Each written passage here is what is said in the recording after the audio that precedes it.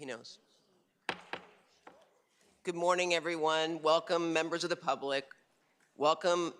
We welcome you to the public hearing meeting of the Los Angeles County Board of Supervisors. Today is Tuesday, February 25th, 2025. We take note that a quorum of the Board of Supervisors is present. The Chief Executive Officer, County Counsel, Executive Officer, and Sergeant at Arms are all here to assist. We will begin today's board meeting with the county's land acknowledgement.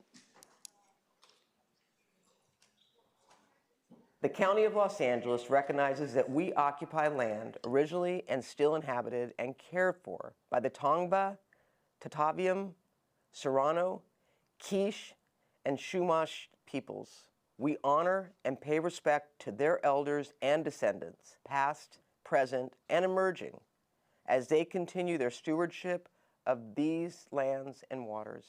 We acknowledge that settler colonization resulted in land seizure, disease, subjugation, slavery, relocation, broken promises, genocide, and multi-generational trauma.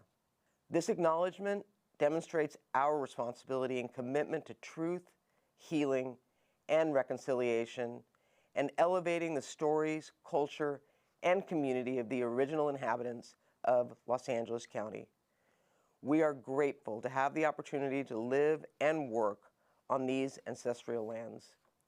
We are dedicated to growing and sustaining relationships with Native peoples and local tribal governments, including, in no particular order, Fernandinho Tataviam Band of Mission Indians, Gabrielino Tongva Indians of California Tribal Council, Gabrielino Tongva San Gabriel Band of Mission Indians, Gabrielino Band of Mission Indians Quiche Nation, San Manuel Band of Mission Indians, San Fernando Band of Mission Indians.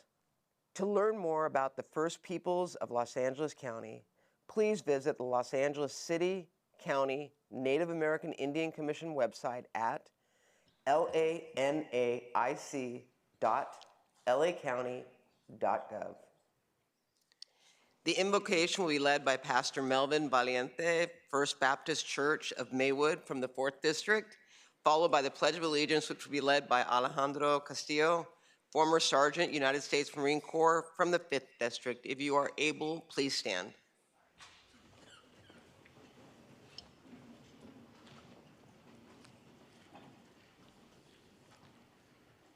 Almighty God, we give you thanks and praise for all of your mighty works. You are loving and good and gracious. Thank you for creating us and sustaining us day by day. Thank you that you made us in your image to exist in community with other people. We thank you for our city. Thank you for our elected officials, the businesses, the churches, the families, and the individuals that make our city the great place that it is. Almighty God, may your wisdom and insight illuminate our leaders' discussions, allowing them to make decisions that serve the best interests in our community with fairness and compassion.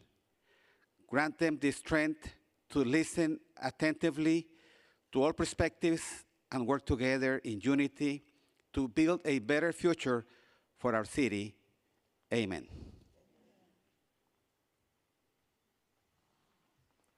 Good morning. Please face the flag.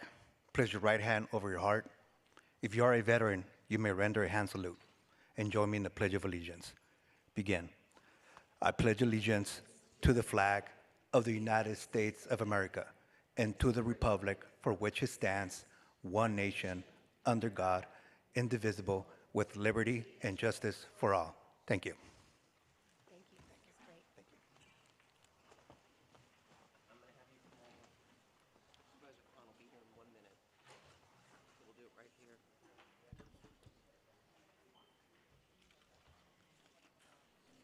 Please join me in thanking Sergeant Alejandro Castillo for leading us in the Pledge of Allegiance this morning.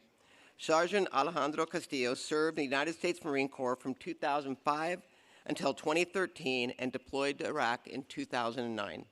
During his service, he received the Iraq Campaign Medal, the Global War on Terrorism Service Medal, Sea Service Deployment Ribbon, Armed Forces Reserve Medal, Rifle Marksmanship Badge. Sergeant Castillo founded Boots on the Ground Alliance, an organization based out of the Antelope Valley that specializes in organizing a wide range of events and activities for veterans. He is also the owner of Semper Fidelis Photo Booth. He is currently in the doctorate program for public administration at California Baptist University and enjoys off-roading and watching movies from the 80s and the 90s. I like that. Sergeant Alejandro Castillo, thank you for your service to our nation and for leading us in the Pledge of Allegiance today. We really appreciate everything you've done and you continue to do on behalf of LA County. Thank you.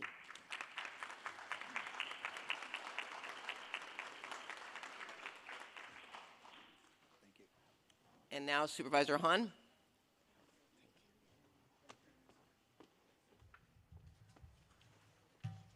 Come on down here.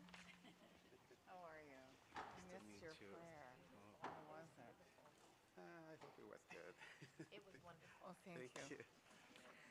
Thank you, and good morning, everyone. And I'd like to thank and welcome Pastor Melvin Valiente from the First Baptist Church of Maywood for leading us in today's invocation. Pastor Melvin was born in San Marcos, Guatemala, and immigrated to the United States in 1982 to continue his studies in philosophy and psychology.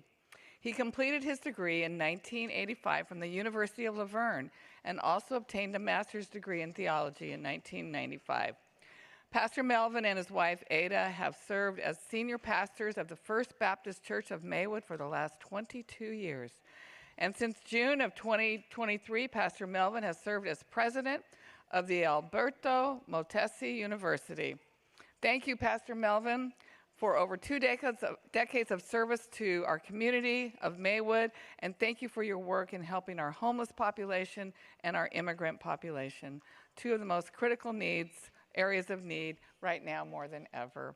So thank you, and on behalf of the Board of Supervisors, we wanted to give you a token of our appreciation with this certificate. Thank you.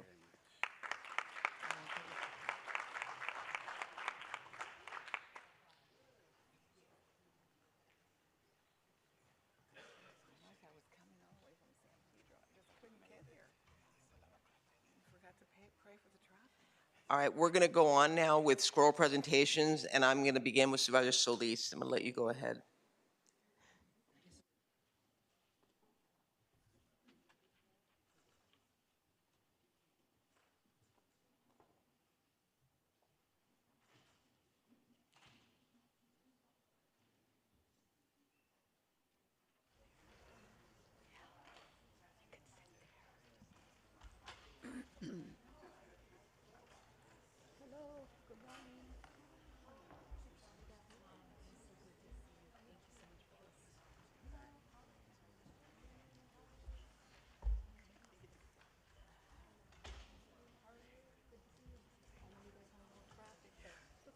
Come and stand here.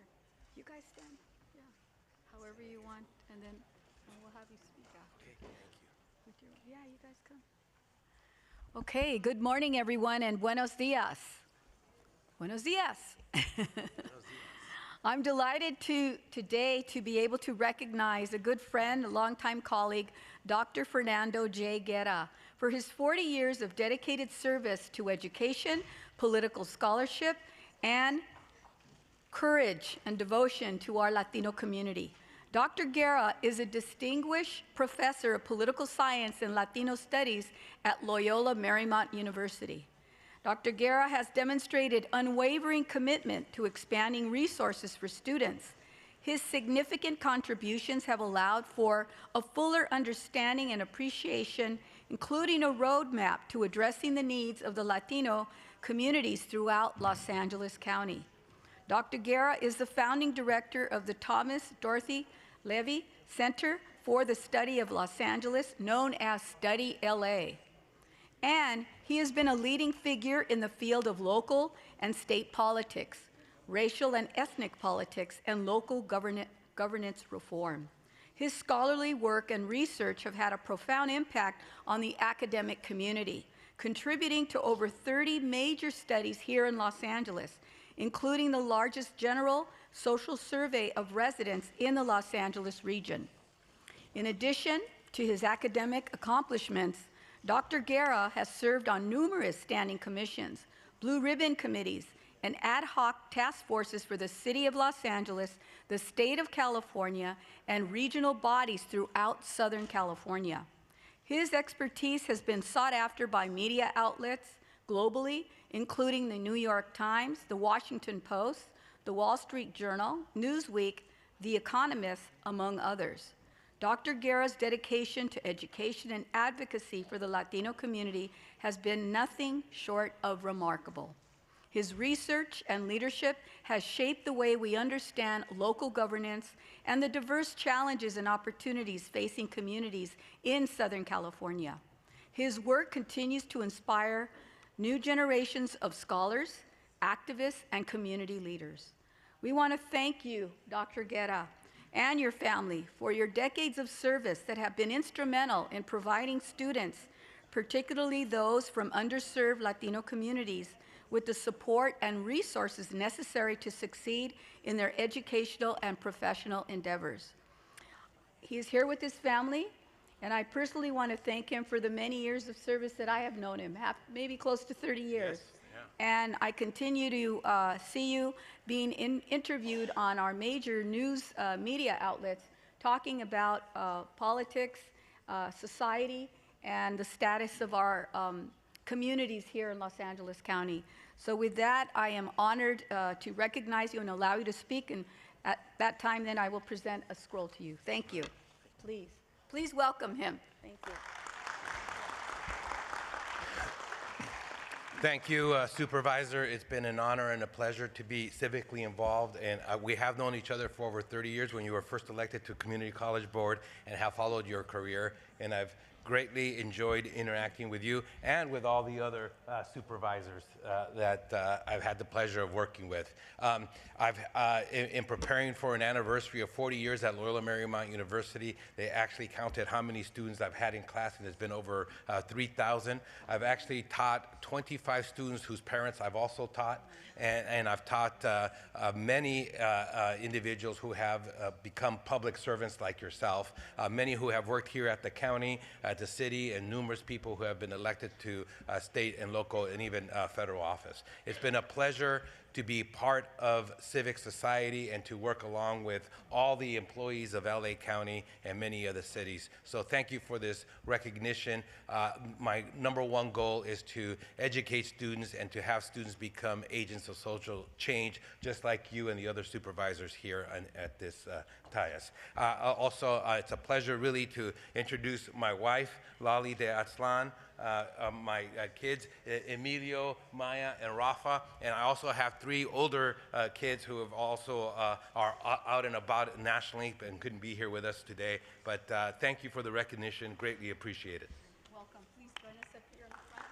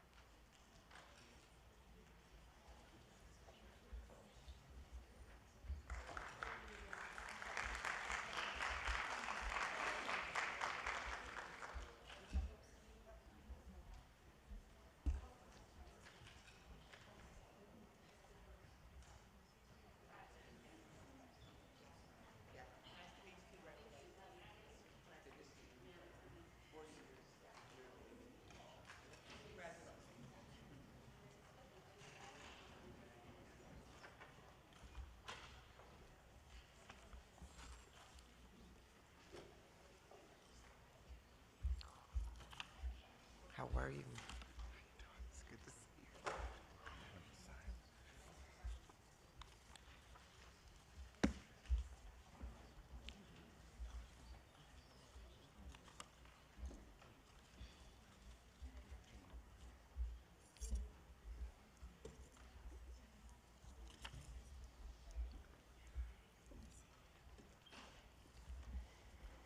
All right. African Americans have a long and rich history in Altadena. In the 1920s, an influx of families moved to the community in search of housing and opportunities, putting down roots to buy homes and start businesses that would stay in the families for years and create the generational wealth. For a century, civic engagement and faith have also been a part of the community's fabric. Local churches have always stood as a source of inspiration, encouragement, and support, providing help and hope to congregants and the community at large. In the wake of the Eaton fire, faith partners continue to be a soft place to land for local families and for politicians. I can speak on that. In honor of Black History Month, I'm proud to be joined by amazing churches who have been working to offer support to residents in need. I'd like to first recognize Lift International, represented by Pastor Anthony and Micheline McFarland. Is it Micheline? Micheline. Nope. Yep. Through the McFarlands, though the McFarlands tragically lost their own home in the fire, they have not hesitated to offer support to fellow residents, and you all are amazing. They've served more than 3,000 individuals between both the Eaton and Palisades fire at their crisis center. Their team is providing residents with financial support to cover housing, food, and clothing needs. They've also ensured that families have access to household items like furniture, appliances, and air purifiers, as well as hundreds of boxes of toiletries. To meet the emotional needs of those serving, they've also partnered with DeVille Family and Youth Services to provide counseling services.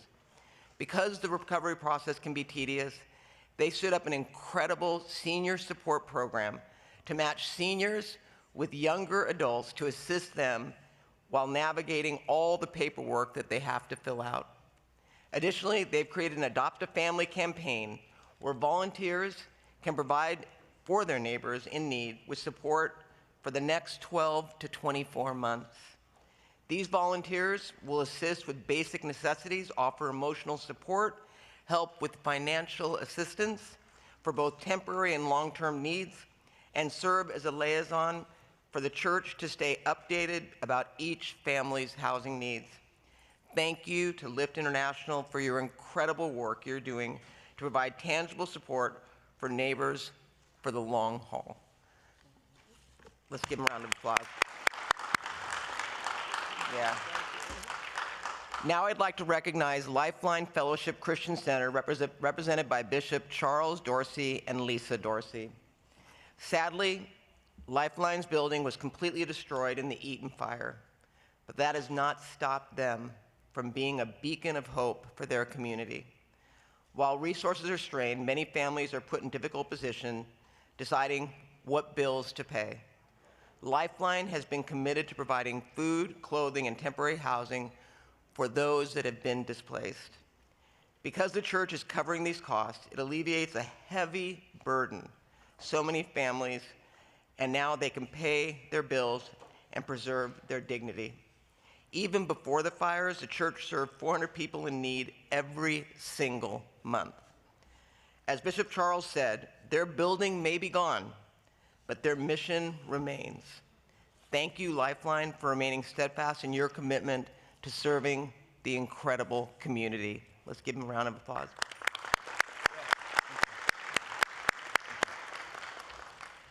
Next, I'd like to recognize New Revelation Missionary Baptist Church, represented by Reverend George E. Hurt. I've had the privilege of visiting New Revelation and seeing the work that they have underway firsthand.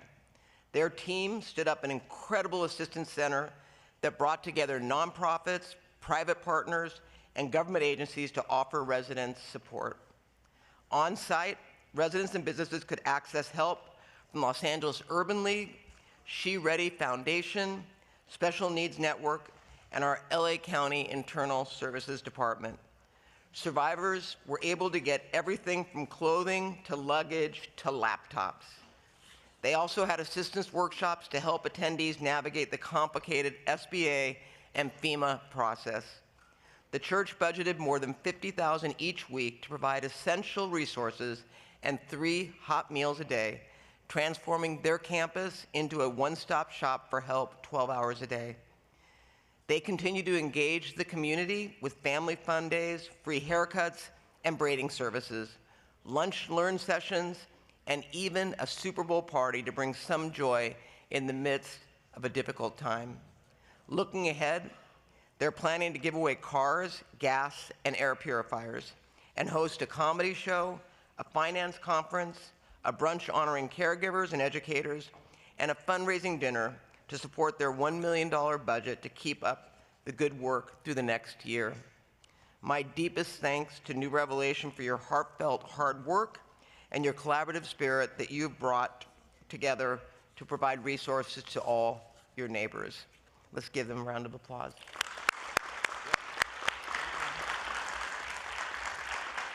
And last, but certainly not least, I'd like to recognize Victory Bible Church, represented by Pastor John DeCure. The church has done an incredible job of connecting residents with the support they need to navigate everyday life. They've generously covered the cost of cars, schools, admission, legal services, counseling, and everyday items. This financial support has been life-changing for local families. They've also hosted workshops and community meetings to ensure residents have the information that they deserve. Pastor DeCoeur has been a strong voice in the aftermath of the fire, serving as a trusted ambassador and voice for the community across the county. He's also one of the members of the groups assisting residents with land trusts to ensure African American families can secure generational wealth, something that I think we are all in to do. Yeah. Thank you to Victory Bible Church for your advocacy and your commitment to the community. I have to say, representing this incredible community has been an honor. But my takeaway is, I know when the governor came down and brought all of our faith leaders together, many of whom had lost their place of worship, they never lost hope. And I want to thank you for providing me with the support and the strength I need to continue to rebuild a community that is going to be rebuilt better, and we are not going to forget where we came from. So with that, let's give them a big round of applause. Thank you. Thank you. We'll do a picture. Here we go. We'll come and do a picture.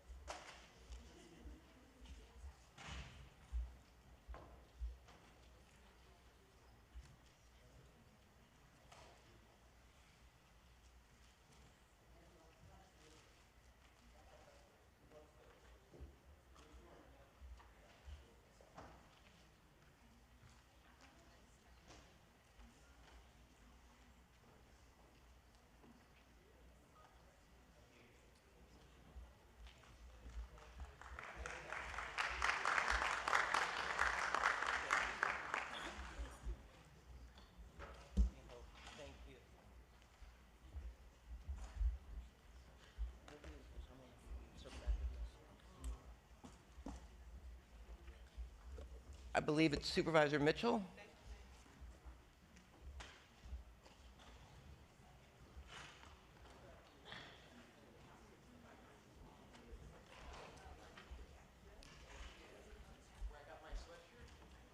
Someplace else. Good morning, Los Angeles. How are you? Let me start by saying Happy Black History Month. And I say it like that because there is a movement afoot apparently nationally to suggest that we not celebrate our uniqueness and our difference. So I meet that by saying Happy Black History Month with a little extra oomph just to make sure they're clear that I'm clear. To my colleagues, the gifts that I gave you today are from a young man, Supervisor Barger, who's actually from your district, Jamal Brown. His company is Black 365, and everybody got calendars and wonderful deck cards that give you wonderful Black History Month facts. You share it with young people in your districts. Those of you who don't know the history, in 1926, Carter G. Woodson started with Negro History Week, that over the last decades has expanded to the entire month of February. But like the young man's company's titled Black 365, some of us acknowledge our unique contribution to the world every day of the year. So I've got some amazing second district constituents here today that in honor of Black History Month, we wanted to present particular acknowledgement and thank you on behalf of the county for what you do and introduce you to all of my colleagues. We're gonna start with William A. Young and his delightful wife, Helen. And they are receiving our Community Engagement Award for their service to the communities within the second district. As a community leader, he's helped close the achievement gap for underserved youth, empowering them to break the cycle of poverty and become first-generation college graduates through his nonprofit organization, the Young Foundation. The Young Foundation promotes student success through academic support, mentoring, and essential resources. They've partnered with the University of Southern California for over 20 years and have had over 2,000 scholars go through their program. One who is near and dear to my heart, the former mayor of Stockton, Mayor Michael Tubbs, was a graduate of the Young Foundation. Please congratulate William A. Young and Helen Young. Dr. Helen Young. Let me get that right. Next, we'd like to recognize with our Small Business Award, Napoli Naturals. Napoli Naturals is a Black-owned apothecary in Leimert Park, founded by Umar and Sharon Askia, that is dedicated to holistic wellness, cultural preservation, and community empowerment. They are expanding their mission with the Wellness Retreat and developing a Black-owned grocery store to promote health and economic self-sufficiency. Their work is pivotal in fostering a healthier, more sustainable future for our community. Please acknowledge Napoli Naturals, our small business awardees. Thank you. With our Young Leaders Award, we'd like to recognize Echo Mirkwood and Kennedy Jackson. Echo is deeply committed to environmental conservation, which has been demonstrated through hands-on involvement in habitat restoration, volunteering at our very own LA County Natural History Museum, and serving as past president of West LA Community College Environmental Club. ECHO strives to blend art and activism to raise awareness of environmental issues while also mentoring others and helping to strengthen environmental initiatives in our community.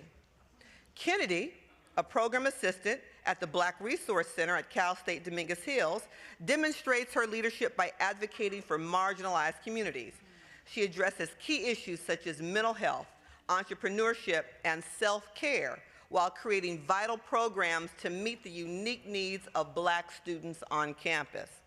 Kennedy also has created safe spaces for Black women on campus to discuss important topics, empowering others to open up and find support within the community. So please give them a round of applause, our Young Leaders Award. Our next two awards are actually going to be given to two amazing couples who've shown amazing agency and advocacy in our community. First, we honor Gregory and Marie Rachel with our Trailblazers Award. After 33 years of service as a fire captain with LA County Fire Department, whoop whoop, Gregory co-founded the Black Surfers Collective, breaking down barriers and promoting inclusivity in the world of surfing. Through this organization, he works to provide ocean education, encourage environmental stewardship, and create a more inclusive and accessible surfing culture for underrepresented communities. Marie serves as the executive director of the Black Surfers Collective, playing a critical role in advancing inclusivity, unity, and empowerment, particularly for women and youth in the surfing community. Their ongoing dedication to service has had a profound impact, helping to build a stronger, more diverse community in LA County and inspiring future generations to pursue their dreams and advocate for positive change. Give it up for the Black surfing community.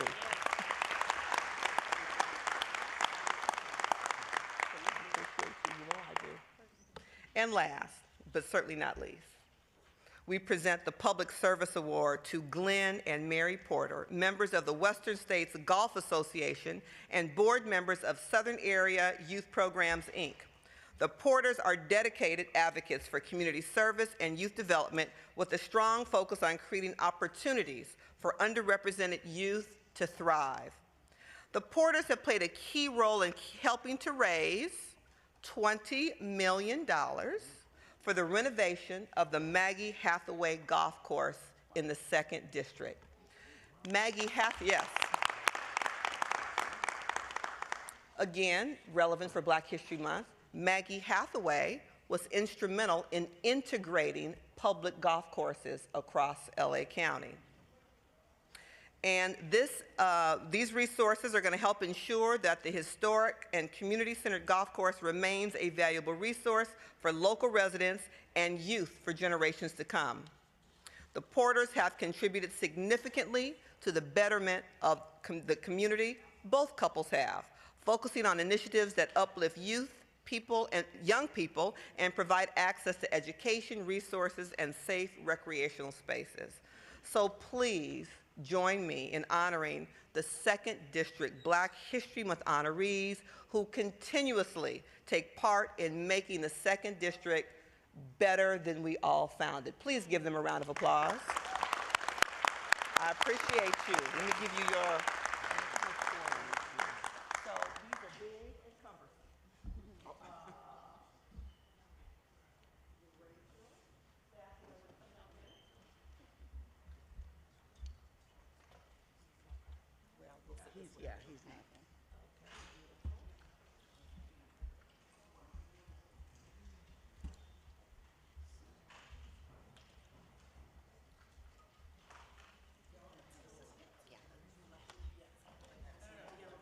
We're going to come up in front of the podium. We're going to come right up to the rail.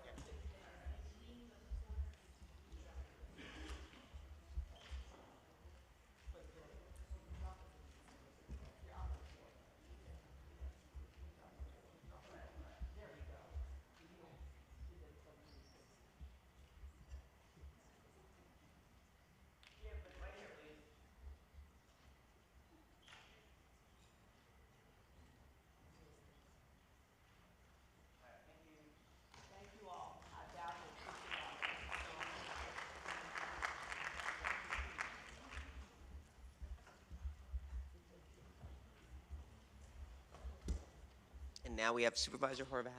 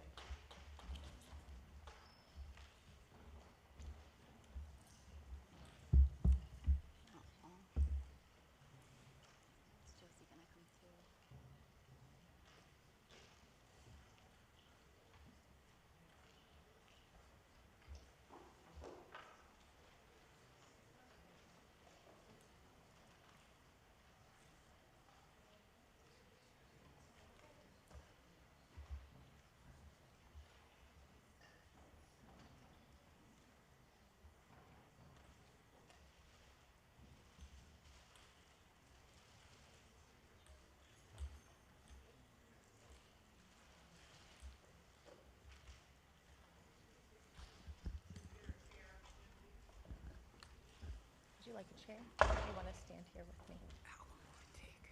I'm just going to read this, and then you'll speak. I'll be fine. You'll be okay? Okay.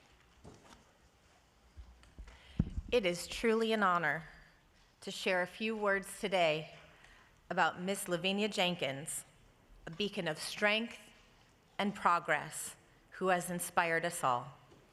Lavinia is a trailblazer in our community as one of the first Black homeowners in the Pacific Palisades. Over the past 97 years, she has dedicated her life to teaching and mentoring young people across Los Angeles. By starting the Richard L. Sykes Memorial Scholarship which is named after her cousin, My uncle. her uncle, she has opened doors for many young Black students, allowing them to have the opportunity to go to college. Just last year, students at Santa Monica Community College shared her story in a documentary honoring her impact on countless Angelenos. Even after the devastating 2025 Palisades fire took her home, a place filled with over 70 years of memories, her spirit and her strength remain resilient. Today, as we acknowledge the loss of her physical home, we also celebrate the enduring love, strength, and community that defines her life. Let us honor Lavinia's legacy by continuing to spread the warmth and compassion she has always given so freely. I think they call you Lou, is that right? Yes. Lou, thank you for everything you have done for our community. Please let us know how we can support you in the ways that you have given so much to all of us. I understand you lost certificates from the City of Los Angeles in the fire that were dear to you. These are certificates acknowledging her many years and her many contributions to Los Angeles and beyond. So we're honored to share this scroll with you today on behalf of Los Angeles County to be the first of many going forward. And we're also going to work with our city partners to see about getting those replaced for you. You have been there for so many Angelenos in a time of need, and now LA County, it is our honor to be of service to you in this moment.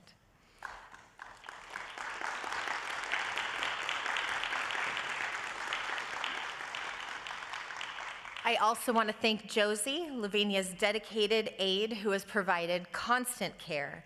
So many caregivers have stepped up to save lives during this difficult time as well, and to provide essential support to so many in need.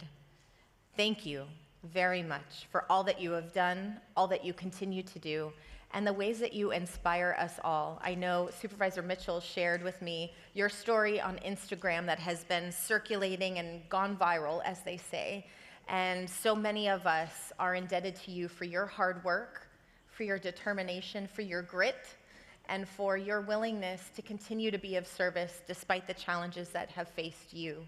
Thank you very much for being with us today. It is truly our honor. This is for you. We'll take a picture, but would you like to say something first? Oh, she's gonna say something first.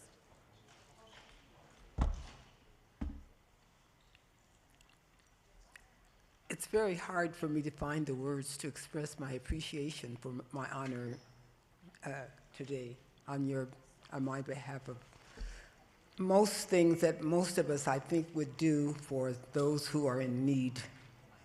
And I never felt that I would be in this position, but it's like Phoenix, I shall rise with all of your help and all of your blessings, and I thank you for this honor. Thank you. You're going to stand right in front of this podium and take a picture with each other.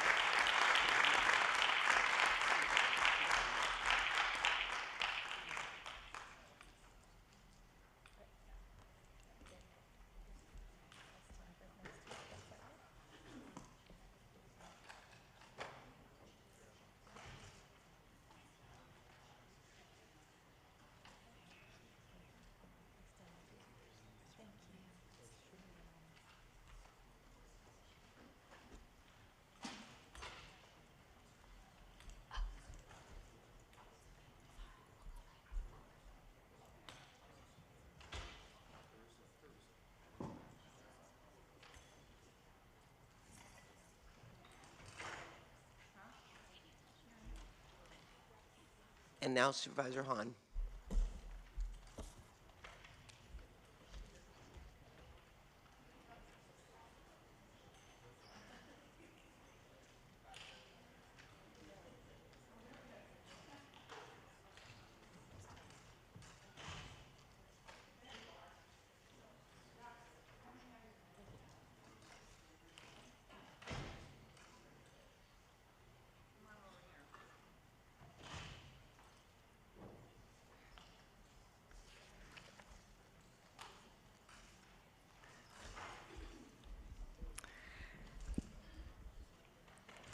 Today, I want to honor Dr. William DeRusso, who graduated with a bachelor's degree from Dartmouth College, then received his medical degree from Howard University College of Medicine in 1962, and completed his obstetrician gynecologist residency in 1966.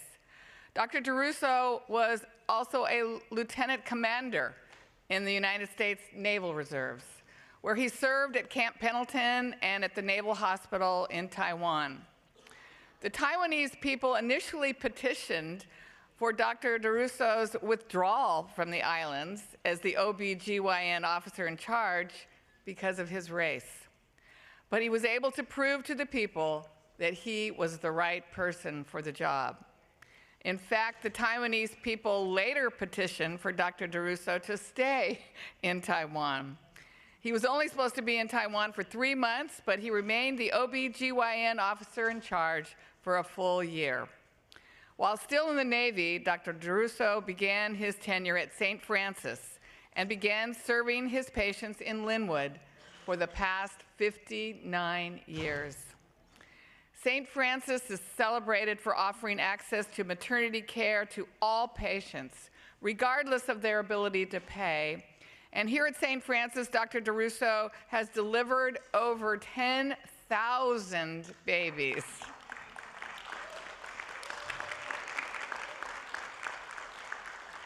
And he continues to touch the lives of many through teaching and mentoring. He has served many roles on various boards throughout his career, including the advisory board group where he worked with my dad, Kenny Hahn, to help open the Martin Luther King Jr. Hospital. Dr. DeRusso was inspired by his mother, Dr. Kathleen Jones King, who was the only African-American woman on the founding staff of St. Francis Medical Center, where she continued to see patients well into her 90s. Her passion for service was ingrained in Dr. DeRusso, and he has continued her legacy with his commitment to serve and providing the best medical care possible. To this day, you can find him sometimes sleeping at the hospital to be near his patients so that he can personally provide continual care. Gives a new meaning to sleeping on the job. Dr. DeRusso, your devotion and commitment to your patients is truly remarkable and admirable. You have made a great impact on the community, hospital, and those around you. So on behalf of the County Board of Supervisors, during Black History Month, the entire community of Los Angeles and the regions beyond, thank you and honor you today. Would you like to say something? I would like to thank the board, particularly the board that under Kenneth Hahn built the Martin Luther King Hospital in response to the McCone's Commission's finding that the Watts riot had as one of its antecedents a lack of care in the area. Had it not been for Martin Luther King right down the street, I probably would have accepted a bid to practice up at Stanford, where they were increasing their medical presence in the Palo Alto area. I hadn't expected to stay home very long, and just to help my mother until she retired. With King, we were able not only to serve the area, but also train physicians who were competent and comfortable in the area. Not only Black physicians, but a large number of Hispanic physicians. And it is my hope that one day we will be able to regain the vision of Kenny Hahn and have a teaching hospital again in the area to serve the needs of SPA 6. Thank you. Thank you, Dr. Boyle. Here. So on behalf.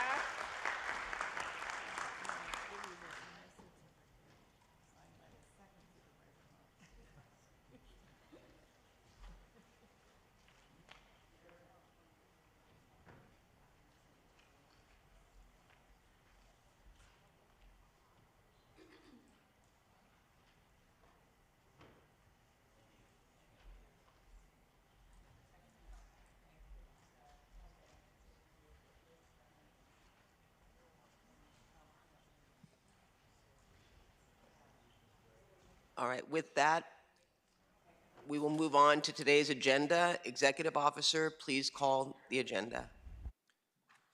We will begin on page 3, public hearings, items 1 through 3. These items will be held for hearing. On page 5, administrative matters, items 4 through 10. On item 5, Supervisor Mitchell requests that this item be held. On item 8, the county librarian requests that this item be continued to March 18th, 2025, as indicated on the posted agenda. On page 11, budget matter, item 11, this item will be held for report. On page 12, notices of closed session, items CS1 through CS3. Items CS2 and CS3 are additions as indicated on the supplemental agenda. That completes the reading of the agenda, Madam Chair. The request for continuances through item CS3 is before you.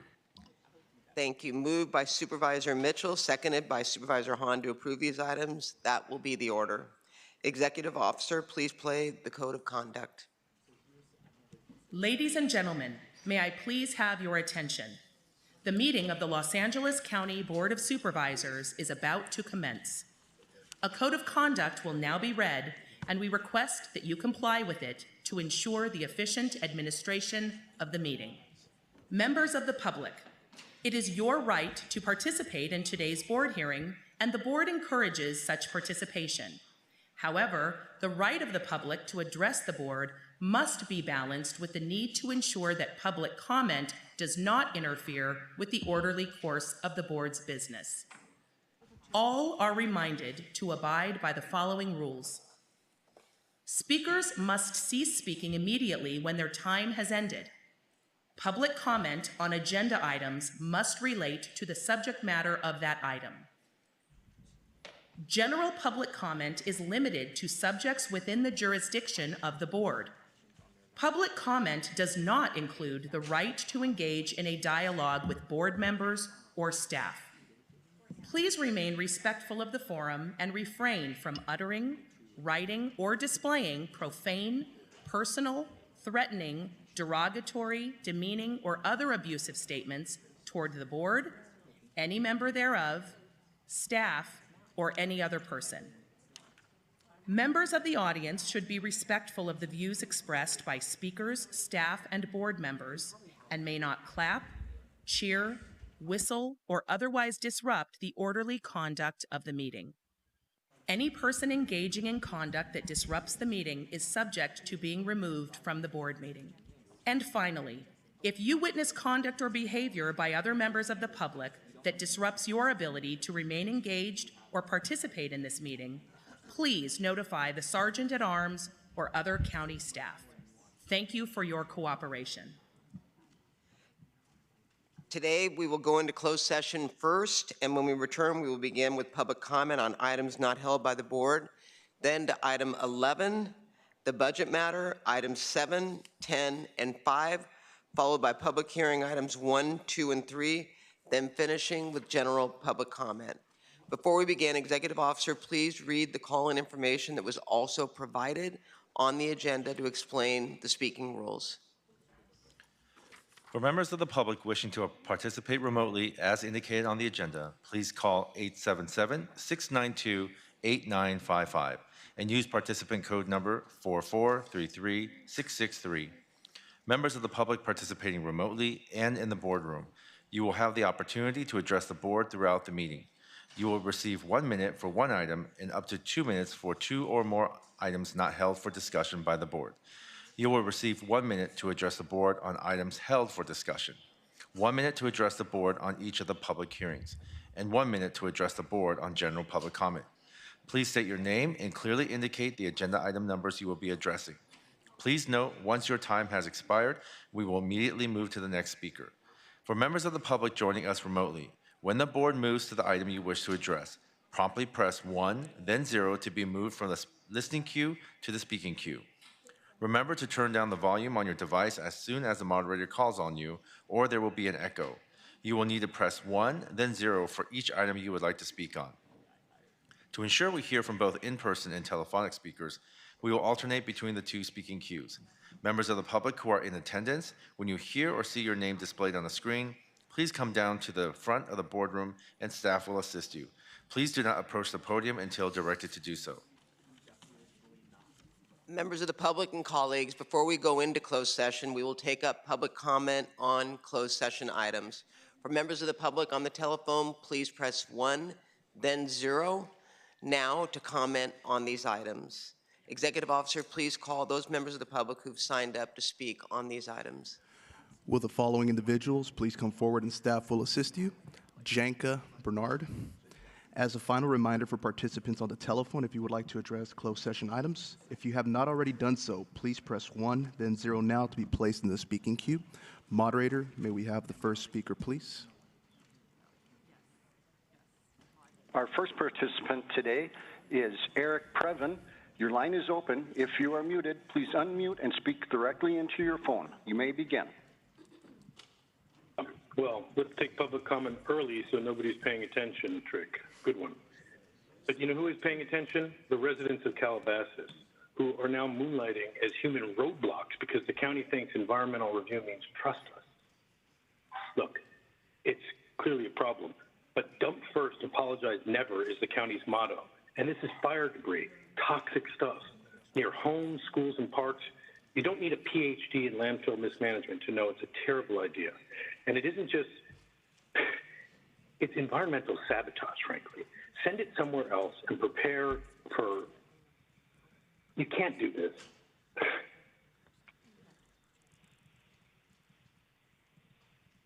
Thank you. Next speaker, please. Colleen Helly, your line is open. You may begin.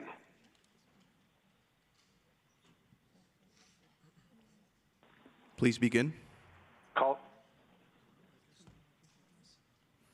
Hi. Colleen, go ahead. Yes. I'm Colleen Yelly from Agora. I'm calling about the Calabasas landfill and the toxic debris dump.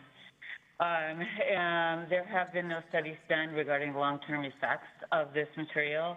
We're already dealing with nuclear waste that hasn't been cleaned up, even though the government promised it would from the Rocketdyne meltdown. Even a colonel of the Army Corps of Engineers stated on the record that he would not say with 100% certainty that the materials that would likely be dumped in Calabasas landfill are not toxic. The employees that are supposed to take this debris and say whether it's hazardous or not, I have no idea what tools they would have to do this, what expertise they have to do with this. I don't think any studies have been done, long-term studies, but also I don't think anyone has looked for better options like burying it in the desert where there are not a lot of inhabitants and schools nearby. We don't want the toxic materials blowing into us with the Thank winds you. and the Next speaker, landfill please. Roy Humphreys, your line is open. You may begin. Okay, as to the previous speaker talking about the high desert there as Roy Humphreys has already mentioned that, and that's the ideal place for all that waste.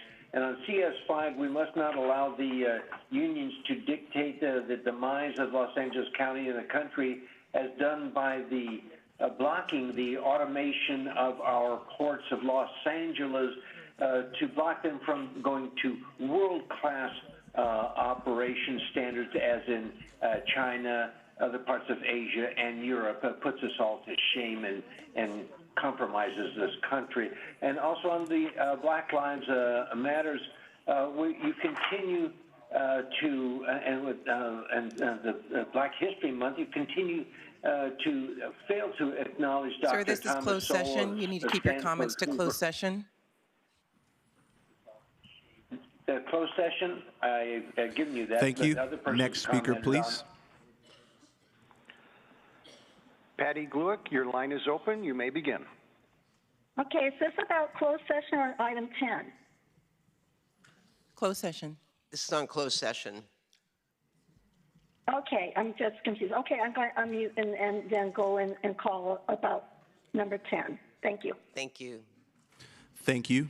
Next speaker, please. Madam Chair, there are no other remote speakers in the queue to address the board. We will now go to in-person speakers. Please begin. Bianca Bernard. I strongly oppose the dumping of fire debris into the Calabasas landfill or any landfill near schools, parks, or communities. The risks to public health and the environment are just too great. Fire debris contains harmful substances like heavy metals, asbestos, and other toxins that could contaminate the soil and groundwater. Not to mention, it poses a long-term threat to local wildlife and air quality in general. While using the landfill may seem like a quick fix, I believe we need to explore safer, more sustainable alternatives to protect our communities as well as the environment. Thank you. Madam Chair, there are no other in-person speakers. Thank you. Executive Officer, please read us into closed session. In accordance with Brown Act requirements, notice is hereby given that the Board of Supervisors will convene in closed session to discuss item number CS1, conference with labor negotiators, Fezia Davenport, and designated staff. Item number CS2, conference with legal counsel regarding existing litigation. And item number CS3, conference with legal counsel regarding existing litigation as indicated on the posted and supplemental agenda.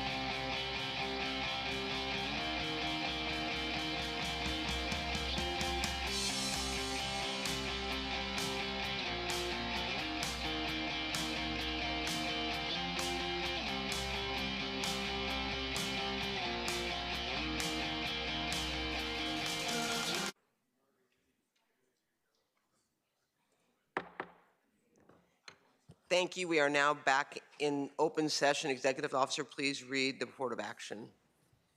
The following is a report of action taken in closed session on February 25th, 2025.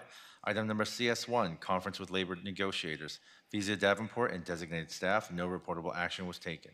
Item number CS2, conference with legal counsel regarding existing litigation, no reportable action was taken. And item number CS3, conference with legal counsel regarding existing litigation, no reportable action was taken. Thank you. We will now hear from members of the public wishing to address the board on items not held for discussion by supervisors. For members of the public on the telephone, please press 1, then 0. Now, to comment on these items, you must indicate the agenda item numbers that you wish to address in order to allocate the appropriate amount of time.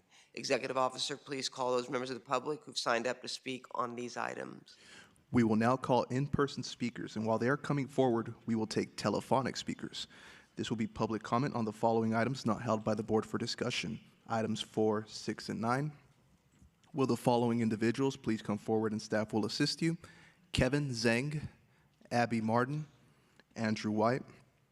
Moderator, may we have the first speaker, please? Our first participant is Eric Previn. Your line is open. If you are muted, please unmute and speak directly into your phone. You may begin. 4, 6, and 9? Okay. Well, what about the armed security guard for the library? That was an area where I was agitating previously because I know that libraries are an important place for the county, and it means a lot to have armed people all over the place. It's a little bit like hospitals, and as Supervisor Hahn pointed out, it's so important to have gun locks in our hospitals because, frankly, they save lives. So I don't want to break out the emergency vest on Declaration of Emergency Day. And by the way, we should declare an emergency at City Hall, as now Council President Marquise Harris Dawson, Mayor Bass, even Supervisor Horvath got dragged into the poking at one another, is really getting quite intense at City Hall. Because he was the acting mayor when she was in Ghana, and people are irritated by that because he didn't do anything, and is really, really guilty of shutting down all public comments from sharp critics who may not be able to schlep downtown. Thank you. Next speaker, please. Or other parts of the. And we have Aniko Gold. Your line is open. You may begin. Oh, I wanted to make a comment on the landfill item, which is item number 3, and I didn't hear that being called yet. Is that correct? This is public comment on items that have not been held by the board. Items 4, 6, and 9. Any item? 4, 6, and 9. 4, 6, and 9. Yeah, I wanted to make a comment on 3. I mean, which used to be 10. I think it was moved around. Okay, I'll just wait. I'm sorry. Thank you. Thank you. Next speaker, please. Madam Chair, there are no other remote speakers in the queue to address the board. We will now go to in-person speakers. Please begin. Speaking for item 4, good morning. My name is Kevin Zeng. I am a student advocate at Loyola Law School's Sunita Jain Anti-Trafficking Initiative. The Sunita Jain Initiative, also known as SGI, is a lawyer-led, survivor-informed think tank that takes a public health, data-driven approach to preventing human trafficking. While the post-fire response to rebuilding Los Angeles County continues to evolve and the county seeks to pull funding and resources from states and federal sources, the board has not yet addressed the heightened risk for human trafficking and labor trafficking, specifically in our efforts related to rebuilding and cleanup. Our initiative is taking preemptive measures through means of education and spreading awareness. We invite the board to join SJI and partner organizations for a press conference on preventing labor trafficking and exploitation in post-disaster rebuilding. This press conference will take place at the steps outside this building on Thursday, February 27th at 1 p.m. Again, that is Thursday, February 27th at 1 p.m. at the steps outside the board's supervisor meeting. My colleague will now share testimony of an impact statement from a resident of Los Angeles County. Thank you. Thank you. Next speaker, please. Good afternoon. My name is Abby Martin, speaking on agenda item number 4, also with SJI. I want to share a survivor's story to highlight the vulnerabilities created by natural disasters. The 2018 Butte County Camp Fire grew to be the deadliest and most destructive wildfire in California's history. But for Miranda, it also led to her being trafficked as a domestic worker.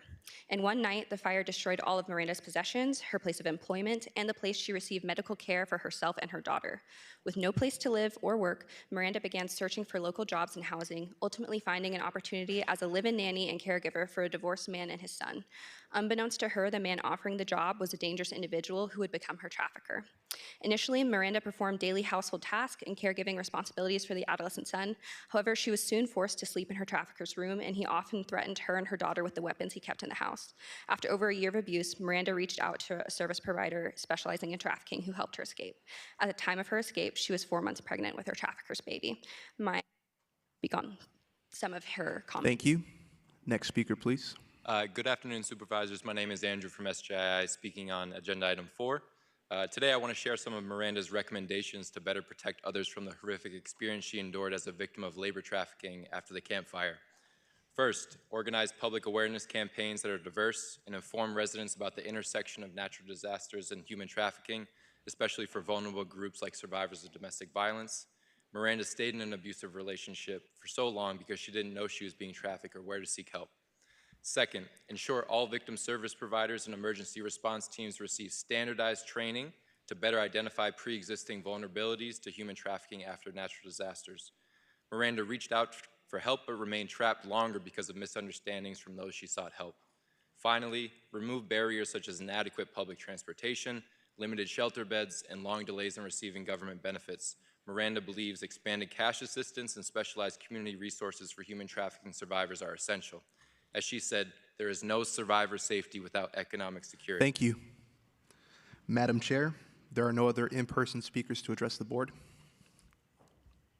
That concludes our time for public comment on items not held by the board. Executive Officer, please indicate the agenda items on which we will be voting. The following items are before you. Item 4, 6, and 9. These items are before you. Moved by Supervisor Hahn, seconded by Supervisor Solis. Executive Officer, please take the roll.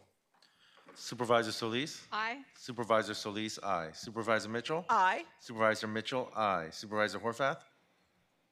Oh, Supervisor Horvath just stepped away. Supervisor Hahn? Aye. Supervisor Hahn, aye. Supervisor Barger? Aye. Supervisor Barger, aye. Motion carries 4-0. Thank you. We'll now move on to item 11, fiscal year 2025-26 departmental budget presentations. For members of the public on the telephone, please press 1, then 0 now to comment on this item. We will now hear from the Chief Executive Officer, Kezia Davenport. Thank you, Madam Chair, and good afternoon, Supervisors. This is, I think, our 5th day of departmental budget presentations, and each day we have a different department come and speak and present. I just wanted to share with members of the public that these budgets were prepared and in some cases submitted before the devastating fires. There may not necessarily be formal budget requests included in the budget presentation, but each of our departments have been instructed to identify their unmet needs and their challenges on the last page of their budget template. And with that, Supervisor, I will turn it back over to Madam Chair. All right, Amy Bodick, you are here with Regional Planning, your Director of Regional Planning and your staff to make a presentation on your budget. Madam Chair, members of the board, thank you very much for your time today, and I appreciate the ability to present to you today. I also appreciate your flexibility with scheduling this as well. So for the audience, my name is Amy Bodak. I am the Director of Regional Planning. With me is Chief Deputy Dennis Slavin, Administrative Deputy Joseph Horvath, and Budget Manager Wrinkle Vias, and they are responsible for keeping me in line as it relates to administrative budgets and contracting as well. So I'm going to be presenting to you on our regional planning budget, and I want to thank you for this opportunity. I think it's really important that the board understands what each department does. And although we are a very small department, you may be surprised at exactly how small we are. We have a width and breadth of activities that we do for all districts. Our mission, which is posted on this slide, is in the top left corner. And we provide equitable planning, development, and engagement to all unincorporated LA County residents and businesses to help create vibrant, sustainable, and resilient communities. Chair Barger, as you know, we celebrated our 100th anniversary of the Regional Planning Commission last year, and we are the first planning commission in the entire country. And our department as a whole has been around for 50 years. So we're not as old as a department, but we are certainly old as a planning commission. Because of that, we do have mandatory duties, the first and foremost, which is to support the Planning Commission. It is a statutorily created commission, and we are required to have one by the state of California. And so that is a major job duty of ours. As you also know, we are front and center in the recovery and rebuilding phases of the wildfires.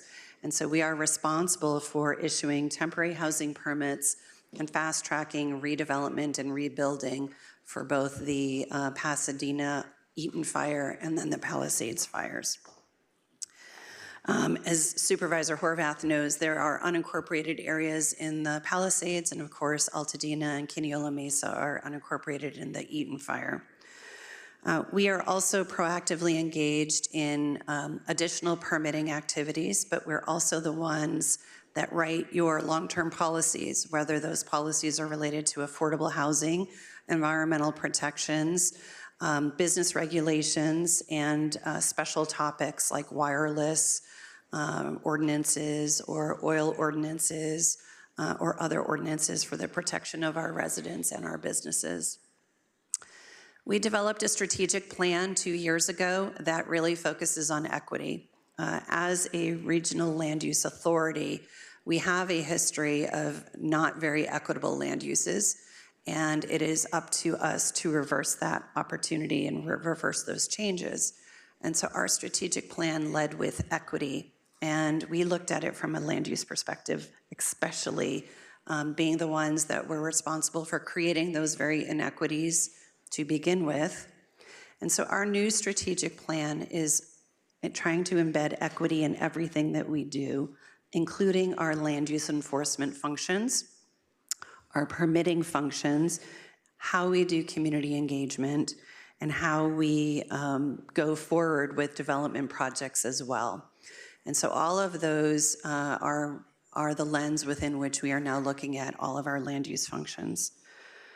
Lastly, we also do public hearings with the hearing officer as well as the Planning Commission. Like I said, we staff 2 environmental boards for environmental protection of natural resources, both in the coastal zone and in the non-coastal zone. And then we also, as I said, enforce the zoning code that we help craft and write. We do that all with budgeted positions of 211 staff. As of today, we have a vacancy rate of 8% in the entire department. So we have been aggressively moving to fill all of the vacancies that we have had. Of the 211 budgeted positions, approximately 180 of them are filled with professional planner staff. And so it's not all 211 that are professional planners. We have an incredible GIS team. We obviously have a whole administrative support function that Joseph runs. You know, we have a budget team that Wrinkle participates and runs in. And so we do have professional staff, and we also have support staff. But think about 140 folks doing the jobs that you typically see us doing in 3 major functions: land use regulations, current planning, and advanced planning. We have a budget of $48 million, incredibly small. We are, some departments probably spend that in a week. That is our budget for the year. And the majority of our budget is staff costs. 86% of our budget is spent on staff costs. We do not have a lot of flexibility at all in our budget. The remaining 14% of our budget is for traditional S&S. However, within that, our discretionary budget is 0.5%. So we have flexibility in the course of a year of approximately $250,000. And so when I say I don't have the money to do a contract, I really mean it.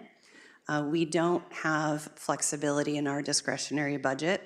And so our budget priorities reflect needs that are going to go above and beyond our expenses.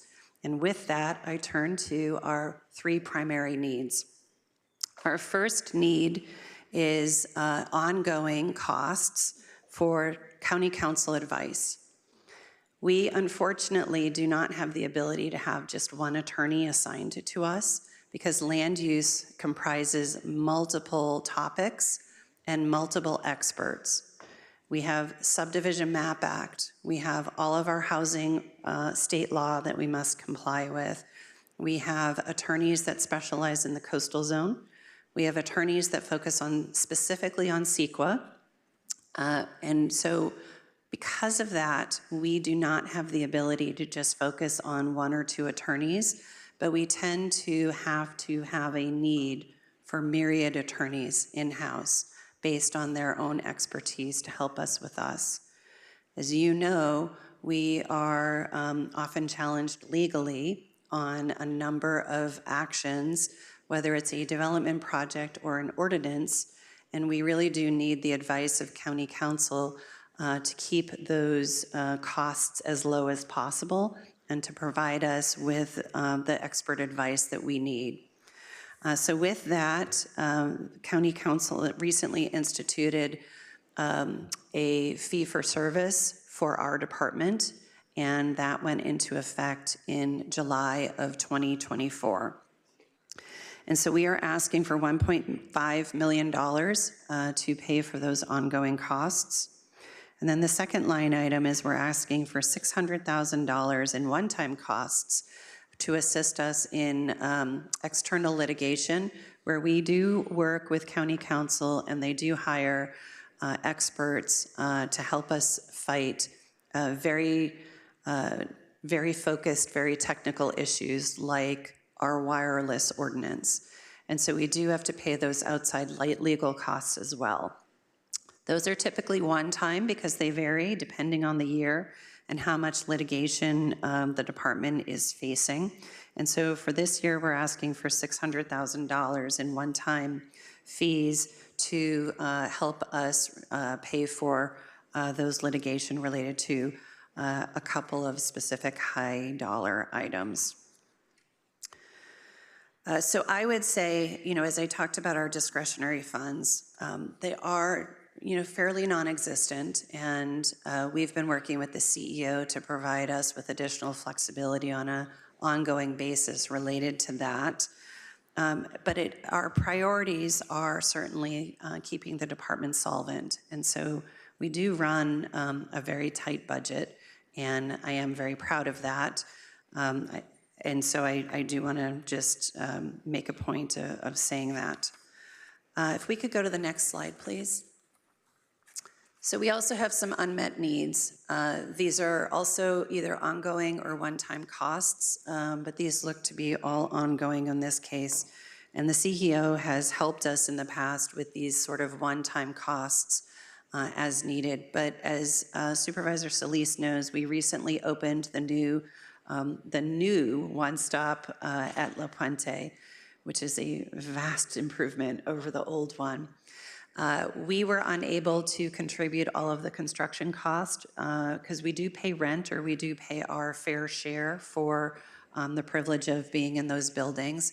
And so because we were not able to come up with the capital costs up front for our share of the building, we do have a 10-year amortization schedule to repay our portion of the cost to construct that building, and that's $240,000 a year. So that is an ongoing cost that we are asking to be included in the budget as an ongoing expense for the next 10 years at $240,000 a year. Calabasas, we have an existing one-stop in Calabasas. The landlord has chosen not to renew the lease on that building, and so there was an effort to find a replacement location. There is a replacement location that has been identified, and there is an ongoing cost. It's a little bit higher, but that's $185,000 a year that we're going to need for the term of that lease. And then lastly, one of our unmet needs is I gave up my executive secretary last year in the hopes that we could convert it into an executive assistant that would be much more efficient for us and for the department. So currently, Dennis and I are sharing an executive secretary, and then we would like to convert my executive secretary into an executive assistant who can help us deal with a little bit more higher level issues, help us do some work on the legislative front as well, and then do more coordination with the board as a liaison. So those are our unmet needs on that sheet. If I could have the next slide, please. As our CEO said, this budget is a point-in-time review. This budget was prepared and submitted in early January prior to the outbreak of the firestorms. And because of that, we did present you our needs that we did present to the CEO. I suspect we will have a separate conversation about our overall needs as it relates to facing the surge in development activities related to the fires. And also a discussion EPIC LA and the consolidated approach that we're taking within a budget for EPIC LA. But certainly, a large constraint for us is our limited discretionary budget and our limited S&S, and frankly, the need for more permanent staff compared to what we have right now. I'm very grateful for the staff that we have.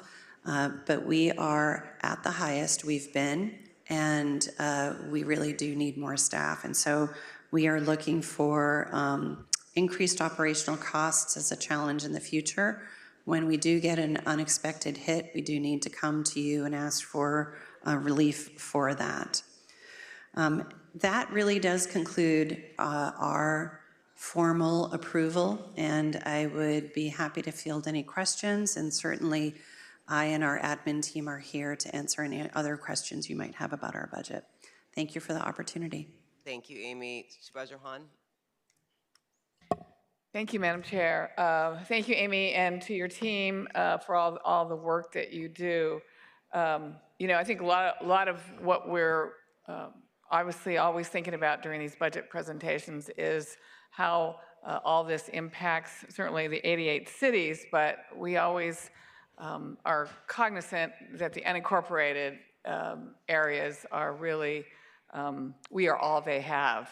And I think for your department, that's really significant. One of the things I was going to bring up is a few weeks ago, you presented the South Bay Area Plan, and one of the things I was concerned about was how deep are we going as it relates to bringing along the communities when we are talking about planning and land use changes. And while your team did an adequate job of getting the word out about community meetings for that area plan, I think we can go a little bit deeper, and I think we've talked about that, engaging with the neighboring cities around unincorporated, neighborhood councils that are in and around the city of Los Angeles, and sharing information about the changes in the plan in a different way besides relying on people to show up at necessarily a community meeting. Does your budget, it does sound like you have a very lean and mean budget. It's impressive when I think about all that you do.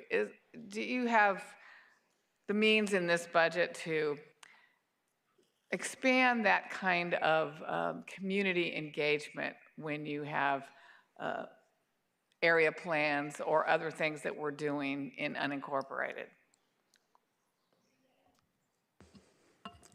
So the fabulous answer that I can give you is the same teams that worked on the area plans are now free to focus on community engagement and continued community engagement. So that was a tremendous lift to develop 7 area plans and rezone 60,000 parcels in 3 years. But now they have the opportunity to focus on the implementation of those plans. And so I think there is an opportunity that their focus is still going to be on those same communities. It's just not going to have the stresses of having to develop those area plans where they can actually focus on implementation. And so one of the things that they're doing in particular is a capital improvement planning with the Department of Public Works to support the potential redevelopment based on where we did the rezonings. If I could, I would ask for many, many more staff, but I'm also perhaps a little too reasonable for the benefit of the department because I need to be confident that the work that I have assigned to staff is varied and numerous, and that we are not just asking for staff's sake. And so I've been very cognizant of that and understanding the stresses and pressures that the county as a whole has. And so I would never come and say, I need 50 new staff. Right, so I guess my question is, how do you think you could expand engagement and better work with surrounding communities to the actual implementation plan area, I guess? So one of the things that we had actually been looking at, and we were funded in a previous budget and were able to carry it over, is money for working with CBOs. And so we would actually contract with those CBOs, and they would help us meet people where they're at and do engagement on our behalf while we're also doing additional engagement. And so that was actually included in the current year's budget, and we're working on focusing on public health has a master list of community facilitators, and then we're setting up scopes of work specifically related to our CIPs and our outreach, using those CBOs to help us expand the outreach. That is one way we're stretching our budget that was given to us without having to ask for X number of new staff. And so the other thing that I hear in my unincorporated areas is the need or lack of enforcement teams that actively patrol, educate homeowners and business owners about violations, kind of being that problem solver before it gets elevated. But it seems to me that your current zoning enforcement depends on residents submitting requests for services. Do you think you have the resources in this budget to be more proactive about enforcement and educating the public? No. It is not in a proactive enforcement agency. It is very much a reactive and complaint-driven agency.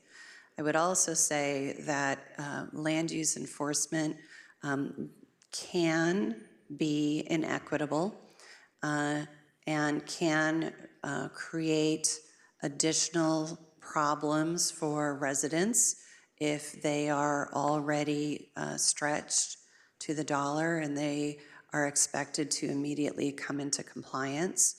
And so we are carefully threading that needle on what the role of enforcement should be under our strategic plan. And so proactive code enforcement is not in the books right now, and we are looking at how we approach enforcement from an equity standpoint. As a whole, within 125 communities, but also within districts and neighborhoods itself. Thank you. Thank you, Madam Chair. Thank you, Supervisor Supervisor Mitchell. Thank you very much. Want to follow up on a couple of things that Supervisor Hahn raised. First of all, with regard to code enforcement, and I hear you that it's reactionary, but you also have but that unit also has a role in implementing the green zone ordinance. And so, as you see, it's reactionary. I just want to make sure that you do have the resources to not only, quickly respond to typical complaints, which is in code enforcement's purview, but to really make sure that you are able to move into the implementation of green zone of the ordinance for those businesses reaching their amortization period. So are there resources for that unit to do that work? That enforcement activity aligns more with our strategic plan because it is related to environmental justice and longstanding land use practices that we perpetuated. Right. So that is actually one thing that we are focusing on as opposed to an overheight fence, right? So we are looking at the degree of severity of a code enforcement complaint and stacking the deck for the ones that are most impactful from an equity standpoint and from an environmental standpoint, and what is causing the greatest harm or nuisance to a community. And so with the green zone, since the ordinance went into effect, we have been working for the last 4 years to gear up for this date and time. And so we are using technology to issue our first set of letters that will go out to all of the folks who are supposed to be getting new conditional use permits in the next couple of years. And so we're going to be proactively doing that through technology so that it's not necessarily something that we have to do door knocking. Our first touch is going to be that letter. The second touch is going to be a letter. The third touch is a person. And so that helps us manage our resources while still complying with that directive. With regard to stakeholder engagement, thank you for your team that has done that. And I respect and appreciate your perspective of understanding the complexity of county services and our finite resources and not wanting to kind of push the envelope and the reality of your shoestring budget. I would say, but the state continues to adopt planning, land use, and zoning law, particularly around housing. So you've got some external forces that are impacting your workload, adding to it, I would suggest. So what's your capacity to do analysis of local impact of those policies, to be in a position to provide recommendations to us, given the external influence is having on your workload?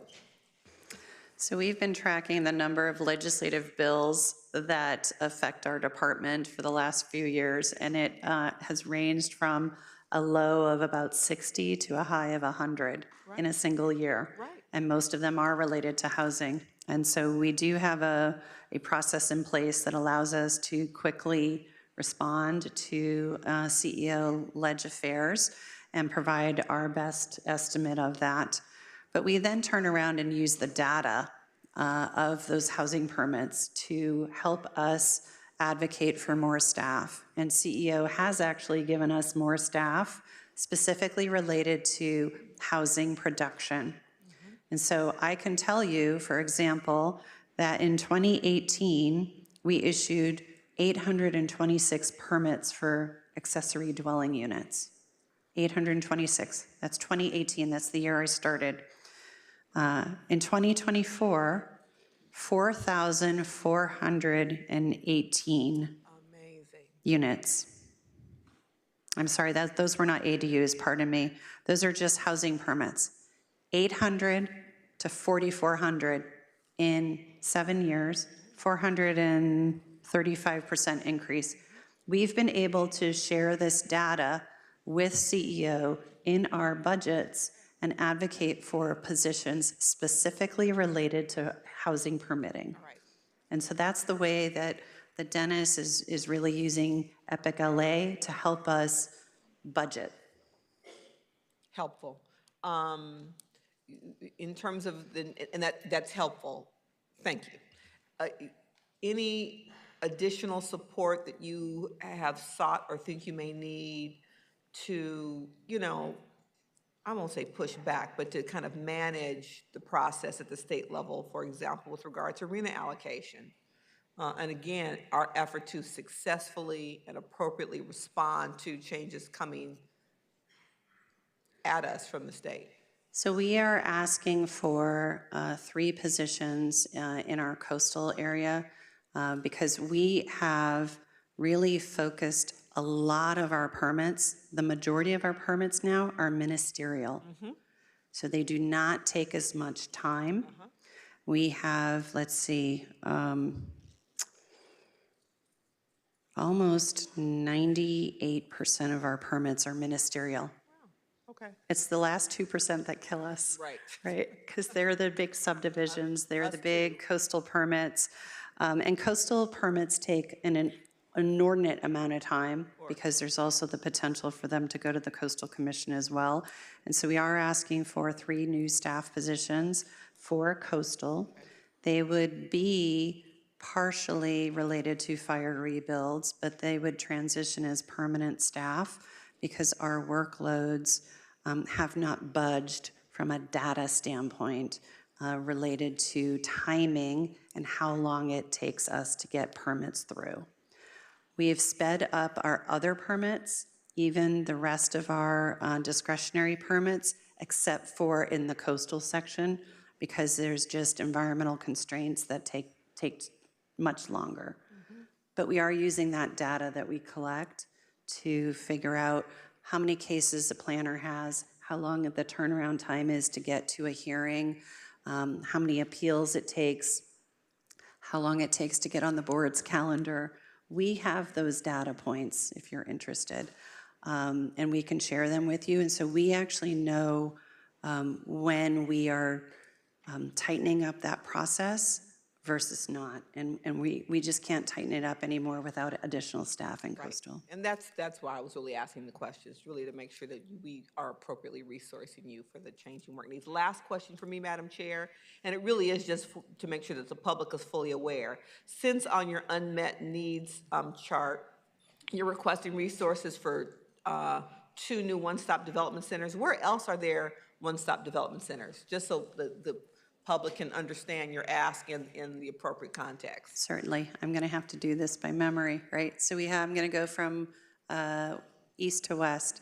Arcadia, we call that the San Gabriel Valley. La Puente, which is the new one. East LA.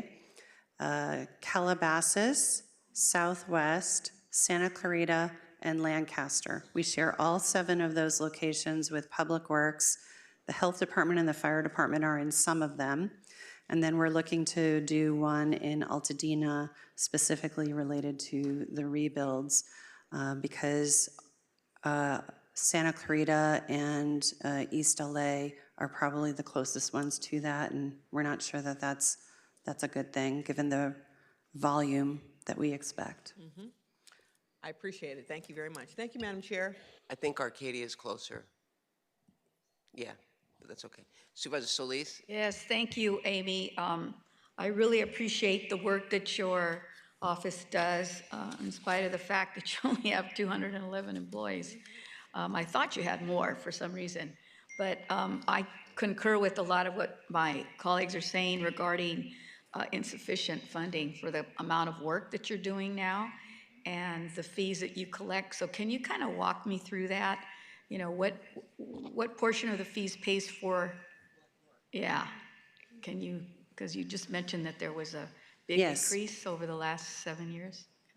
We are supposed to be a full cost recovery department, but typically planning departments cannot be full cost recovery by their very nature because we do work like advanced planning. And so when we're writing ordinances, we have no one to charge for that ordinance. And so you can't collect a fee for work that is not directly related to the fee that you're charging.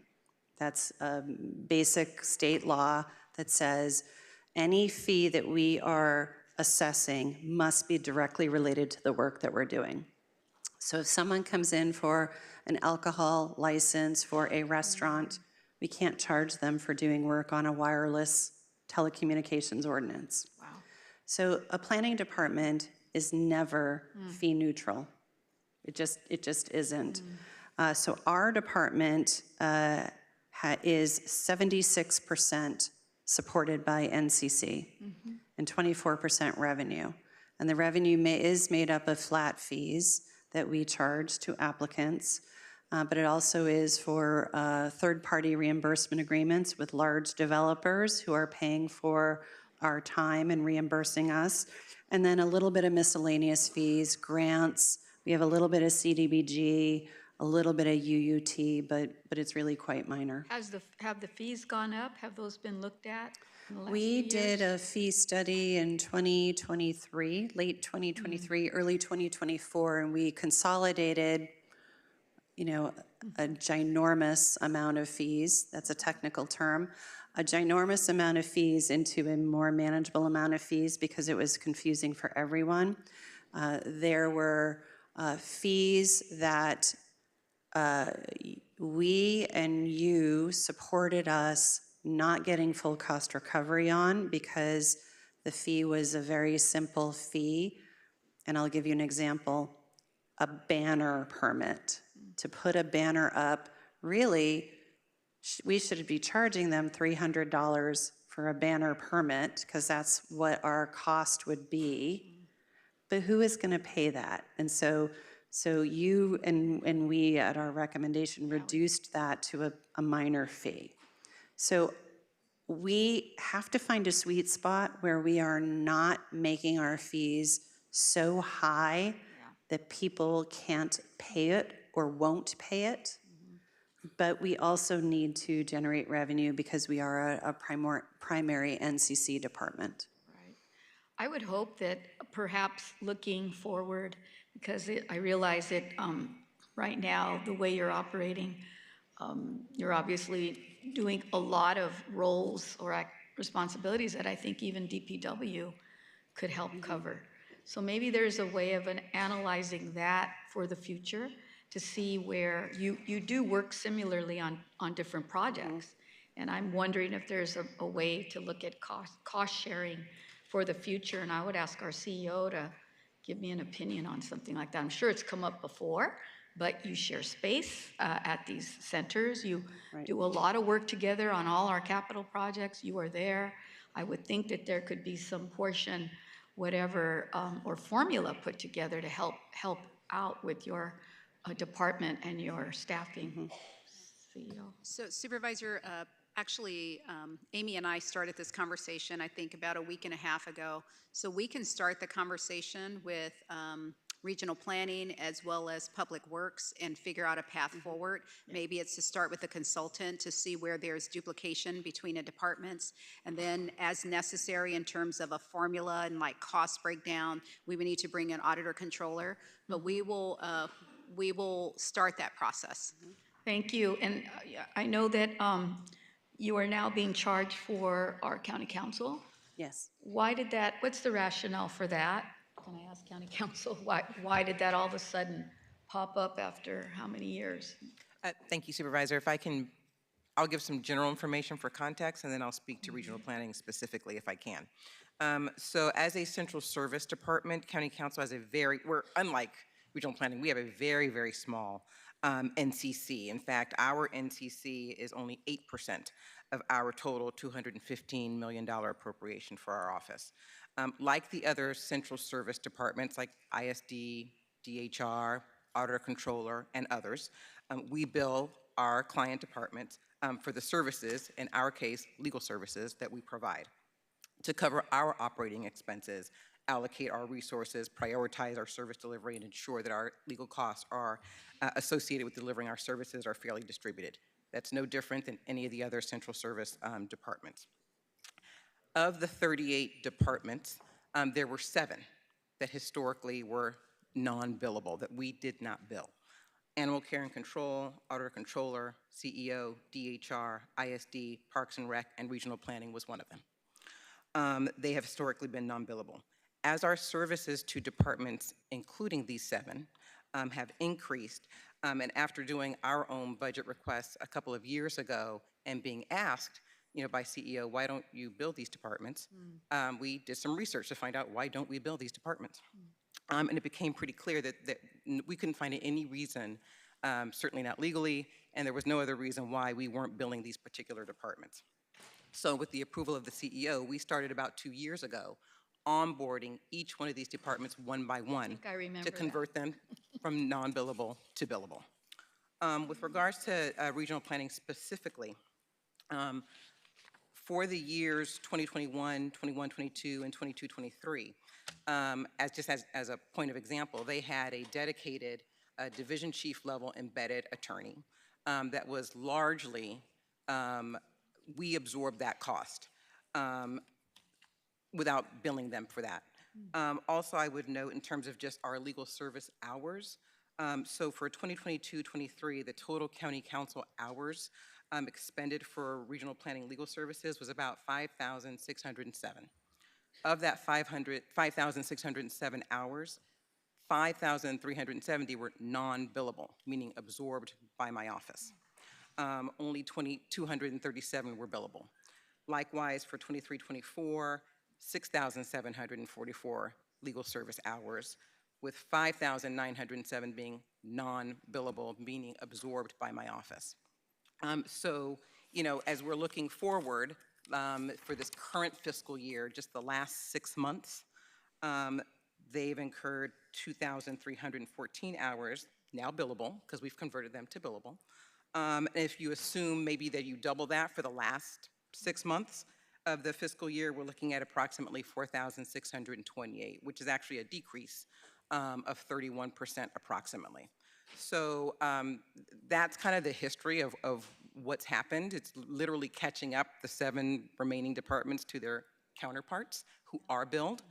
And so I certainly support the ask, and I hope it's approved. Well, I understand that, but I also look at their budget. I mean, they only have 48 million right now, and we just had a big major 3 or 4 fires, and they're going to be asked to do a lot. And I'm sure they're going to need to have county council helping them more so now than ever. I would hope when we look at the framework of where we go with public works that we may look at that as well to see where we can have some cost savings, because I do think it seems a bit imbalanced right now. And maybe that's because we're trying to catch up, but I still think that what regional planning is doing for many of us, especially in the unincorporated areas, for me is critically important. They have changed directions in the last 10 years, 7 years. Amy, you've been here how many years now? 6? Since she has been on board, I just see an entirely different operation, which is more proactive, which is really listening more to our constituents and doing outreach that they don't even get paid for. And I like the idea that we've been able to pay for community-based groups to help them, but I don't think that's a model that can be sustained. So I would hope that we begin to look at how we really provide sufficient funding for that to happen, because this is ongoing and we are going to have more need for that as we build out and put in new neighborhoods as we begin to rebuild. So I don't know, CEO, you have your mic on. Thank you, Supervisor. We've already started talking to the department, regional planning, and to a lesser extent, Public Works. We know that we need to put together basically a recovery surge plan. Amy has already given us a timeline when she anticipates there will be a large volume of requests for permits to rebuild. And so we have already started to discuss what putting together that plan might look like in terms of additional resources and when approximately when it would be needed. Right, and I understand that because this budget was prepared before all the fires. One last thing on your unmet needs for the new La Puente Enhanced One Stop. How long has that been open now? And what does the workload look like? It has been open, I think, since October, and it is one of our busier offices. I can tell you what that was. 2024, we served 2,300 folks. It was the second highest volume after the Antelope Valley. So there's a definite need there, but if you don't have this money, if it's not met, this was one time from the CEO, but now you're telling me that we have to kind of expect that for the next 10 years so that you can wipe your balance off in terms of the construction funds that you owe to DPW. Yeah, they're our mortgage lender. So what happens here? What happens? Are we going to keep those offices vacant now after we just opened it up and know that this is one of the second highest rated offices in use, which is important because we service San Gabriel Valley as well as, how far, how many cities, what's your range? Because you cover a lot of, zip codes. We do. So for that, I think we probably service 8 or 10 different unincorporated communities related to that one. And yeah. they're not all from District 1. No, they're not. Yeah. Yeah. So it's a county. You're really Yeah. servicing probably the 4th, the 5th, myself for sure. Anyone can walk into any of the field offices and get service. They typically don't do that, right? They would go to the one that's closest to them or whatever. But we actually had rebuild permits taken in East LA from the fires in Altadena. And we didn't know why they came into East LA. That was interesting to us, but that's where they came in and we accepted their application there. So typically, La Puente, we're gonna see it in the East San Gabriel Valley, a little bit closer to Valinda and Avocado Heights. That's where they start moving into East LA, but East LA is gonna then be Whittier, all the way down, and then we get to Southwest, which covers, a significant portion of 2 and 4. 2 and 4, interesting. So what happens if this money isn't provided, the funds aren't found? So what would happen is if we had salary savings, we would put that towards the cost that we owe Public Works. And then we would, try to negotiate a longer repayment with Public Works if we're not able to secure that dollar amount. So perhaps, again, Public Works can help us find a solution here, since they were in charge of establishing the facility, building it out, and the whole purpose was to have a combination of your office, theirs, as well as, I think, Public Health. I think there was even thought of having fire department, but they pulled out. So that leaves a big hole and the expectation. I think that's a discussion above my pay grade. I'm certainly not here asking Public Works to do that. I'm requesting our CEO. So Supervisor, we will look into it, and we will figure out a solution with the departments. Okay, thank you. Thank you for the work that you do, and I'm very excited about seeing your staff expand and do the good work to see it continue. So thank you, Madam Chair. Thank you, and Amy, I have a feeling the East LA is probably because they were displaced, because I know that we've got residents from Altadena that are actually living in Supervisor Mitchell's district. They either have family or was able to find an Airbnb, but that highlights the shortage in housing. We actually had people coming to the West LA DRC who were from the Eaton Fire as well. So we had flyers for the Eaton Fire at our West LA Center and vice versa. Yes. Yeah. Supervisor Horvath? Thank you very much, Madam Chair. Thank you for this budget presentation, and most importantly, thank you for the work that you and your department have been doing to respond to the fires already. You've highlighted a lot of what you've done, but I know that specifically in my neighborhoods, you've helped with neighborhood town halls. Your team's willingness to work with our communities like Sunset Mesa and Topanga have been very welcome news for constituents in these areas. So I just want to acknowledge that. And I know within days, your coastal planners were getting ready for the start of the rebuild process, so which is incredibly challenging and complicated. So I just want to acknowledge the work that you have done, knowing that you will continue to work in period of time ahead. So how is the immediate need for staff in coastal development review section reflected in your budget? And I know there's also a state fund allocation to try and enhance that. So what are we doing to make sure we get our fair share of that allocation? So on page 3, we do have a request for a potential increase for 3 regional planners, and that would specifically be for the coastal section. The response to this fire in the coastal zone is going to be a little bit different and maybe not as cumbersome as it was under Woolsey, because this response has a lot more executive orders that relieve us of some of those obligations. The volume is higher, or about consistently the same. But what we're trying to do, positioning the department, is business as usual, and then a separate rebuild section that deals directly with the fires. And so we are really trying to separate our staff so that they can focus either on that business as usual, which must happen while we are upgrading our fire rebuild staff. And so as the CEO said, we did present them a very draft of a surge plan that is looking at resource allocations. There is approximately $4 million available that was granted to the Department of Housing and Community Development at the state. And that is supposed to be going to all of the affected jurisdictions to assist in staffing. $4 million, I could do that in a year, just us, ourselves. And this is also supposed to assist the city of LA, Pasadena, Sierra Madre, and certainly Malibu, which suffered much more than in Woolsey.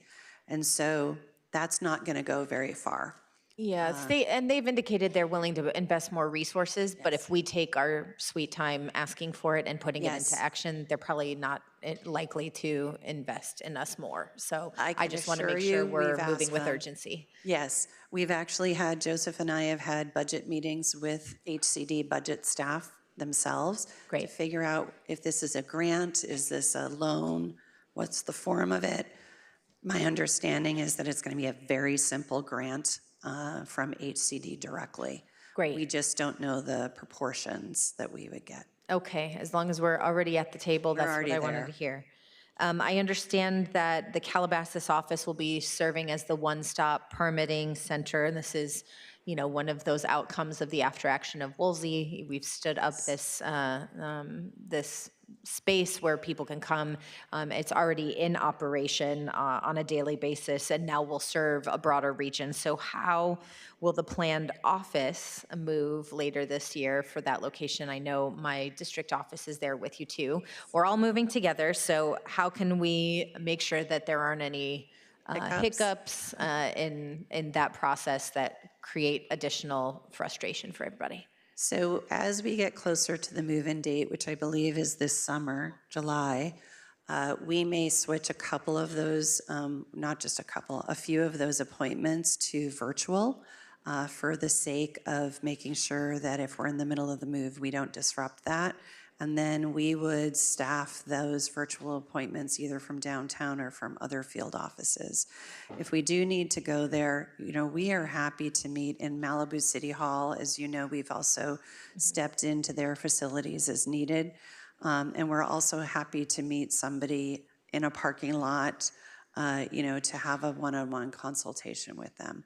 But because the best thing about these consultations is it's a 4-department consultation, you know, we have some flexibility in where we go with that. If we have to meet in Topanga's library, that's where we'll go. Thank you. I asked the fire department this, but I would also ask of you to participate. I know that there are, as we're preparing our new fire rebuilds, there's still some outstanding from Woolsey. So we've asked for a status report for you to work in partnership with them to make sure that we are completing that work too, because we've heard the frustration and those horror stories, and we want to help create resolution as quickly as we can. So I have numbers if you are interested in them. We think, To the best of the data that we have at the time, 397 single-family homes destroyed. 75 temp housing permits were issued, which is 19%. 305 plans were submitted to the Department of Regional Planning. 301 have been approved. And 244 permits for construction have been issued by Building and Safety. Great. I know there will be more follow-up on that, but I think understanding data, where we are, and then what are the hiccups, what's getting in our way of resolving the rest, I think will be helpful for us to drill down as well in that. It will, and to that extent, related to the new rebuilds, the dashboards are going to be very much more transparent and more reflective of the different types of construction that we'll be doing, so that we don't have a difficulty parsing the data later. Great. And my last question on a different topic, we face issues with code enforcement in the Santa Monica Mountains. And so I want to make sure your team has the resources you need to address any problematic and potentially dangerous code enforcement issues. So how are those being reflected in your budget? So we have been incredibly thin in terms of enforcement in the last few years, really due to attrition and promotional opportunities. So you had about 2 planners focusing on all of the Santa Monica Mountains, and that was not enough. We spent an inordinate amount of overtime working on special events and other land use activities that were occurring on the weekends in particular. But in the last 7 months, we were able to move around some positions and have 3 new planners there. And we expect to have 1 more planner so that we will be increasing the staffing levels specifically in the Santa Monica Mountains. The challenge with both the Santa Monica Mountains and the Antelope Valley is the distances that people have to travel are so vast. Communications are difficult. We lose cell service in the middle of an assignment. And so whereas someone in the metro area might have a caseload of 10 cases in a day, Antelope Valley and the Santa Monica Mountains, it might be 4 in a day. And so that really does affect the volume that we can do. And again, with the data that we've been parsing with Epic over the last few years has really helped us move staff to where we need them. And I think you're going to see a difference in that. Okay. I'm glad to hear that we've thought about that. It's reflected in your budget, and we've been making some changes based on what we've seen. Thank you. Yes. Thank you. And I'm just going to follow up with a couple of questions. And I know, we've talked about your budget and the fact that fees don't cover the salary, and so I know the net county cost is involved. But the board has asked you to prioritize in your upcoming work plan, get feedback on and I think it was like 13 pages. How, given the fact that we got the fire and both Palisades and Eaton, how are you going to balance those out? Certainly, thank you. So we did something new this year, and this is part of our sort of slowly repositioning the department. I've never started in an organization and just made wholesale changes. It's always look at the data, look at what we're doing, and then move the mass in the way that we're going. And because of that, what we started this year was we met with each of your offices and listed every single implementation item in every single document that you all approved. And it included your board priorities, our priorities, things that were just written in a document. And that created a 13-page list that we tried to put into tiers, like immediate, very short term, nice to have, hope to have, I'll say it that way. And we asked your help to prioritize it from your perspective. and we asked you 2 questions. Prioritize it from your own district's perspective, and then prioritize it from a countywide perspective. And that is helping us do that. As I said earlier, and that's not a set in stone process, and I think that's going to have to evolve over several years until we get this right. But it is helping you understand the volume of the work, and it's also helping us understand exactly what your priorities are and how you can help us prioritize. So if you could only ask us to focus on 10 items, what would those be? Which is very challenging for all of us. Having said all that, that work is continuing, and that has nothing to do with what we're doing related to the fire. And so it's a business as usual discussion. Okay, I mean, and the reason I ask is, as you know, the BESS is of concern to me, and now with the fires, knowing that lithium batteries can't be put out with water, even with foam, they just have to burn out. And knowing that we're placing some of these in high fire zones, that is a priority for me. Yes. And so is the Eaton, and so is, the rebuild effort. Yes. So is putting more housing online. Yes. Are these competing needs, or can that be done? That can be done, and the beauty of the BESS ordinance in particular is there's money associated with it. We actually got a grant from the CEC, California Energy Commission, to assist us with the technical documentation, so that's underway. Okay. And so our staff is already working on that ordinance. We'll be doing our outreach. We originally were scheduled to do outreach in February, early February. We did pause that from a sensitivity perspective related to doing outreach on an issue that might in itself be controversial. And so we did pause that out of respect for communities who might not be able to participate. But those community engagement meetings will start shortly. So what is the average time it takes to pull a permit? How many days from the day I come in? How long will it take me to pull a permit? It depends on the permit.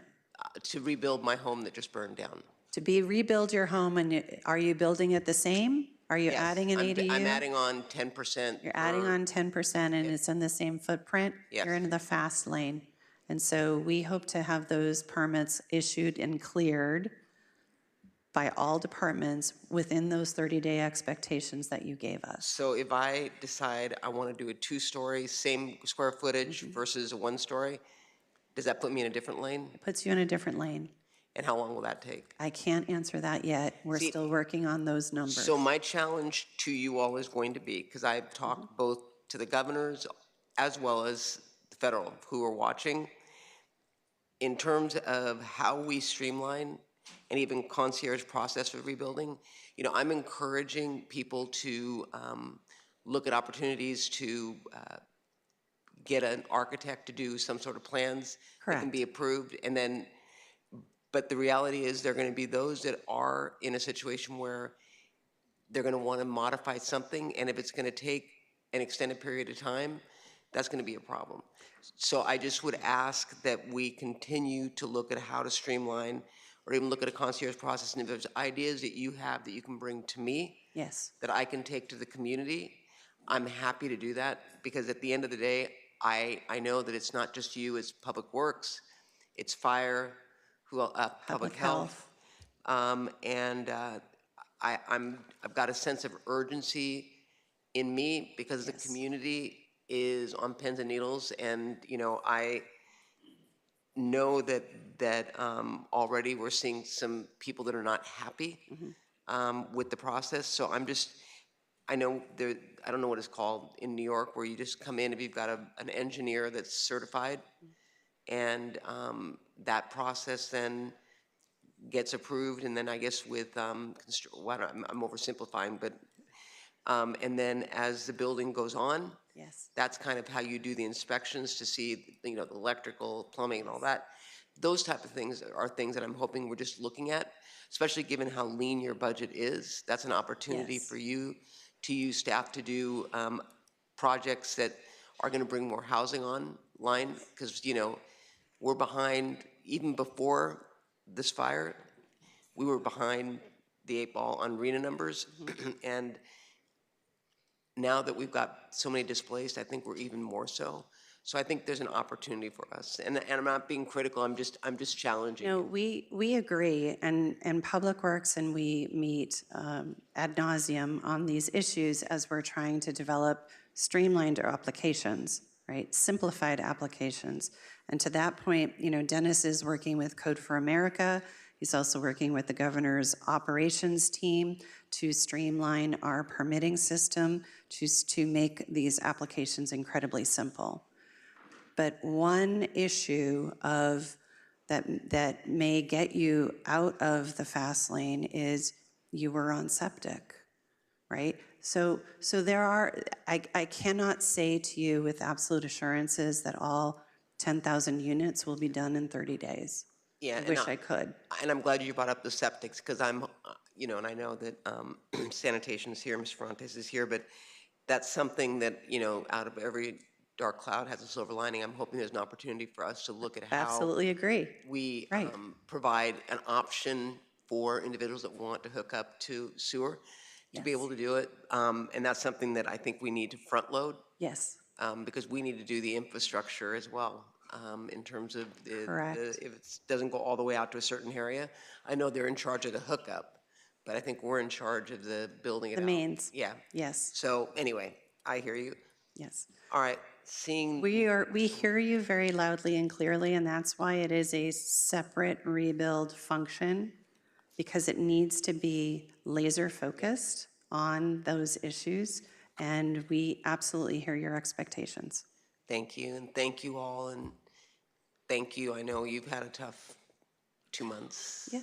Yeah. Not as tough as you or Supervisor Horvath, so yeah, we appreciate it. All right. Seeing no other questions, we are now, Executive Officer, please call those members of the public who've signed up to speak on this item. Will the following individual please come forward and staff will assist you? Rochelle Callies. As a final reminder for participants on the telephone, if you would like to address item 11, if you have not already done so, please press 1, then 0 now to be placed in the speaking queue.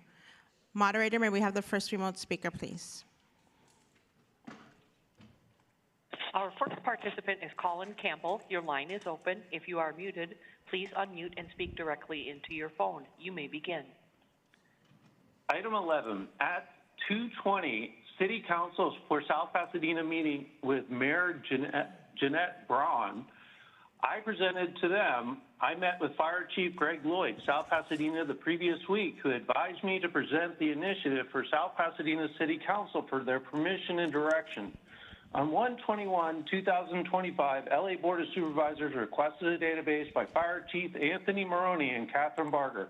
The same day President Trump announced Stargate, a $500 billion budget.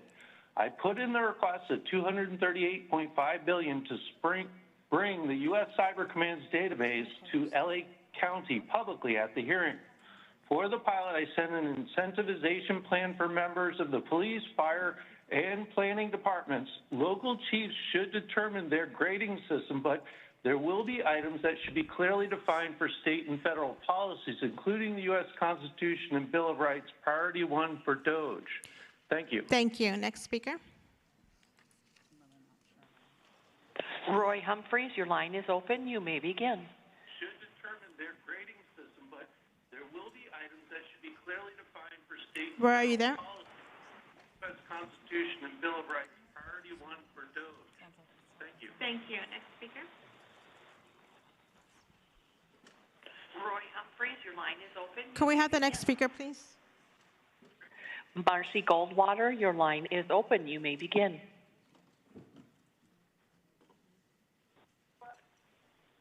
Hi, I am going to vehemently oppose the increase in disposal tonnage limits and waiver restrictions for the Calabasas landfill. That's There are item landfills that 10? are- I'm so sorry, that's item 10? Yeah. Let's move on to the next speaker. Yes, that's item 10. This is item 11. Can we have the next speaker, please? Next speaker is Eric Previn. Your line is open. You may begin. Yeah, thank you. One idea would be BODEC is doing a terrific job, as I think we've all previously established, but one idea would be to take the speakers when they're around in the morning, because Supervisor Barger, I know you care about your constituents. You're doing a great job with the fire, and so is Horvath rolling up the sleeves. But hear the people when they can come to the phone. Don't make them wait so long. It's crazy. You can take notes and have your staff, oh, they're talking about 10. Thank you. We appreciate your comment. And then they can go about their day. You're creating great harm and difficulty for your people. That's not necessary. And BODEC is excellent. Very, very good. She's not as good as Bruckner, because Bruckner worked symbiotically with Mr. Ridley Thomas. And I'm going to explain about that in my next column. Thank you. Keep up the great work. Thank you. Next speaker. Madam Chair, there are no other remote speakers in the queue to address the board. Thank you. We will now go to in-person speakers. Please begin. Yes, ma'am. Go ahead, please. In person. Hello to the Los Angeles County Board of Supervisors and all that are here today. My name is Rochelle Callis, South Los Angeles constituent. I'm going to be speaking on items 11, the budget. Measure G proposals as of today are unsustainable, maintain the status quo, reduce democracy, civil liberties, and the rule of law.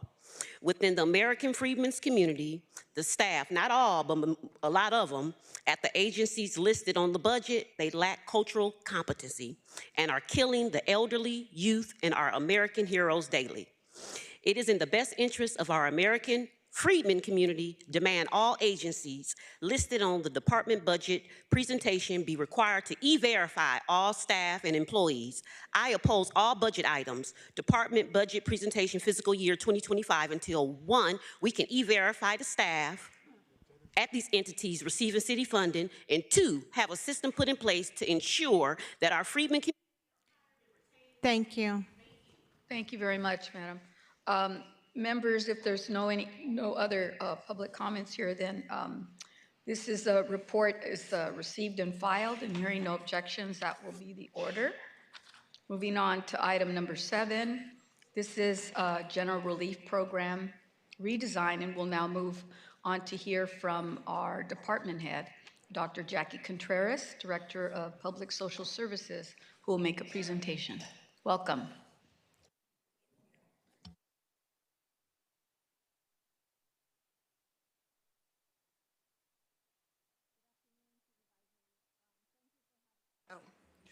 That's helpful. Good afternoon, supervisors. Thank you for having me here today to talk about this vitally important program. We can bring up the slides.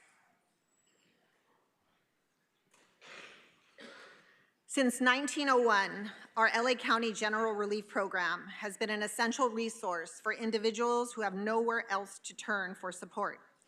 And it is an honor for DPSS to administer this program on behalf of the county. The reality is, over those many years, it has remained largely unchanged, although it has been apparent for some time that the outdated program structure simply does not align with the realities of the current economy and environment, nor does it account for best practices in serving individuals that have and continue to be marginalized. Our goal, as outlined in our strategic plan, is to continue to work collaboratively with our community partners, our county family, and the participants themselves to make meaningful changes to this 124-year-old program that takes into consideration these best practices, as well as innovative opportunities and necessary collaborations, while also striving to balance funding realities. This afternoon, I would like to share some basic information about the GR program itself, go over the framework for our thinking thus far, share what our next steps will be in this important collaborative process, and most importantly, invite your questions and feedback to help further our collective efforts. We go to the next slide. Our GR program is California's largest, with nearly 124,000 people participating. It provides financial assistance to single persons or couples without dependents, with virtually no income or resources, who are ineligible for federal or state programs. An individual receives $221 per month, and a couple $375 per month. It is fully funded with county NCC, approximately $564 million annually, including $173 million to administer the program, $306 million each year for the actual grants to participants, $61 million for our employment program called START. Next slide, please. Now, in addition to the cash grant, I thought it was important to share that 93% of GR participants receive $292 in CalFresh benefits, which is the maximum for a household of one. 88% receive Medi-Cal, and 74% receive all three benefits.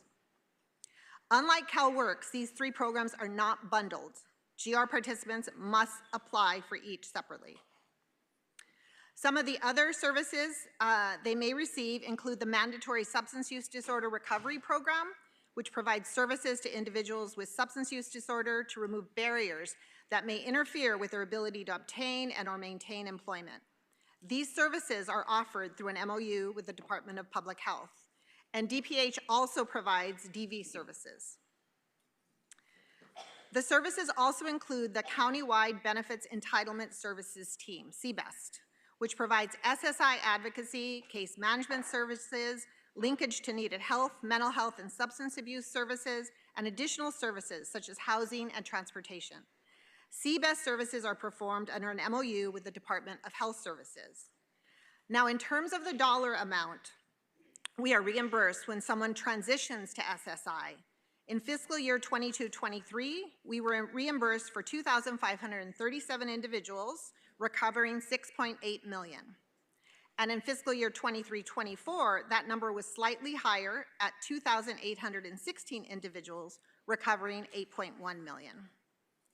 And then lastly on this slide, you see the GR Housing Subsidy and Case Management Program, which provides rental assistance.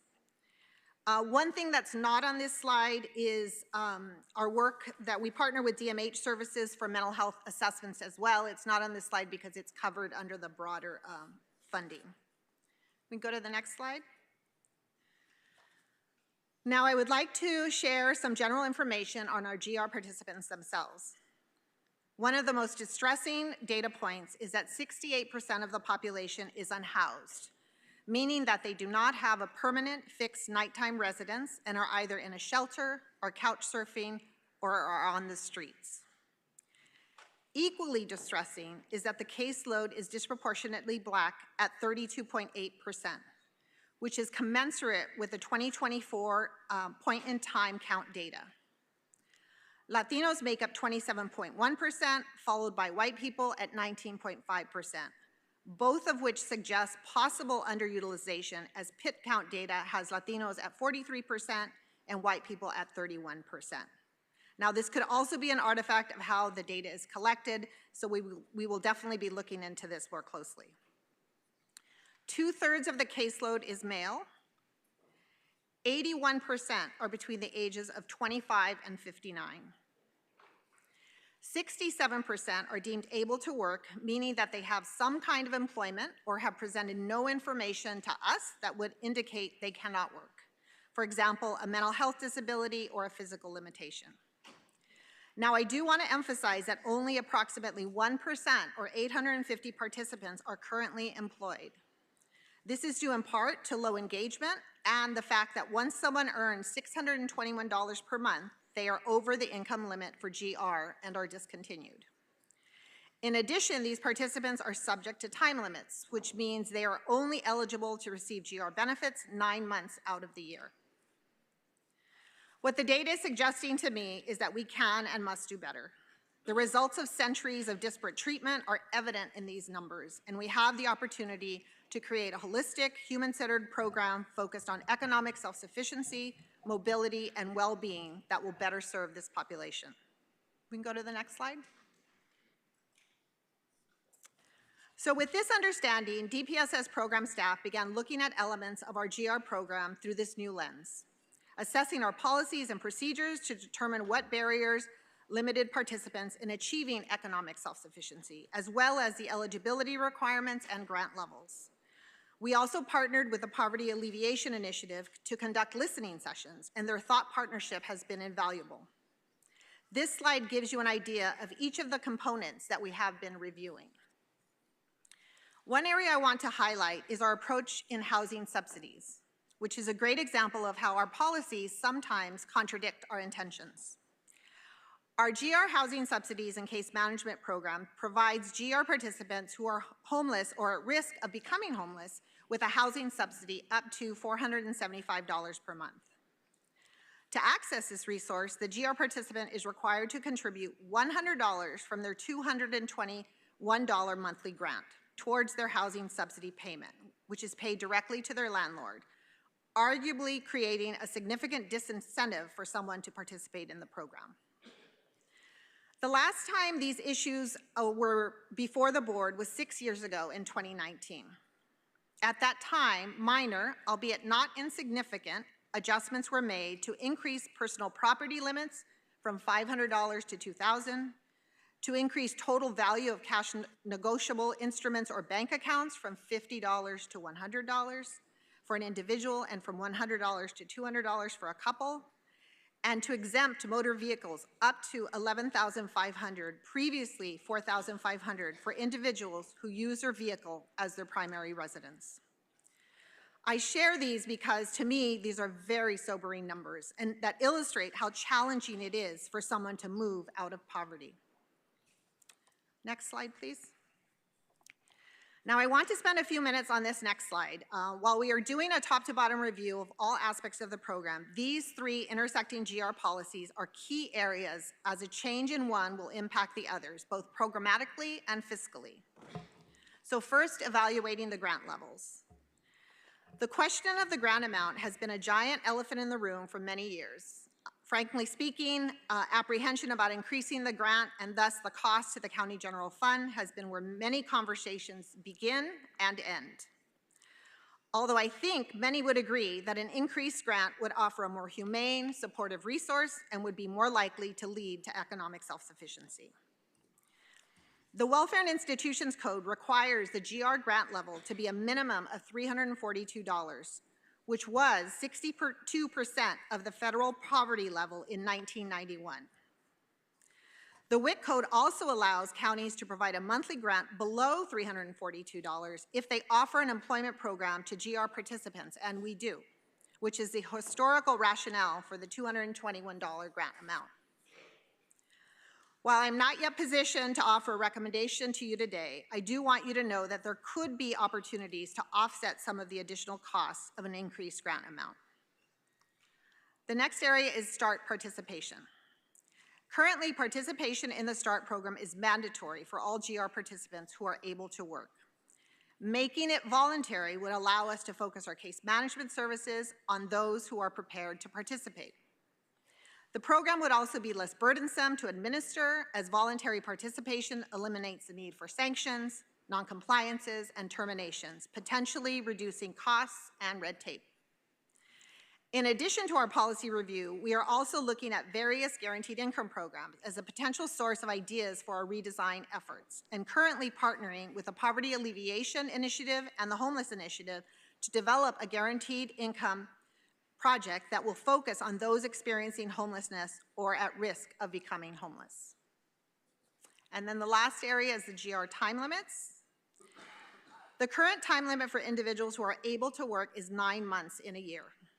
We are exploring various possibilities in modifying this time limit. One consideration is maximizing the time limit to 60 months in a participant's lifetime. This would parallel our CalWorks program.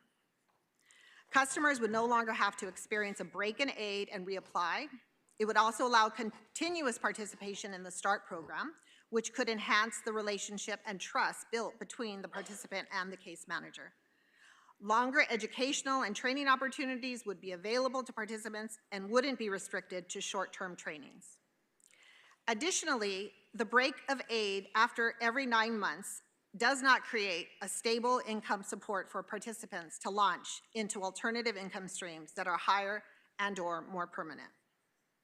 Of course, this could also mean people who still need help after 60 months would have to leave the program, which creates a whole host of challenges for the individual and the system.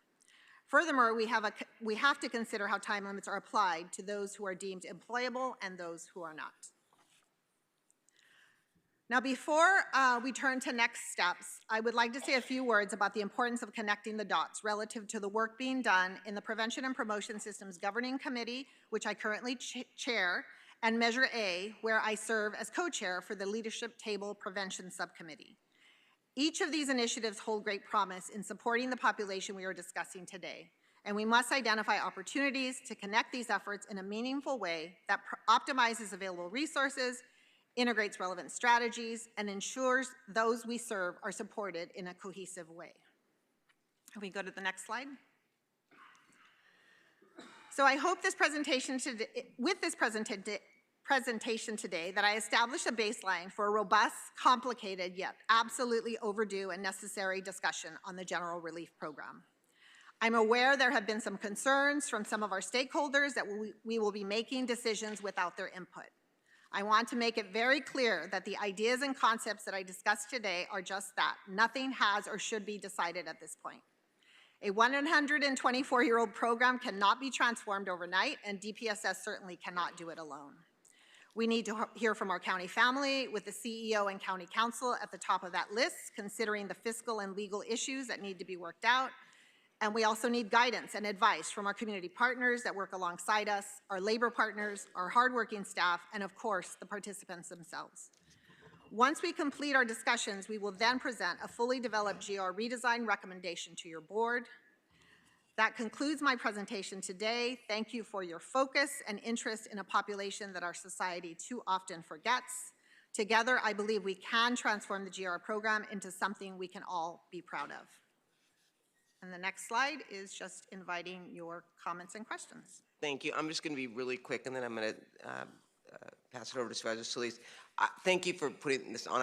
When you had brought this up about a month and a half ago, I thought it'd be beneficial for us to begin dialogue at the board level in terms of what the vision is. And one of the things that shocked me is how much GR has gone up since 2021. It's gone up 41%, correct? Yes. And is it continuing to go up each month? From the numbers I presented today, as of January, we saw a slight decrease. So it's definitely been going up, trending up overall, but it's not necessarily a month-to-month increase. The number of people is what I was answering, yes. The number of people, and it's net county cost. Yes. What percentage of the people in GR, you said 33% can't work, so I'm assuming that they're in the middle of getting certified SSI so that they can move off of GR? That might be the case. What we've experienced is that a number of our customers that are on GR do not have the documentation needed to transfer to SSI. So we do make the referrals to CBEST, but they don't necessarily qualify. Who do you make the referrals to? To the CBEST program that's run by Health Services, Department of Health Services. Okay. The only reason I'm asking is because is it still in play that once they get certified, we get reimbursed for back GR? Yes, yes. So if we have, I don't know, Spezian. I think you need to, that's net county cost. And if it's going up, I would think that we'd want to front load to get either in health service or something, staff to certify. I know that in the jails I worked on this, and we had people, it took someone being hit by a train that was released in the middle of the night that was mentally ill. For us to realize that we literally had everyone under one roof that could begin the certification so that when that person was released, they would get SSI. And so I would think that there'd be a sense of urgency, if not from a fiscal, just from, SSI is going to be more than $221 a month, right? Absolutely. And pre-COVID, we did have CBEST staff co-located in our 14 GR offices. So that's something that we're going to be revisiting to see if we can reestablish those relationships. Okay, because again, I just think that from a financial standpoint, if not, compassion as well, because SSI is going to pay more than the 221. And then I would say that I hope that we are working with, and you said you are, and I know you're on one of the working groups, to see how we can leverage other funding, because 221 is not going to get them off the street. That's not even going to get them a motel room for a week.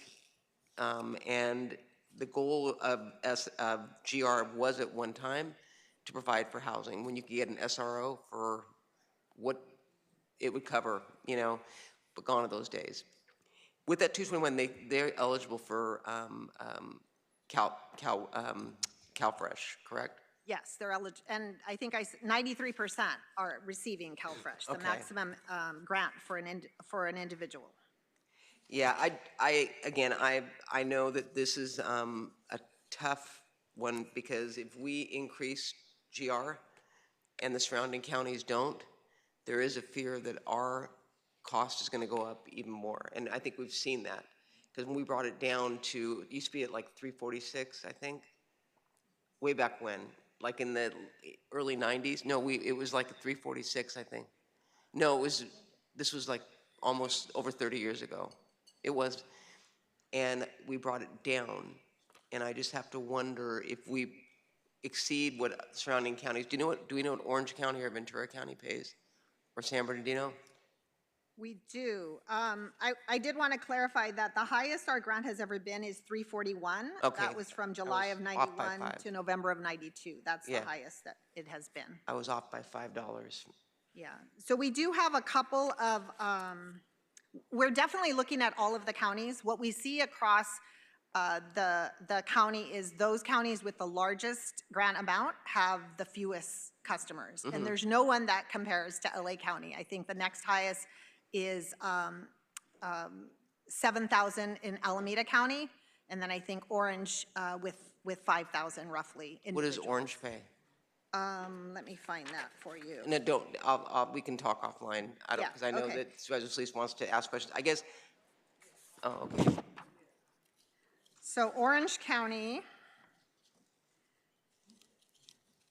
for a single individual, it's 355, and then for a couple, it's 577. Do they mandate that you have to show proof of living in Orange County?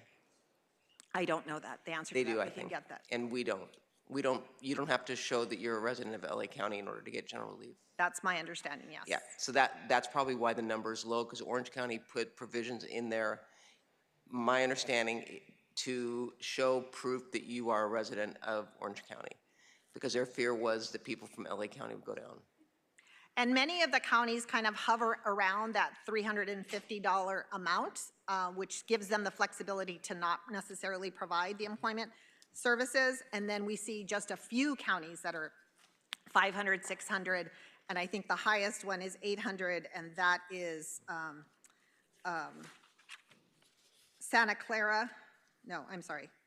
Cruz, that only has 318 participants, and that's $807. That's the highest one. I guess, just in closing, I would say that if we deduct $100 for the housing side, and yet the housing is the priority for this board, I would think there'd be an opportunity for, and you coming before the ECRA and being on the leadership table, have the ability to drive this narrative, to look at how we do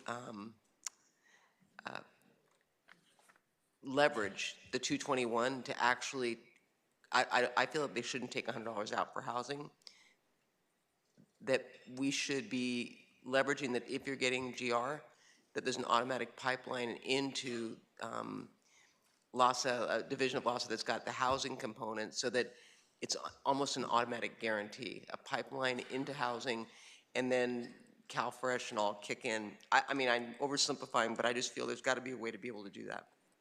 Yeah, there's two areas that I think we really want to focus our energies. One is in those experiencing homelessness and really figuring out kind of what all the resources are and how we're maximizing those. So that's one area. And then I would say those that are who were formerly incarcerated and coming out of the carceral system, and how are we making sure that they have access to the resources that they need as well. And then, do you know if the program's still going on in the jails with you or someone being embedded in there with the mental health? Yeah, so we are not in the jails currently, and I did have a conversation with Judge Armstead about JCOD. They are also not in the jails, but we are talking about our ability to partner in their new effort, the Warm Landing Place. Yeah. They're developing an MOU, and we're talking about how we can either perhaps provide training to staff so they can help people get on benefits, or we could be co-located with them in those efforts. I hope you all do that. That's a missed opportunity to qualify people that don't belong on general relief, they truly do belong on SSI, that are not going to be able to get employment and definitely need a steady income through SSI. Well, DHS's CBEST program is doing that outreach to people in jails so that there is that avenue, but we can certainly improve our ability of connecting people. Okay, thank you, and thanks for the report. Supervisor Solis. Yes, thank you, Madam Chair, and thank you for asking for the presentation. I too had a lot of interest on this topic, and in part because my district encompasses Skid Row, and of course, I'd like to see what those numbers look like there. And again, just reiterating what Supervisor Barger said, is trying to make the connection with LASA so that many of these people who we know could be eligible for those services that are unhoused, and you have that as part of your plan. But wanted to ask you, do you have the numbers in say, the Skid Row area? Do you have a breakdown of that? I don't have that breakdown, but we can certainly You can get you that extrapolate it? information. Okay, for later. For later, I'd like to see it. And then, it's pretty glaring, we're incentivizing people to stay in poverty, from what I can tell, especially when we have limits of, well, the amount, $221 a month, combined value of $2,000 or less property, and a vehicle valued at $11,500 or less, and only $100 in your bank. So we're not really giving people incentives to be self-sufficient. So I don't know either that the mandatory or the voluntary you're proposing participation, right, in the START program. You're looking at voluntary, right? Is that? We are looking at, changing it from mandatory to voluntary. And what is your rationale? Well, I can tell you that what we see in our GI program, so we have a guaranteed income program within our department, and then we're also partner with the broader county effort, the BREATHE program, and there's a number of different ones. What we have seen is that having that resource, it's aptly named BREATHE, right? It gives people the opportunity to look forward, to be able to plan for their futures. It provides more hope for people in terms of what's coming up. And what we see in that is more likelihood of engaging in wanting to kind of partner, to explore different opportunities. And so requiring the program is not resulting in the level of engagement that we would want to see. It simply is not. And I've heard that about other programs as well. Right? We really want to engage people. We want them to engage in our services. And if that is not happening, we have to take a hard look at that and think about a different way of approaching this work. We have a pilot project with the Right Way Foundation, where we're looking at providing more of a sort of trauma-informed employment services to really help people develop their individualized plan. And we're seeing more success with that. Again, engagement is higher. And we're able to really help people to develop what their path forward is. Do you have any data to show if people after 9 months do come back? What does your data show with respect? So we've been trying to dig into that data a little bit more. What I can tell you is that we know that on average, people participate in the program around 303 days. That's an average. So some may be less, some may be more. One of our limitations is that we don't necessarily track data after someone has left the program, and so we can't speak to their outcomes. And so part of the redesign, I'm hoping we can really capture some of those measures in a more meaningful way so we can see the impact. I think that would be very worthwhile for us to do. I mean, we're looking at, I think on all levels, really trying to figure out how we can stop recidivism of people going into jail and being unhoused and what have you. But maybe there's a way to work with our other departments to also facilitate that with JCOT or whoever it might be, with LASA. I think that might better help us define how we target this population. But I am concerned that we're not doing enough to really get them into our housed programs or interim housing with case management. And so what are you prepared to do there? If as a result of your meetings, what are some thoughts that you have to help to fast forward or expedite that? Yeah, I think some of it has been raised already today. I think the coordination with all of the resources that are available around housing, you know, it's everybody's responsibility to collaborate and coordinate. And when it's everybody's responsibility, unfortunately, sometimes, you know, it can be somewhat disjointed. And so I do think that, as I mentioned, the Prevention Promotion Systems Governing Committee, one of our target areas around homelessness and housing is for our transition age youth. And so there's an opportunity to align service there. And then with Measure A, the prevention work is, we're looking at targeted universalism, because we know there are certain populations that particularly struggle around issues related to housing. So how can we align and target efforts there? And so it's coming together cohesively to be able to move that work. And so what I want to do going forward is make sure that our redesign efforts are aligned with those opportunities as well. Right. And, you know, I guess some of my concern too is, you know, your demographics showing, you know, obviously overrepresentation of African Americans, but also with Latinos being the second largest group, I still feel there may be some barriers or hindrance of people from that community wanting to participate. Could you maybe lend some information there, what you've seen? Yeah, so we did take a look at this. We know that some Latinos may identify as white or two or more races, so there may be, some of that data may be missing in that sense. There's also always a concern about public charge and whether or not people are willing to pursue the benefits.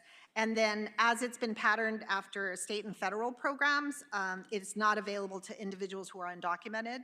So that's another sort of piece of the population that wouldn't be able to access it. It was modeled after, but it's not something that we have to mandate, you know, as a county. Well, according to the WIC code, my understanding is that it is not available to people who are undocumented. If we, LA County, want to create a program specifically, it would have to be a parallel program that kind of sits alongside the existing program. Well, I think we've had precedent to do something like that, because we used to have My Health LA. Which, yes. Right? Yes, we were just discussing to undocumented. I did too. See, I think that's something that you should include in your study or your redesign, because I'd like to know what those numbers are really, what they really look like. You know? I mean, I think the other, I just want to be super transparent about this. The other reality is that our department has never been encouraged to do outreach for this program because I think it is all NCC, and so that is a dynamic. I understand that, but I think the reality for our residents and the communities that we represent, these are things that we know have been stuck in a time tunnel, so to speak. And we have moved on from a lot of this. We're providing assistance to people right now. We've done that. And I understand that the pressure on NCC to our CEO, I get that. But I also understand what the priorities of, I think, the board, I hope, are that we could look at some adjustments if necessary. Because we are going to see, especially the mood that we're going in. I know it could be a little dicey, but I do think that, you know, there may be opportunity where we could have more cost savings. So you prevent some of these folks that are not eligible from ending up in our emergency rooms and shelters or in our county jails, which is costing us 5 times more. Yeah. Absolutely. So I just think it's important to take a look at that, you know? Our efforts across the department have been to look at that gap between the level of need and who's actually accessing, understanding what those barriers are, and working to close that gap. So we are prepared to be able to do that with this program as well, certainly. Good, and I'm hopeful that, you know, you sit on LA Care Board, as I do, in reaching out to some of the bigger healthcare providers to see, you know, managed care, what we can do in the future with this population, because, you know, if you're serving young people as well, hopefully we're incentivizing them to, you know, get on with their life, get workforce training, get the kind of assistance they need, so that they don't have to depend on this kind of assistance. I mean, is there any thoughts on that? LA Care, as an example? So I think under CalAIM and the expanded case management, yes, Absolutely. Are you doing that now? I think Are we doing that now with them? we're having conversations with them. I've been in conversations regarding DCFS and their ability to access this resource. And again, for transition age youth who would be potentially a part of this program, it could have an impact there. I look forward to helping you with that. And you know, I'm sure the board would be interested in seeing how we can help expand your reach. So excellent. Thank you for this information. Okay? Thank you. Thank you. Thank you, Supervisor Hahn. Thank you, Madam Chair. And thank you, Jackie. I just want to say, you know, kudos to you, because I don't think any other department head in your position has even looked at really seriously tackling the issue of GR. And I appreciate that, because I think it's always been something that has concerned me for a long time, to think that, you know, 221 is just such a small amount, and it can't possibly lift anybody, you know, out of poverty. And it's just, you know, we're just not giving, you know, this particular population any kind of sustainable lift in where we want them to go. And I guess listening to you, is your goal to, looking to sort of reform general relief? Is your goal to, as Supervisor Solis was suggesting, including more people in this, or making it better for those who are currently in the program? Overall, what do you think your biggest aspirational goal to reforming GR would be? So I think there's a few things I would emphasize. I think we're not seeing the outcomes we would like to see overall, right? So improving the quality of what we're providing to individuals. I do think the pathway out of poverty, we often say that it's sort of, there's a dependence. I see it a little differently. I don't think people are dependent. I think people have their circumstances, and thankfully they have a resource to help them in that situation. I don't think the resource is causing that situation. I want to see the program be more individualized. I would say trauma and healing informed, you know, so that we can really help people move along their path, make it individualized, because, you know, one of the hallmarks of oppression is treating people like they're all the same. And that's simply not the reality, right? Each individual has their story. Their behavior makes sense if you have enough information. So how can we help to unpack that and help them on their path forward? And it's part of what you want to do is to incorporate cost of living adjustments in this grant? So that is not something that has ever been a part of it, but it is one of the components that we're looking at. Realistically, is that something that we would want to add? I mean, I think for me anyway, I think for us to make serious policy decisions on whether or not to increase the grant amount, because again, the facts are every dollar increase in GR costs the county $1.5 million. So that's the facts. But I think for me, to make an informed decision, I really would like to see where that would save us money in other areas if we increased this grant. It's almost like you'd kind of like to look at the population, the pilot guaranteed income folks, like what has been the outcome there? I know that was like $1,000, but kind of look at what were the outcomes there? Which services did they not access because they had a guaranteed income? And I think Supervisor Solis brought it up, you know, less jail population, less homeless, right? Which costs us an enormous amount of money on different levels when somebody is unhoused. Although you're seeing 68% of this current GR population is unhoused.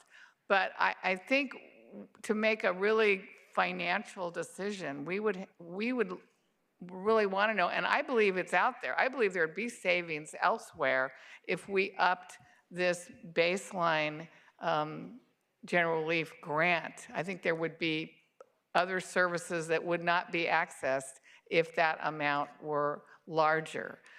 So I would hope that, you know, when you came back and gave us a real proposal for us to be able to lean into it, knowing that it will cost more county dollars, and yet I really believe we would be saving county dollars elsewhere. And so to make that comparison, I think would be important, because I really believe, listening to how much other counties pay, you know, this is really abysmal, in my opinion, on what we're giving people as general relief. It's hardly relief at all for the situation that they found themselves in. So I appreciate you tackling this. Again, I don't think anyone else has had the courage to talk about reforming GR, but I hope reforming also means increasing that bottom level grant and giving us a pathway on how we could do that, knowing that we would be saving county dollars elsewhere as we continue to lift these folks up and put them on a different pathway to real sustainability and really alleviating poverty for them. So thank you. Great, thank you. Thank you, Supervisor Mitchell. Thank you very much, Madam Chair. Appreciate the conversation. Agree with my colleagues. Appreciate you tackling this. I think we're in a different time now also that puts some wind beneath your wings, with the County of LA being one of the founding members of Counties for Guaranteed Income. I am proud this year to chair CSAC's Health and Human Services Committee, and intend to raise this among our colleagues across the state. And yes, the dollar amount is too low, but I am hoping that we use the amazing data coming from across the country around guaranteed income to really rethink entitlement programs completely differently, which will require, you know, some effort, advocacy effort at the federal primarily and state level in terms of how we approach it. I remember hearing about the CBEST program and being really impressed when I was in the state legislature because of the dollars that you were able to draw down in helping people transition. I am also clear that the threshold for permanent disability through SSI is really quite high. And so what I am curious about is the validity of the 67%. In terms of their ability to identify on their own whether or not they can work or not. And so while we want to certainly push CBEST, I believe, based on experience and the guaranteed income experience and reports that we've seen nationally, that there is a population of people that are not going to qualify for SSI, but still need help and may not be prepared for full employment. Will, you know, may need temporarily or permanently some kind of assistance. That's just our reality. I think when we look at the racial disparities, that causes a whole nother, can lead to a whole nother conversation. When you recognize that in LA County, our Black population is single digit, 8 or 9%, and we're looking at 32% participation. That mirrors our carceral system overrepresentation. That mirrors our foster care overrepresentation, our juvenile justice overrepresentation. And so clearly, and our homelessness overrepresentation, so clearly there are systemic issues that lead to this consistent disparity for Black and brown people. I think lastly, I would say I'm with you, Supervisor Solis.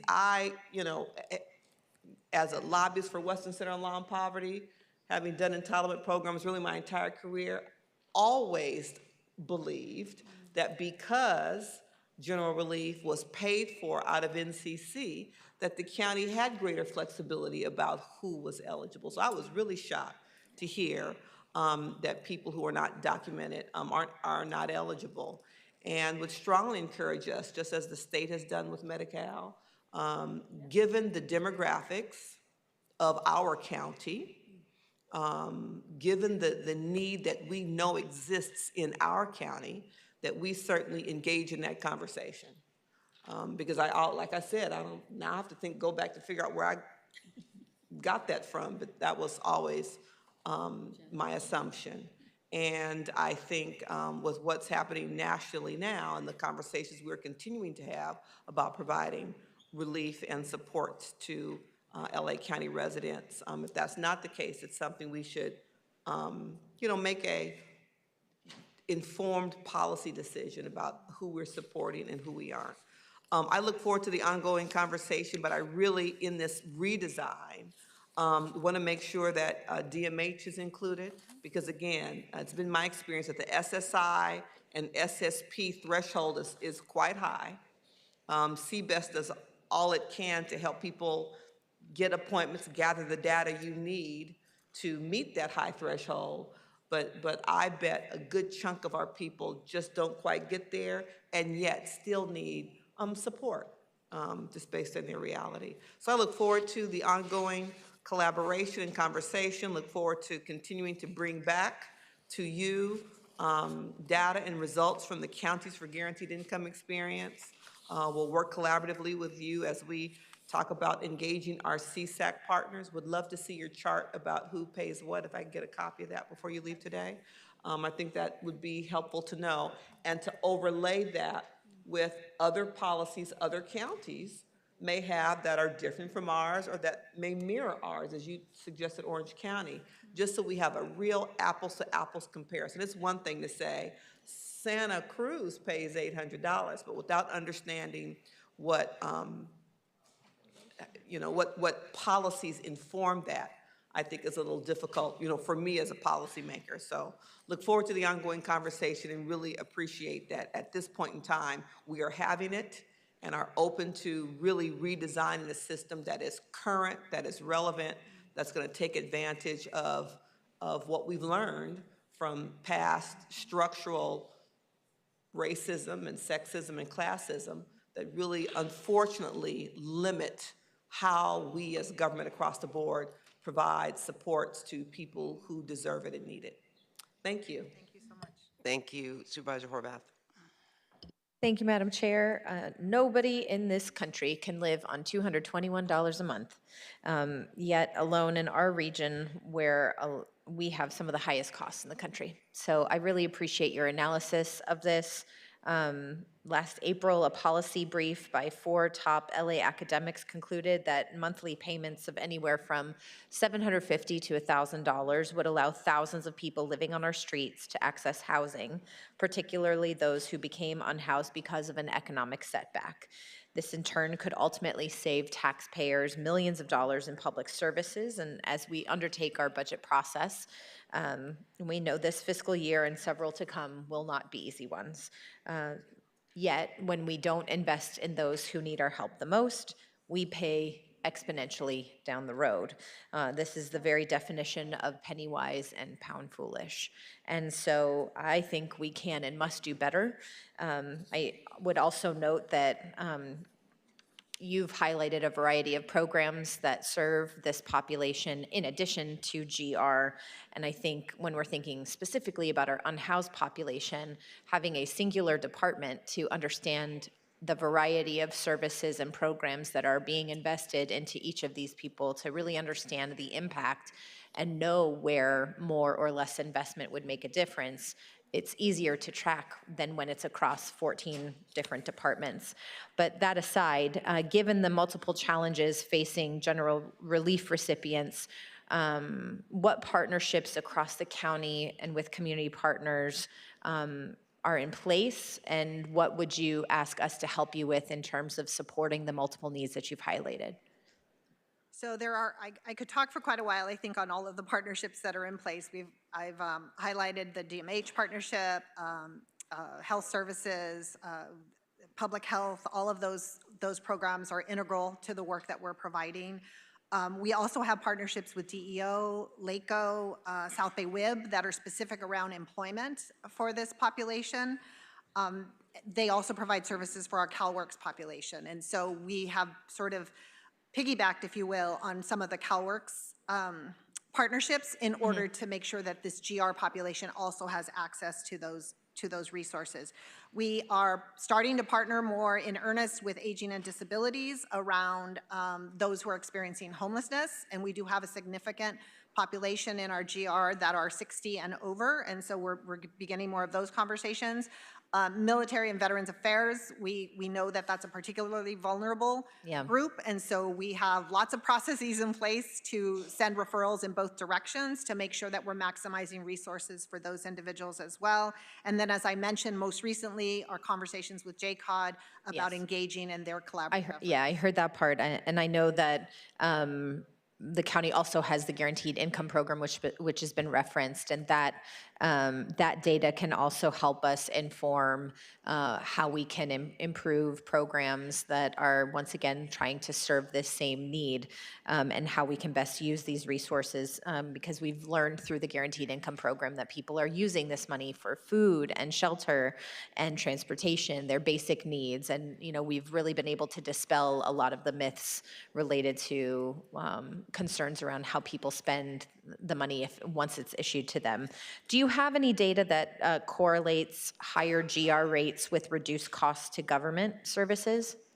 We do not. I think that's an excellent question, and it's one of the areas that we need to explore further to be able to make that argument both in terms of savings and the potential impact that we could have. So if the data's out there, we will find it to make sure that we include it in our report back.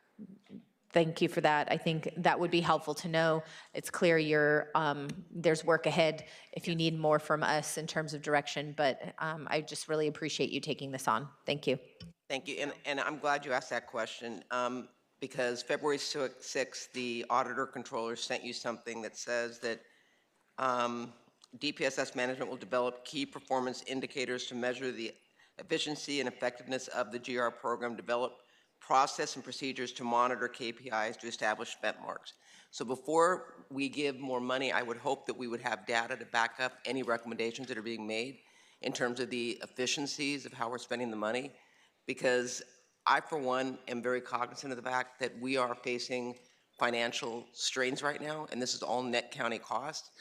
And if we're going to invest in your GR program, I would hope that you'd bring us something that shows data similar to what Supervisor Horvath just asked for. That to me is almost like a no-brainer in terms of knowing that kind of information. I mean, I did not realize that the auditor controller has already flagged the fact that we do not do any or that DPSS doesn't do any measure of performance.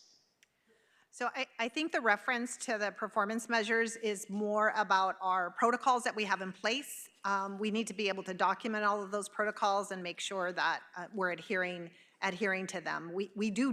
They verified that we we have the protocols in place, we practice them, but they are not documented. So that is part of the focus. But this larger issue around key performance measures overall, that's definitely going to be part of what we bring back. Because I think and then I'll just close with this, I think when Supervisor Hahn was asking about giving more money, I think we're all saying the same thing.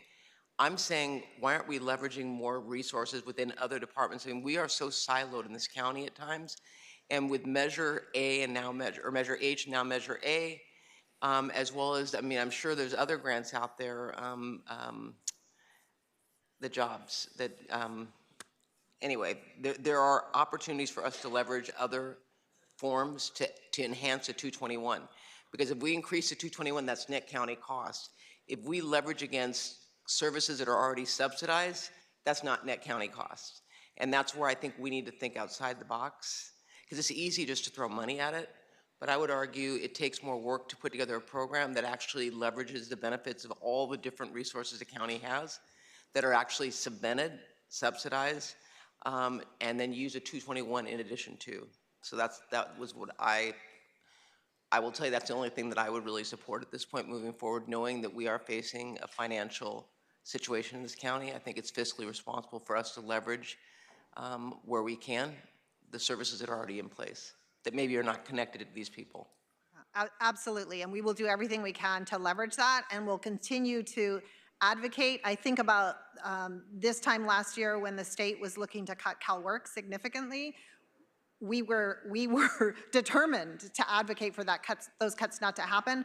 I see the GR population as our local most vulnerable population that we have to advocate for fiercely as well. 100%.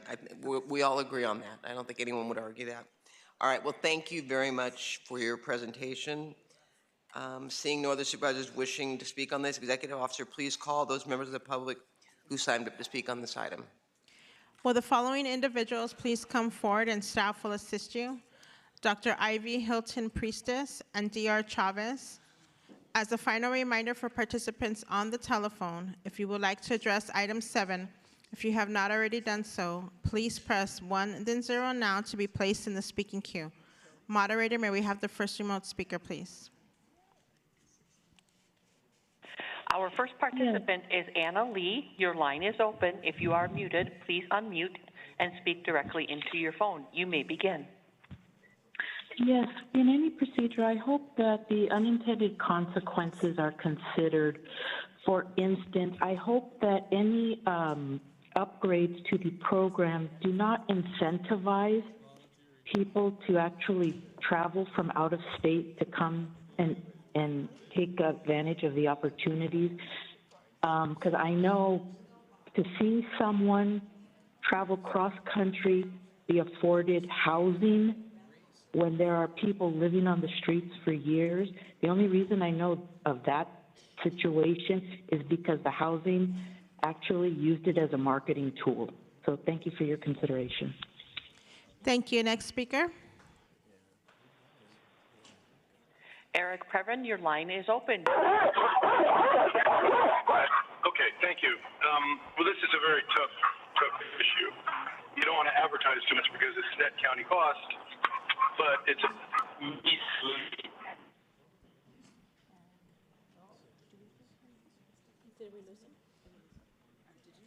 Eric, are you still there?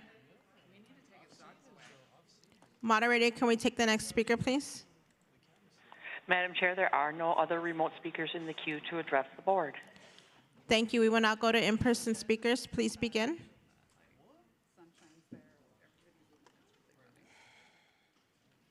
Good afternoon, Director Jackie Contreras and Board of Supervisors. This is a judicial notice for emergency nutrition and cash assistance.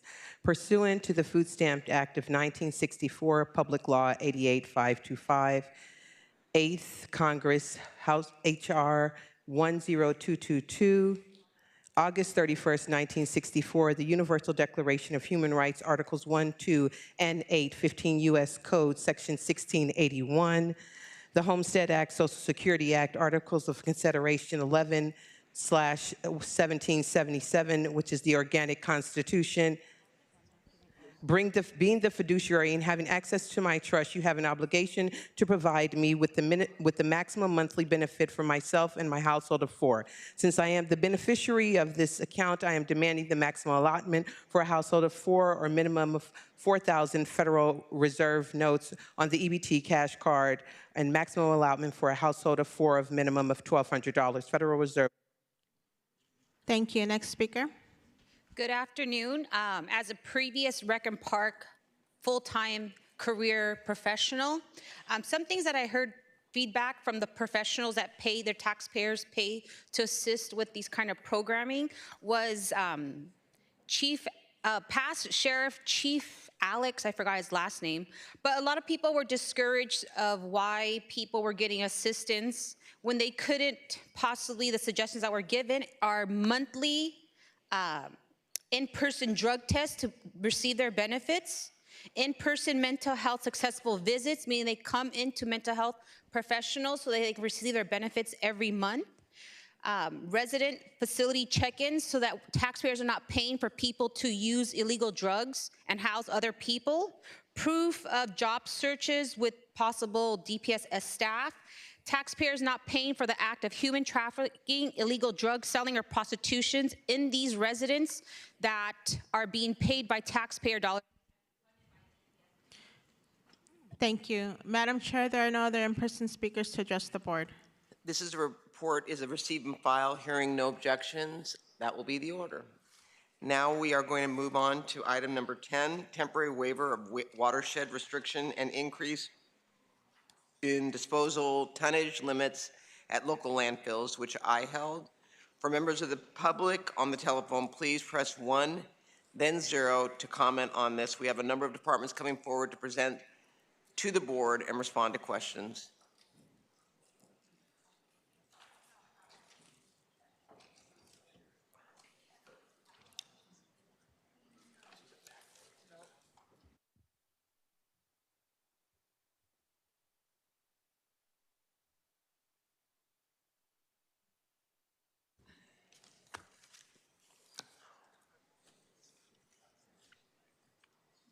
All right, who's going to lead? Mark, I tag you. Yes, Supervisor, just kind of letting this crowd fill in behind here.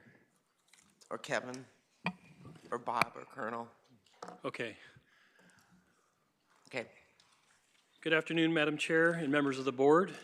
My name is Mark Pastrella, Director of Los Angeles County Public Works. Today's action, item 10, seeks your approval for the following. 1, temporary increase in tonnage limits at Sunshine Canyon Landfill. 2, temporarily increased tonnage limits at Lancaster Landfill. 3, temporarily. Excuse me. Whoever's booing, that's first warning. If you don't agree, you can put your hands up. You can, but please do not disrupt the meeting. And that's first warning. Go ahead, Mark. Thank you. 3, temporarily authorize Calabasas Landfill to accept debris from outside its waste shed. I would like to make 2 brief points before turning to the other local, state, and federal representatives here today. First, with respect to the Sunshine Canyon and Lancaster landfills, I recommend, jointly with the Department of Public Health, that the board temporarily increase the daily tonnage limits at both landfills as allowed by the landfill CUPs. This action is needed to appropriately manage the waste stream to protect the public health and safety and meet the desired outcomes contained in your emergency declaration and subsequent board motions directing the County Recovery Task Force. Second, with respect to Calabasas landfill, the county code usually limits this waste shed for the Calabasas landfill. However, the code also provides that your board may permit the landfill to accept waste from outside the waste shed area when necessary for the preservation of the public peace, health, or safety. The current emergency necessitates this authorization by your board.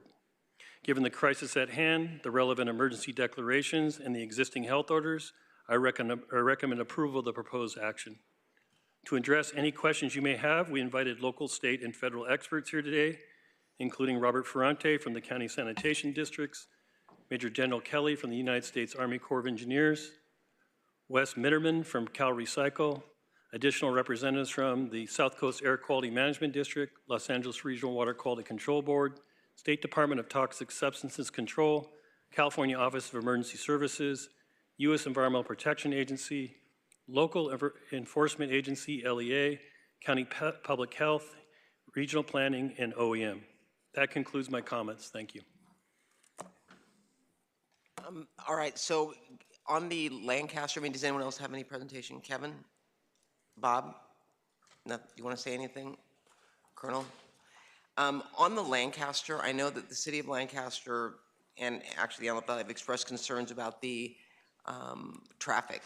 Do we have traffic mitigation for all routes as it relates to getting to and from the landfills or hours?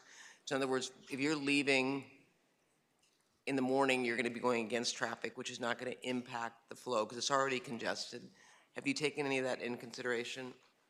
Supervisor, we're currently meeting with the Army Corps of Engineers. Okay. We being the County of Los Angeles Public Works Department, Caltrans, and other road commissioners to address potential traffic impacts due to the removal of the debris from these burn areas. Okay. Do any of my colleagues have any questions you want to hear from the public? Oh, Supervisor Horvath? We can hear from the public first. I have a lot to say, but I'm happy to hear from them first. It's up to you. What would you Yeah, like? that's fine. Okay.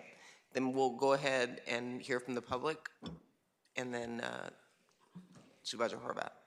So, Executive Officer, please call those members of the public that have signed up to speak. For those on the phone that would like to speak on this item, press 1 and then 0 to comment on this item.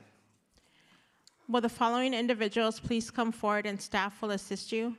Andrew Rosendahl, Armida Ariano, Daryl Gale, Edward Albrecht, Francis Alette, Gita Belinsky, Helen Atai, James Bozajian, Jane Fowler, Janka Bernard, John Fox, Kelly Martino, Kindon Meek, Kyoko Hibino, Laya Gilman, Melissa Olin, Natasha Downing, Peter Montgomery, Peter Kraut, and Vicky Kind. Moderator, may we have the first remote speaker, please? Our first participant is Patty Gluick, your line is open. If you are muted, please unmute and speak directly into your phone. You may begin.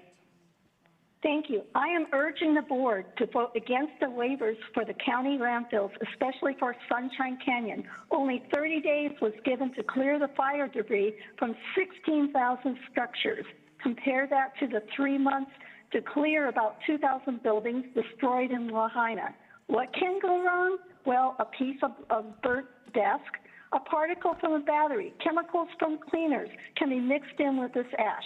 Sunshine Canyon already has a poor track record with the AQMD with 65 notices of violations just last year. It's located in a wind tunnel with 4 schools, 2 parks, many homes located downwind within 2 miles, and 2 miles from a water reservoir that provides drinking water for a third of LA City residents. It's in a high fire hazard severity zone with several earthquake faults nearby.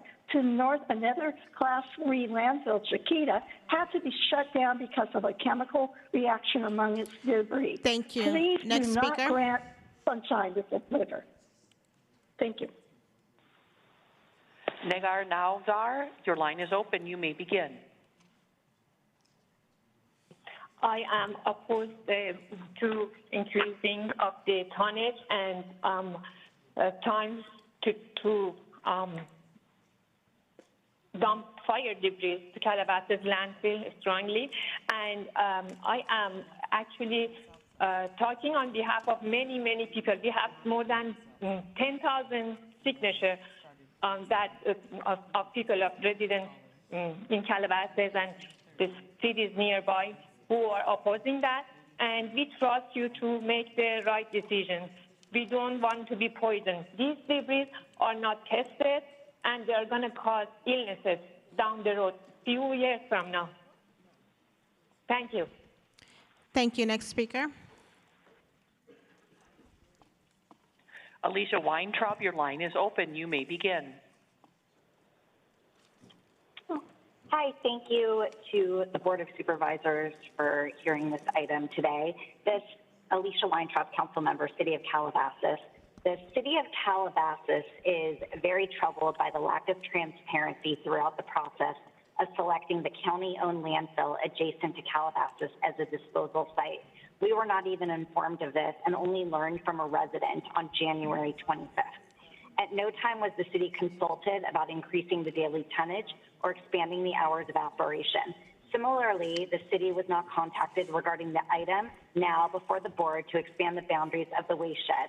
Likewise, we are concerned that Calabasas residents and our friends in neighboring communities have not had a voice in these decisions.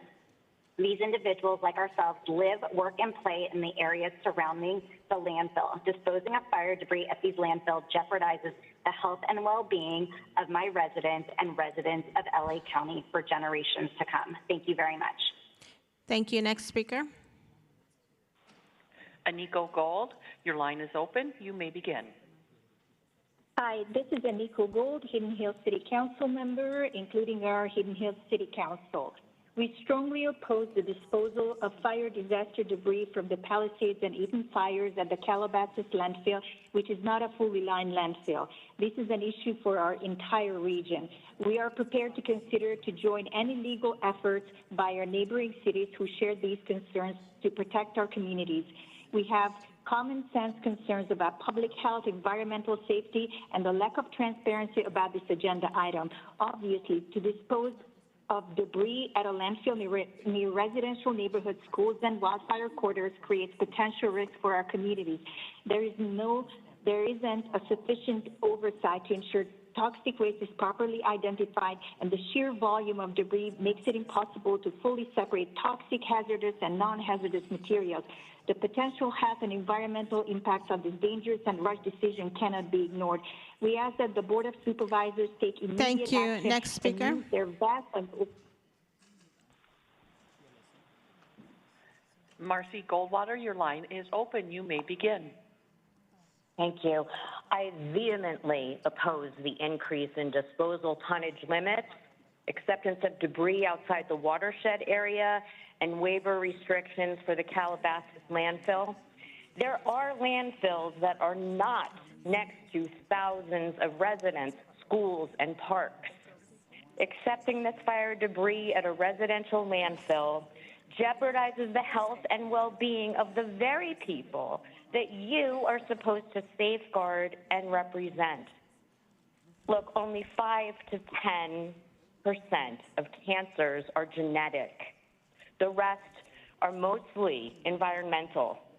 Fire debris at the Calabasas landfill increases the risk of cancer, autoimmune disorders, and a host of other ailments that you have the ability to prevent. This is not a not in my backyard comment, but not in anyone's backyard. Thank you. Thank you. Next speaker. Amy, your line is open. You may begin. My comment is in opposition of this waste shed waiver. If you're not doing a diligent job of testing and removing hazardous waste, then you'll never know what is hazardous and what is not. So you're asking communities to take on this dangerous waste rather than spend the extra time to take the waste to landfills away from neighborhoods. The county is being negligent and harmful to our residents' health. We count as public health also. You're trying to do something quickly rather than do something correctly. Lindsay Horvath, you told the LA Times that this is a bureaucratic disaster. Well, this is your chance to do something that will help fix what has been a failure to your communities. Thank you. Thank you. Next speaker. Christy, your line is open. You may begin. Good afternoon, Supervisors. Thank you for your time. I urge you to decline this proposal that's before you. I call from Calabasas, but advocate on behalf of all people in Los Angeles near landfills that are currently designated to receive fire debris. Untested fire debris is moved without fully understanding its impacts. Dumping at the Calabasas landfill is not the right solution when so many under your leadership are justifiably fearful for their long-term safety. Pausing is not a delay, it's a commitment to wisdom over urgency, to strategy over reaction. The consequences won't just affect us today, they will affect the property, health, safety, and environment and population. The cost of moving the ash to the desert will be much less than a multi-generational disaster. I urge you to take our concerns seriously and move towards real and safe solutions. Thank you. Thank you. Next speaker. Julie Simon, your line is open. You may begin. Hello.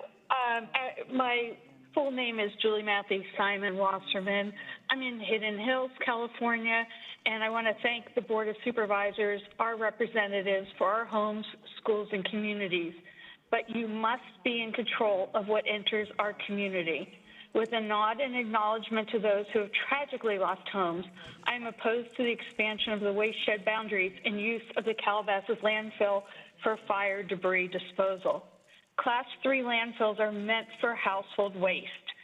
For decades, that landfill has been carefully monitored for what has been submitted by the trucks that enter there daily. No one is providing assurances that the waste from the fire is non-toxic. Chemicals, toxic materials, asbestos, lead, etc., are likely contaminating the air and potential groundwater. This is adjacent to schools, parks, and homes. This is a generational threat to our population and communities. Thank you. Next speaker. And it's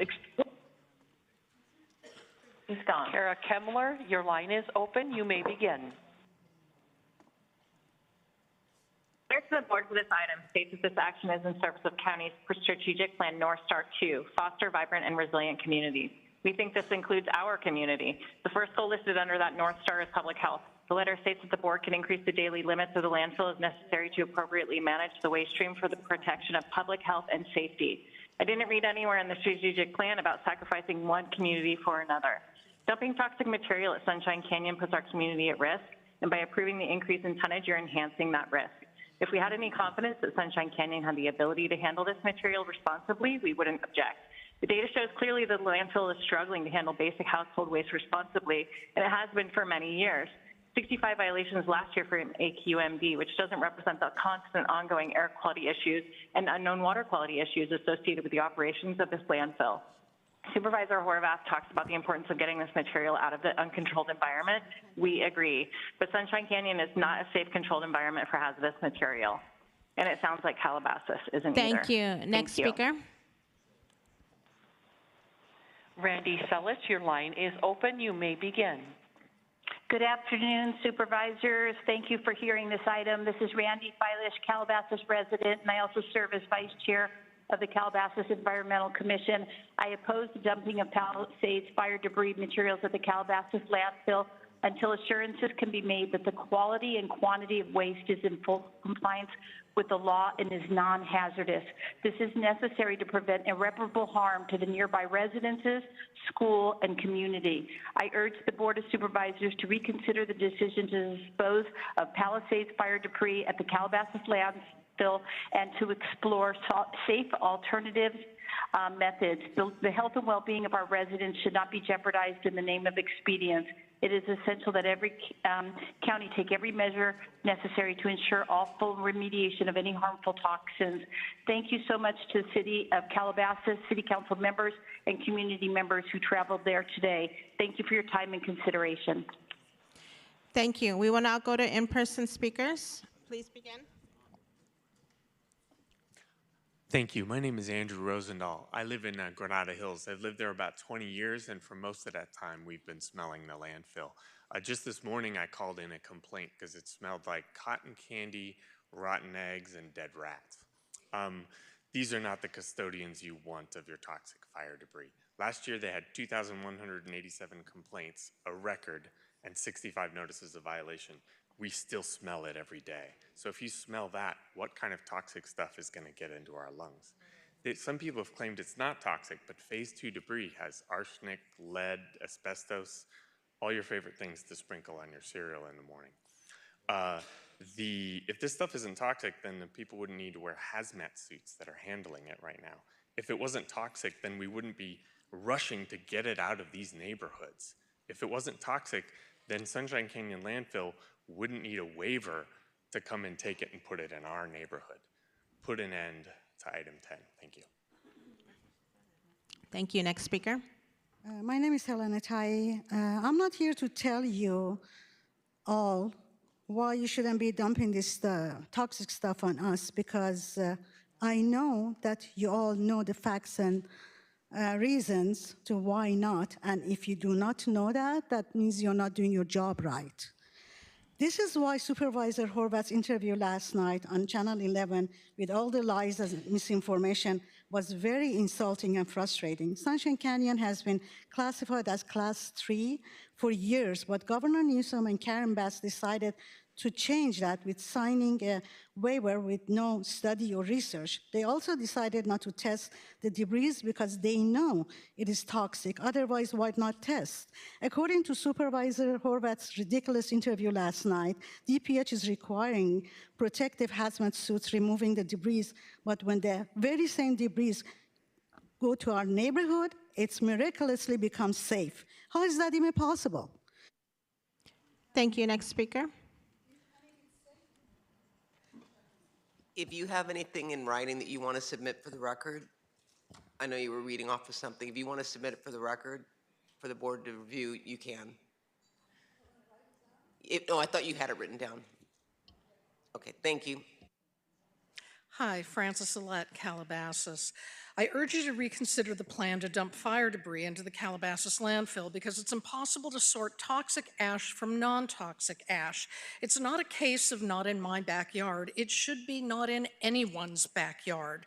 The county allowed the community of Saratoga Hills to be built at virtually the foot of the landfill during a time when the landfill was accepting Class 1 and Class 2 hazardous waste. The landfill liners leaked a few years ago and had to be replaced. Recent tests show high levels of toxicity, indicating that toxins migrate. It may take decades for the plastic holding toxic ash to degrade. You will have been out of office for a long time, but the legacy of your decision will start to leach out eventually and endanger an entire community. I urge you to choose one of the many other landfill options that don't have people living in its shadow. The crux of your vote is whether to risk a community's health. This disaster in the making is completely preventable. Thank you. Next speaker.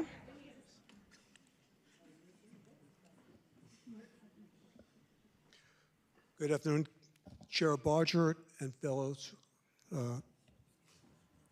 county representatives. My name is Ed Albrecht, and I'm a council member for the city of Calabasas. And the community of Calabasas recognizes the gravity and the destruction from the Palisades and Eaton fires, and our hearts go out to those most affected by this unprecedented disaster. At the same time, we have a serious concerns that the speed of the disposal of fire debris in a land adjacent to neighborhoods, schools, parks, and businesses may lead to a future public health and environmental crisis. We should not move with such haste that we create a second disaster in response to the first. My fellow Calabasas City Council members and I oppose the disposal of any and all fire debris and disaster-related material at the Calabasas landfill. Thank you very much. Thank you. Next speaker. Hi, I'm Jane Fowler. I live in Granada Hills. And I'm with Elisa Moms Alliance, Save Porter Ranch, and I've been poisoned for the past decade from the Aliso gas blowout, which was the worst in U.S. history. And now the dump is being ramped up, and I'm feeling very concerned. And mostly, I don't feel I'll be protected. You know all the talking points. So for me, myself, it's baffling that you would put this stuff, I'm talking about Sunshine Canyon, where you have the Santa Ana winds blowing through there, like raging through there. The water, the reservoir, the aqueduct for LA is right there. And also, we have earthquake fault lines there. And I feel like we're living sort of in a ticking time bomb, and you're going to put toxic waste on. Thank you. Next speaker. Daryl Gale. Last month, tons of particulate matter burned houses, stores, cars, plastic, asbestos, arsenic, lead, pesticides, tires, all have blown and migrated throughout LA County and beyond. It's human nature to want to quickly clean up a mess and go back to normal. And our politicians, especially if it's trauma, and our politicians go out of their way to make it look like they are really doing something make the appearance of progress. But critical to remember, Edison either started or enhanced the fire with a dropped transmission line, and a firefighter caught on tape asks them to shut everything off, and Edison's response is, "We can't." Sue the crap out of Edison, make them clean up this mess, make them buy and clean up all the property and provide housing and restore the area for the people who have suffered. Thank you. Next speaker. My name's Melissa Olin, and I want the victims of the Palisades and Altadena fires to be able to rebuild their homes quickly on non-toxic land, and I oppose dumping any fire debris in the Calabasas landfill. With effective leadership, both of these things should absolutely be possible. It's not one or the other. California is supposed to be an environmental model for the country. Why do residents have to come here and plead with you not to dump toxic waste in our backyard, school playgrounds, and parks? With plastic bag bans, electric vehicle mandates, and $100 million wildlife crossings to protect insensitive species, state and local leaders are constantly telling us how much they care about the environment and how important it is to protect it. Dumping hazardous waste into a residential landfill that's not designed to safely contain it is beyond reckless. The choices you make today about where to dispose of this hazardous waste will have lasting consequences for public health and ecosystems for decades to come. Thank you. Thank you. Next speaker. Good afternoon. I'm James Bazajan, Mayor Pro Tem of the City of Calabasas. The Calabasas City Council strongly opposes any and all fire debris coming to the Calabasas landfill. The landfill serves a broad community, reaching areas of both Los Angeles and Ventura counties. We oppose accepting debris from outside the waste shed. Separation of hazardous and non-hazardous, toxic and non-toxic waste seems a near impossible task at this point. As such, we have little reason to believe hazardous and non-hazardous materials can be separated. The City of Calabasas will continue to strongly advocate for our community to ensure that our concerns are fully addressed. We implore elected and administrative officials at the county, state, and federal levels to explore disposal locations that are certified to accept hazardous and toxic materials. Thank you. Thank you. Next speaker. Esteemed Chair and Honorable Supervisors, Kendon Meek, City Manager, City of Calabasas. The decision to expand the waste shed and dispose of fire debris at the Calabasas landfill will have a disproportionate impact on children and youth in our community. The landfill is situated near 3 city parks. Brandon's Village at Gates Canyon Park includes a recently completed playground for children with special needs. Families from all over the region travel to Brandon's Village for the all-inclusive amenities of this park. These children with special needs are a vulnerable population. Additionally, with the increased tonnage and the expanded waste shed disposal, hauling routes will put school-age children at risk. Several public and private schools are within 1 mile of the landfill. A.E. Wright Middle School is situated on a proposed hauling route. The increased number of trucks poses a significant danger to children during drop-off and pickup times. Furthermore, the diesel emissions from these trucks creates a serious health risk to children and others along that corridor. Taking fire debris to the Calabasas landfill jeopardizes the health and well-being of children. Thank you. Next speaker. My name's Natasha Downing. I live in Calabasas. The role of an elected official is to protect and serve their constituents. That is not what's happening here. The Calabasas landfill is a residential landfill that is not equipped to handle toxic waste. It is 100 yards away from a playground and within a 1-mile radius from 6 schools and thousands of homes. The LA Times has made it clear that corners are being cut when it comes to testing this debris. What is more, Colonel Saucer confirmed that he cannot guarantee that any of this ash that is coming is not toxic. We all know the health implications of bringing this kind of toxicity into a residential neighborhood. We saw what happened in 9/11. I lived there. We were cautioned not to go outside for weeks after these fires, yet we are expected to buy this government lie that this ash is safe to bring into our communities. There is a simple solution to this. I beseech you to stop cutting corners and send this debris to a Class 1 landfill where it cannot hurt people. It is your civic duty. Protect Calabasas, protect Granada Hills. Thank you. We will now go back to remote speakers. Moderator, may we have the next speaker, please?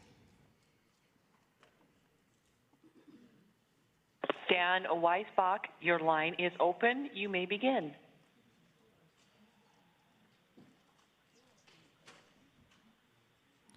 Dan, please go ahead. Moderator, can we take the next speaker, please? Can you hear me? Carlene Gass, your line is open. You may begin. Hi, can you hear me? Yes, we can. Can you hear me? Hello? Yes. I would like to tell you, Calabasas was the first city to ban smoking. And I think you need to look at history at Santa Susana Field Lab and 9/11 and realize if you make a decision, if you make any decision to make our landfill or any other landfill that is for residents, not for toxic debris, not for Tesla battery cars, and people ending up with cancer and leukemia years later, I urge you to oppose this. Please, because you are harming human life. You are harming our community. It can go elsewhere. It needs to be thought out, but it needs to be away from human life. And please, I urge you to oppose this. Thank you so much. Thank you. Next speaker. Cynthia Peterson, your line is open. You may begin. One moment, please. Go ahead, Ms. Peterson. Hi there, can you hear me?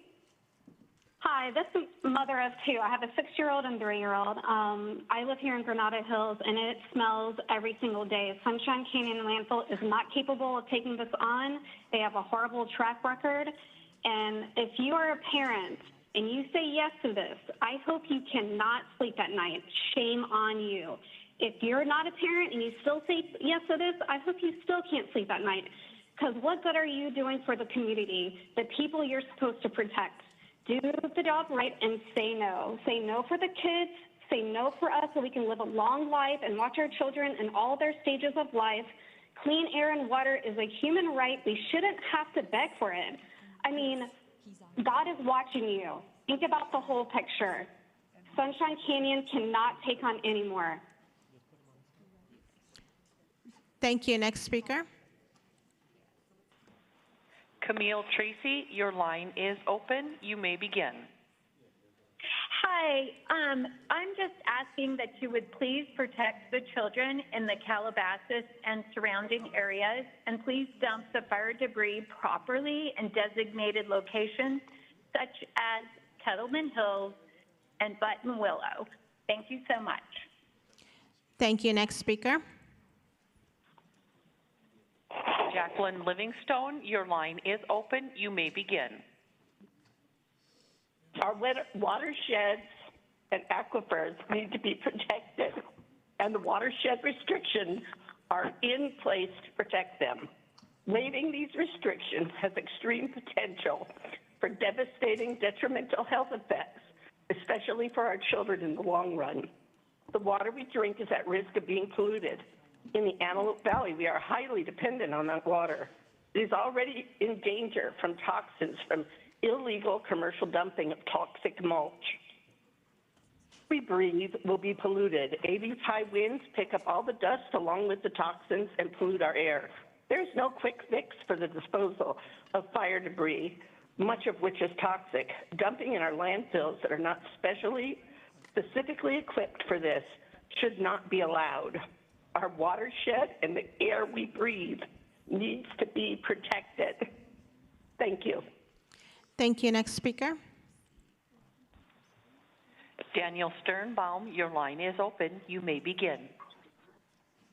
Hello, I've been a resident and homeowner in Granada Hills for 6 years, and I'm also on the board of the Granada Hills North Neighborhood Council. My wife and I have 2 young children, a 4-year-old daughter and a 1-year-old son.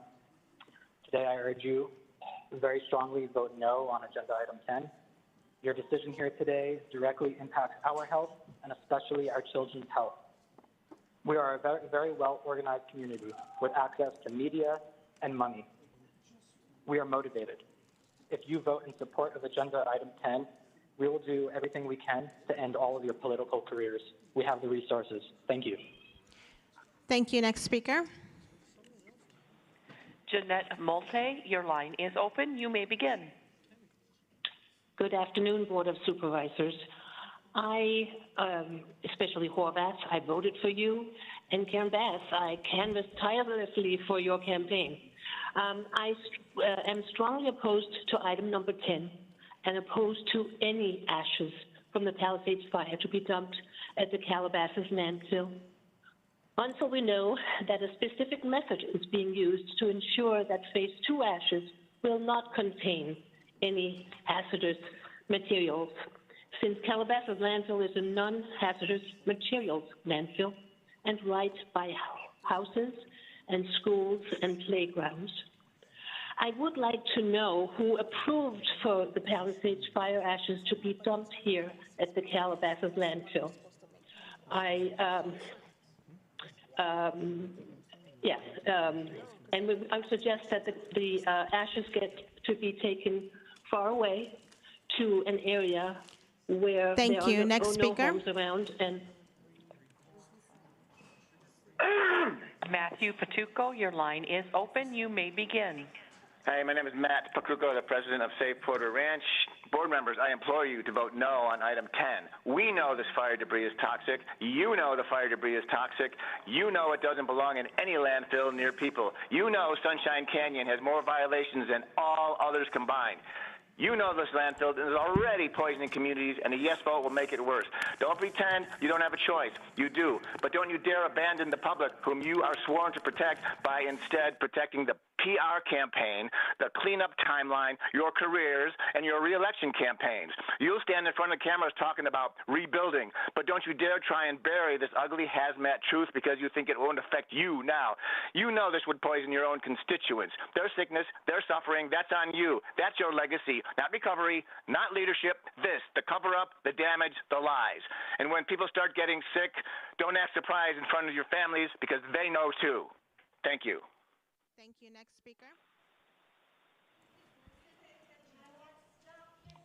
Can you guys please, if you dissent or you support, can you raise your hands or go like that? Okay, we just don't want to have any comment in the audience to distract. Thank you.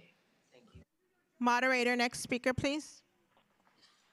Miriam Gavami, your line is open. You may begin.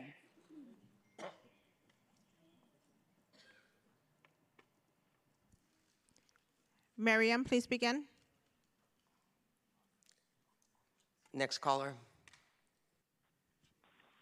Aaron Knorr, your line is open. You may begin.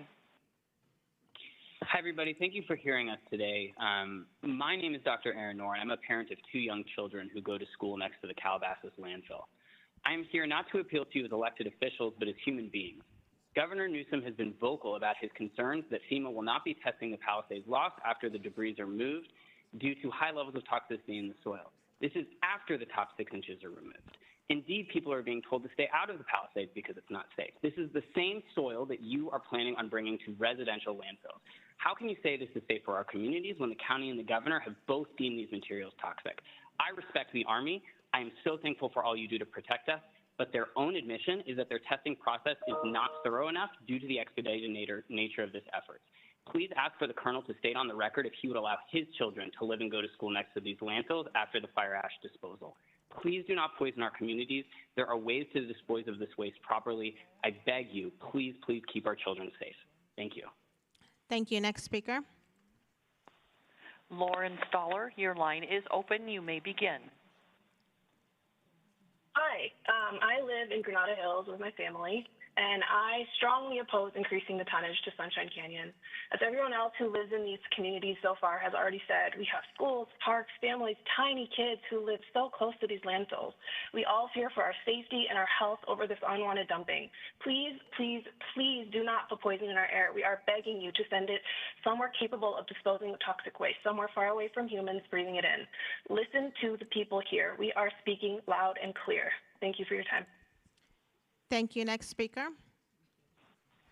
Fargo Rial, your line is open. You may begin. Hi, everyone. I hope everyone can hear me. I also voted for many in this room as I truly believed wholeheartedly you were all here to protect our health and well-being of this community. I highly oppose the increased disposal tonnage at Calabasas landfill as it is a residential community with children, schools, and parks. This measure would absolutely cause significant negative health impacts to the residents of Calabasas. 300 plus trucks per day carrying toxic waste to a residential is absolutely reckless. It is truly an ecological disaster. There are many other landfills away from residential communities that are able to handle toxic waste. Calabasas landfill is absolutely not one of those, and we do not want a Calabasas victim fund in 10 to 15 years from now. Thank you so much. Thank you. We will now go back to in-person speakers. Please begin. Hello, my name is Armida Ariano. I'm here today to raise serious concerns about the decision to approve not only the Calabasas landfill, but any residentially based landfill for the collection of hazardous fire debris. This is a matter of public health, safety, and environmental responsibility. As you know, the subject fire debris inevitably contains toxic materials that, when airborne or leached into the soil, can lead to a wide range of serious long-term health problems, as well as irreversible environmental damage. This underscores the dire need for proper disposal methods and safeguards to protect both the community and the environment.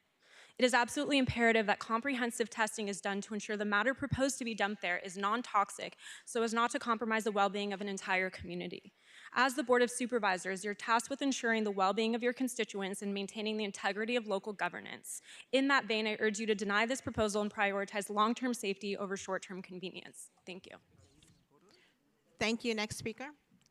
Hi, my name is Kyoko Hibino, 18 years Porto Ranch resident, opposing another public health crisis. You sit here fully aware these fire debris in soils are toxic, carcinogen, asbestos, heavy metals, dioxin, benzene. Yet instead of demanding safe disposal, you are dumping it in a landfill across LA County, including Sunshine Canyon, the worst of them all. You know it has more violation than every other landfill combined. You know toxic debris cannot be dumped there, yet you're dumping. By staying silent, you're ignoring science, human suffering, and creating a disaster that will last for generations, these toxins won't stay contained. They will blow into homes, schools, our waters, and the lungs of children who had no say in your reckless decision. This isn't a leadership. This environmental negligence. Oppose this. Thank you. Next speaker. Peter Montgomery. I live in the 3rd District in Granada Hills. I'm a retired CPA and forensic accountant that helped incarcerate crooked, criminal corporate executives. Republic Services is responsible for the disastrous dump at Sunshine Canyon. Republic has ample resources to route toxic waste far away from people. Record share price today, $233 a share. $2 billion in net income last year after tax. $699 million paid in dividends, a $3 billion share repurchase, 1.44 million stock sale by Greg Brummer, their corporate executive. They have lawsuits all over the U.S., thousands of complaints over hazardous conditions. Republic is getting rich from poisoning people and places we live. It is a horrible neighbor to hundreds of people close to Sunshine Canyon. Do not permit Republic to poison people anymore.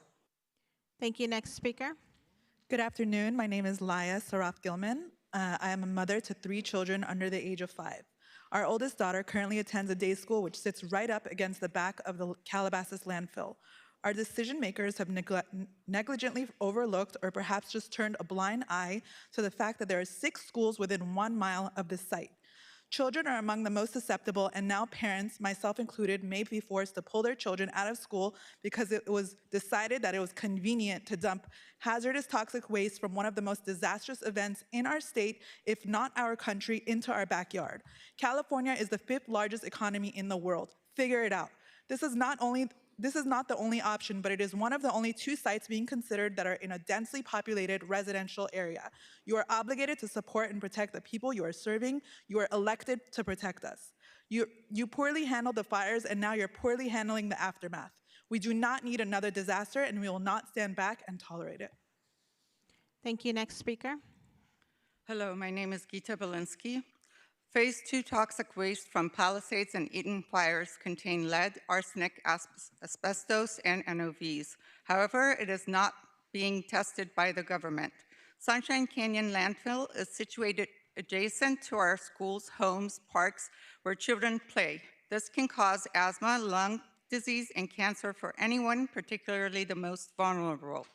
Sunshine Canyon is claiming to water down the fire debris and use plastic liners. In an area with tornado-level winds and flood warnings, it is inevitable that the toxic particles from the landfill will be carried into our community and into the open-air aqueduct Cascades and Van Norman Reservoir, which supply water to 1/3 of Los Angeles. These sources of water are located only about half a mile from Sunshine Canyon Dump. Sunshine Canyon has had a very long history of failure with complaints and violations that have only increased in just the last few days. The lack of transparency. Thank you. Next speaker. Hello. Thank you so much for hearing the public so promptly today. My name is Kelly Martino. I live directly below the Calabasas landfill with my 2 children, one of which was diagnosed with asthma shortly after the Woolsey fire. The Board of Supervisors' responsibility is to protect the health and safety of residents in LA County, and you are failing at your job. It doesn't take a scientist to figure out that this ash has toxins, and they do not belong in the middle of another community. Our community, the landfill, is less than 1 mile from thousands of homes, multiple schools, and many parks. You, the Board of Supervisors, should be speaking out, calling whoever is in charge, and expressing outrage over the dumping of toxic waste in your neighborhoods. Join us in our protests. Call the governor, call your senators, Washington, D.C. Demand they take this hazardous waste outside of LA County, where you are responsible for the health and safety of almost 10 million people. Thank you. Next speaker. Go ahead. Hi, I am a medical ethicist. When we evaluate risk situations, we look at the context. If it is an emergency like running into a building to save a child, acting fast is justified. But rebuilding homes, while important, it is not an emergency. So it does not justify the health risks of acting fast when other options could be considered. We need to be more cautious. So here is the rule. In a non-emergency situation, like fire cleanup, like fire cleanup, increased risk actually mandates increased caution. I realize you want to clean up Palisades fast by dumping locally, but doing something fast when there is significant risk is not ethical or smart. Republic Sunshine Canyon has proven itself as dangerous. They cannot be trusted. Thank you. Next speaker. I'm Peter Kraut, the mayor of the city of Calabasas. Please vote no on expanding the waste shed and stop sending fire debris to the Calabasas landfill. The Open File Report 2008-1345 by the U.S. Geological Survey specifically identifies that fire-impacted soil and ash contains large quantities of hexavalent chromium, a known carcinogen. Regarding this toxin, the same report and many later studies all indicate a, quote, concern due to the high possibility of inhalation of the small ash and soil particulates, end quote. After receiving Phase 2 debris from the Woolsey Fire, the most recent Calabasas Landfill Annual 2024 Water Quality Monitoring and Corrective Action Program Progress Report dated January 31, 2025, states that hexavalent chromium exceeded its containment level in the reporting period in 3 separate tests. As such, we must question the integrity of the liner, protecting our groundwater, and ask if residents should have to once again breathe these toxins while the ash from the Palisades. Thank you. Next speaker. My name is Janka Bernard. I also live in Calabasas and I'm the mother of 3 children. Fire debris waste contains hazardous waste regulated by the state, and many states have warnings that ash and partially burned debris may contain asbestos, mercury, lead, cadmium, chromium, and a variety of other dangerous chemicals. These materials cannot easily be removed from charred debris, suggesting the ability to truly isolate and remove hazardous waste from non-hazardous waste is nearly impossible. We must assume there's a high probability that material contains contaminants that will impact the health of our residents and the surrounding environment. As a result, I strongly oppose any and all fire debris from entering the Calabasas landfill. Thank you. Thank you. Next speaker. Hi, I'm here because there's a scenario that's being overlooked, which then rushes this scenario, which is that there are displaced residents who need long-term housing solutions in the meanwhile before their homes are built, who are being completely ignored, overlooked, and even displaced further. And I just came here from the Bonaventure Hotel where a satellite red shelter is being held in relation to the Eaton fire. There are additional residents at Pamela Park. They were told today verbally by Red Cross staff, and I've confirmed this with staff and residents, that the shelter is closing tomorrow. They don't have options. Does this relate to item? This is happening again. Listening on the this is landfill. related. Don't interrupt me. Please this stick is with the related. landfill. I've been calling your office nonstop since this first was announced, right, and you've been ignoring us. You haven't called me back, not once. Ma'am, you're now disrupting the meeting. We need to move forward You to the can next speak on speaker. public comment.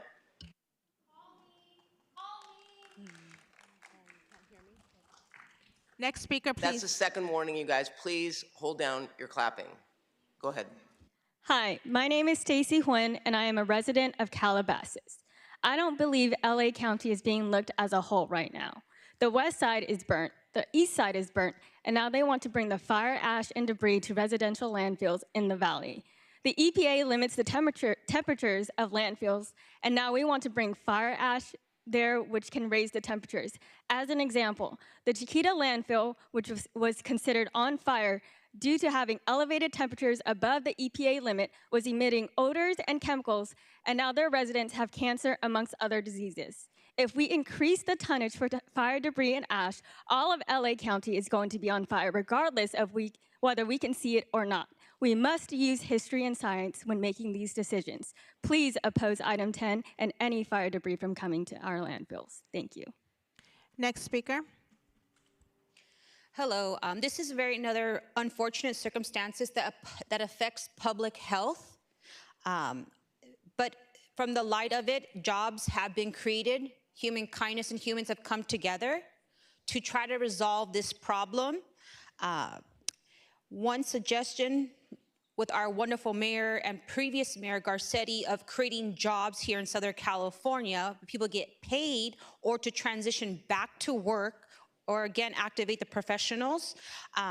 It looks like there's immediate action needs to be taken to repair and clean these facilities. And this is a wonderful time for our public health department to make sure the humans who are transitioning possibly to get back to work, to make sure that their hygiene is up to take, if they want to receive their benefits. One thing, just like everybody else here that comes to work, we have to make sure we're presentable. We are hopefully drug-free, our mental health, our home is okay. We are not doing anything illegal and being grateful for every day. Thank you. We will now go back to remote speakers. Moderator, may we have the next speaker, please? Azita Isk, your line is open. You may begin. Thank you. I strongly oppose these proposed waivers. What we have learned from every prior fire or disaster like this is that the fire debris is toxic and is carcinogenic. And not just the top 6 inches, it's far more than that. This toxic fire debris should not be disposed of at local landfills that are near schools and parks and homes. It should be tested, and then it should be properly disposed of in landfills that are located far away from communities and ones that are specifically equipped to handle toxic materials. I understand that everyone wants to expedite the rebuilding process, but waiving existing protections and limitations is not the solution. If you all truly believe that the fire debris is non-toxic, then I urge you, each of you on the board, to accept a few truckloads of fire debris in your own homes and store it in your own backyards, because that is essentially what you are asking us to do. Thank you. Next speaker. Colleen Helly, your line is open. You may begin. Previous assessments found that wildfire ash had levels of toxic chemicals considered hazardous by California standards, but yet wildfire debris will be taken to the Calabasas landfill if this waiver is approved. A sign at the entrance of this landfill reads, "No hazardous waste." It is illegal to bring a can of spray paint or any batteries to the landfill, yet if this waiver is approved, toxic chemicals will be dumped here that are way worse than those items. We ask that all levels of government not allow this temporary waiver and that they conduct studies on the environmental impact of dumping toxic debris at this landfill. Put together a plan that guarantees no toxic chemicals come to a residential community. Do not allow something that can hurt the health of many of your constituents, as well as animals that would cross over on the Annenberg Wildlife Bridge, a project that is costing $92 million to construct. Please find a better option. There are better options. Don't risk our health just for the sake of expediting this dumping of the toxic materials, even though there are pressures on you. Keep our already crowded roads from becoming worse and potentially blocking our escape routes in the case of another fire. Seals are currently ill on the beaches of Santa Monica from this toxic waste. Please don't let this be our fate. Thank you. Dallas Lawrence, your line is open. You may begin. Next speaker, please. Hello, can you hear me? Hello, I'm here. Yes, go ahead. Hello. Hi, I'm speaking on behalf of the Los Burgess Unified School District Board of Education, representing 10,000 students in Hidden Hills, Westlake Village, Calabasas, and Agoura. I'm the president of the board. Our board voted unanimously to oppose the reckless plan to dump hundreds of thousands of tons of debris, potentially containing life-threatening toxins into our community. Even the Army Corps of Engineers has admitted they cannot guarantee that toxic waste won't enter the landfill, endangering our students, putting thousands of students to risk. This is not a not-in-my-backyard issue. This is a not in anyone's backyard. The law is clear. Toxic waste does not belong in residential landfills. You can't even dump a battery or a single can of paint in our community without it violating the law. Yet will allow us to have hundreds of thousands of tons of debris dumped in our community that could potentially impact our community. So to our county, state, and federal officials, we have one please ask. Please stop pointing fingers and lead. This is illegal. It is against the law to dump toxic waste in a residential landfill. Councilperson McCorkindale, your line is open. You may begin. Hi, this is Laura McCorkindale, council member from the city of Hidden Hills, and I'm also the Los Angeles County Board representative for Cal Cities for the 5 cities in the region. I don't want to repeat what's already been said, but I want to remind all that the City of Hidden Hills and our constituents stand opposed to the lack of common sense and truly expect the Board of Supervisors to use their vast and far-reaching powers to halt this dumping plan that defies all sound judgment. In the City of Hidden Hills, we are solution-oriented. We pay some of the highest taxes in the nation and spend exorbitant amounts of money on innovations, often leaving the country in what is new, what is right. Today, there are advanced methods for safe disposal of toxic materials, and we ask the Board of Supervisors to make it a priority to make these technologies a reality. Geomelting, which uses extreme heat to melt hazardous waste, turning it into glass-like materials that safely trap toxins. Thank you. And Next plasma speaker. arc gasification, which uses high... Sabina Brawl, your line is open. You may begin. Toxic debris should never be brought to a residential landfill because it poses severe health risks. I want to ask all of you to think about the consequences and how you would feel to live and breathe the toxic debris every single day. Imagine your children, your neighbors, and yourself suffering from preventable illnesses like cancer, illnesses that could have been avoided with responsible waste management. Would you accept toxic waste being dumped near your home, knowing the risks? Beyond the immediate health concerns, consider the 300 trucks hauling toxic waste, polluting the roads, and leaking hazardous materials into the environment. The consequences go beyond one landfill. They affect the entire region's air quality, traffic safety, and public health. There are safer alternatives. This situation does not need to happen. Why choose a path that endangers lives when better solutions exist? Thank you. Thank you. Next speaker. Charlotte Conti, your line is open. You may begin. Hi, good afternoon, Supervisors. My name is Charlotte Conti, and I live in Saratoga Hills, directly below the Calabasas landfill. I'm the mother of a 9-month-old and a 3-year-old, and I strongly oppose waiving waste restrictions to dump fire debris in our community without comprehensive independent testing. We're being told this debris is safe, but where's the proof? Post-fire waste is toxic. They've confirmed it's toxic. My children play here. We breathe the air here. Even Supervisor Horvath's office is nearby. This decision affects all of us. My husband's hometown is the Palisades. He's lost everything. We are already living through one tragedy. This decision only creates another. Why should my young children, my family, and my neighbors be put at further risk? If other landfills are unavailable, what is a failure of planning, not an excuse to endanger our community? I urge you to reject this waiver until thorough testing is done and safer alternatives are considered. Our health is not negotiable. Thank you. Thank you. Next speaker. Shirley Frank, your line is open. You may begin. Hi, I live in Deer Springs, in the Deer Springs community. This is a community that is a mere mile from the landfill. This landfill is within less than a mile of parks, communities, schools. I have 2 little children myself. For this very reason, because of its close proximity to the population, this landfill is not equipped to take hazardous materials. You've heard from city representatives here today, including the mayor of Calabasas.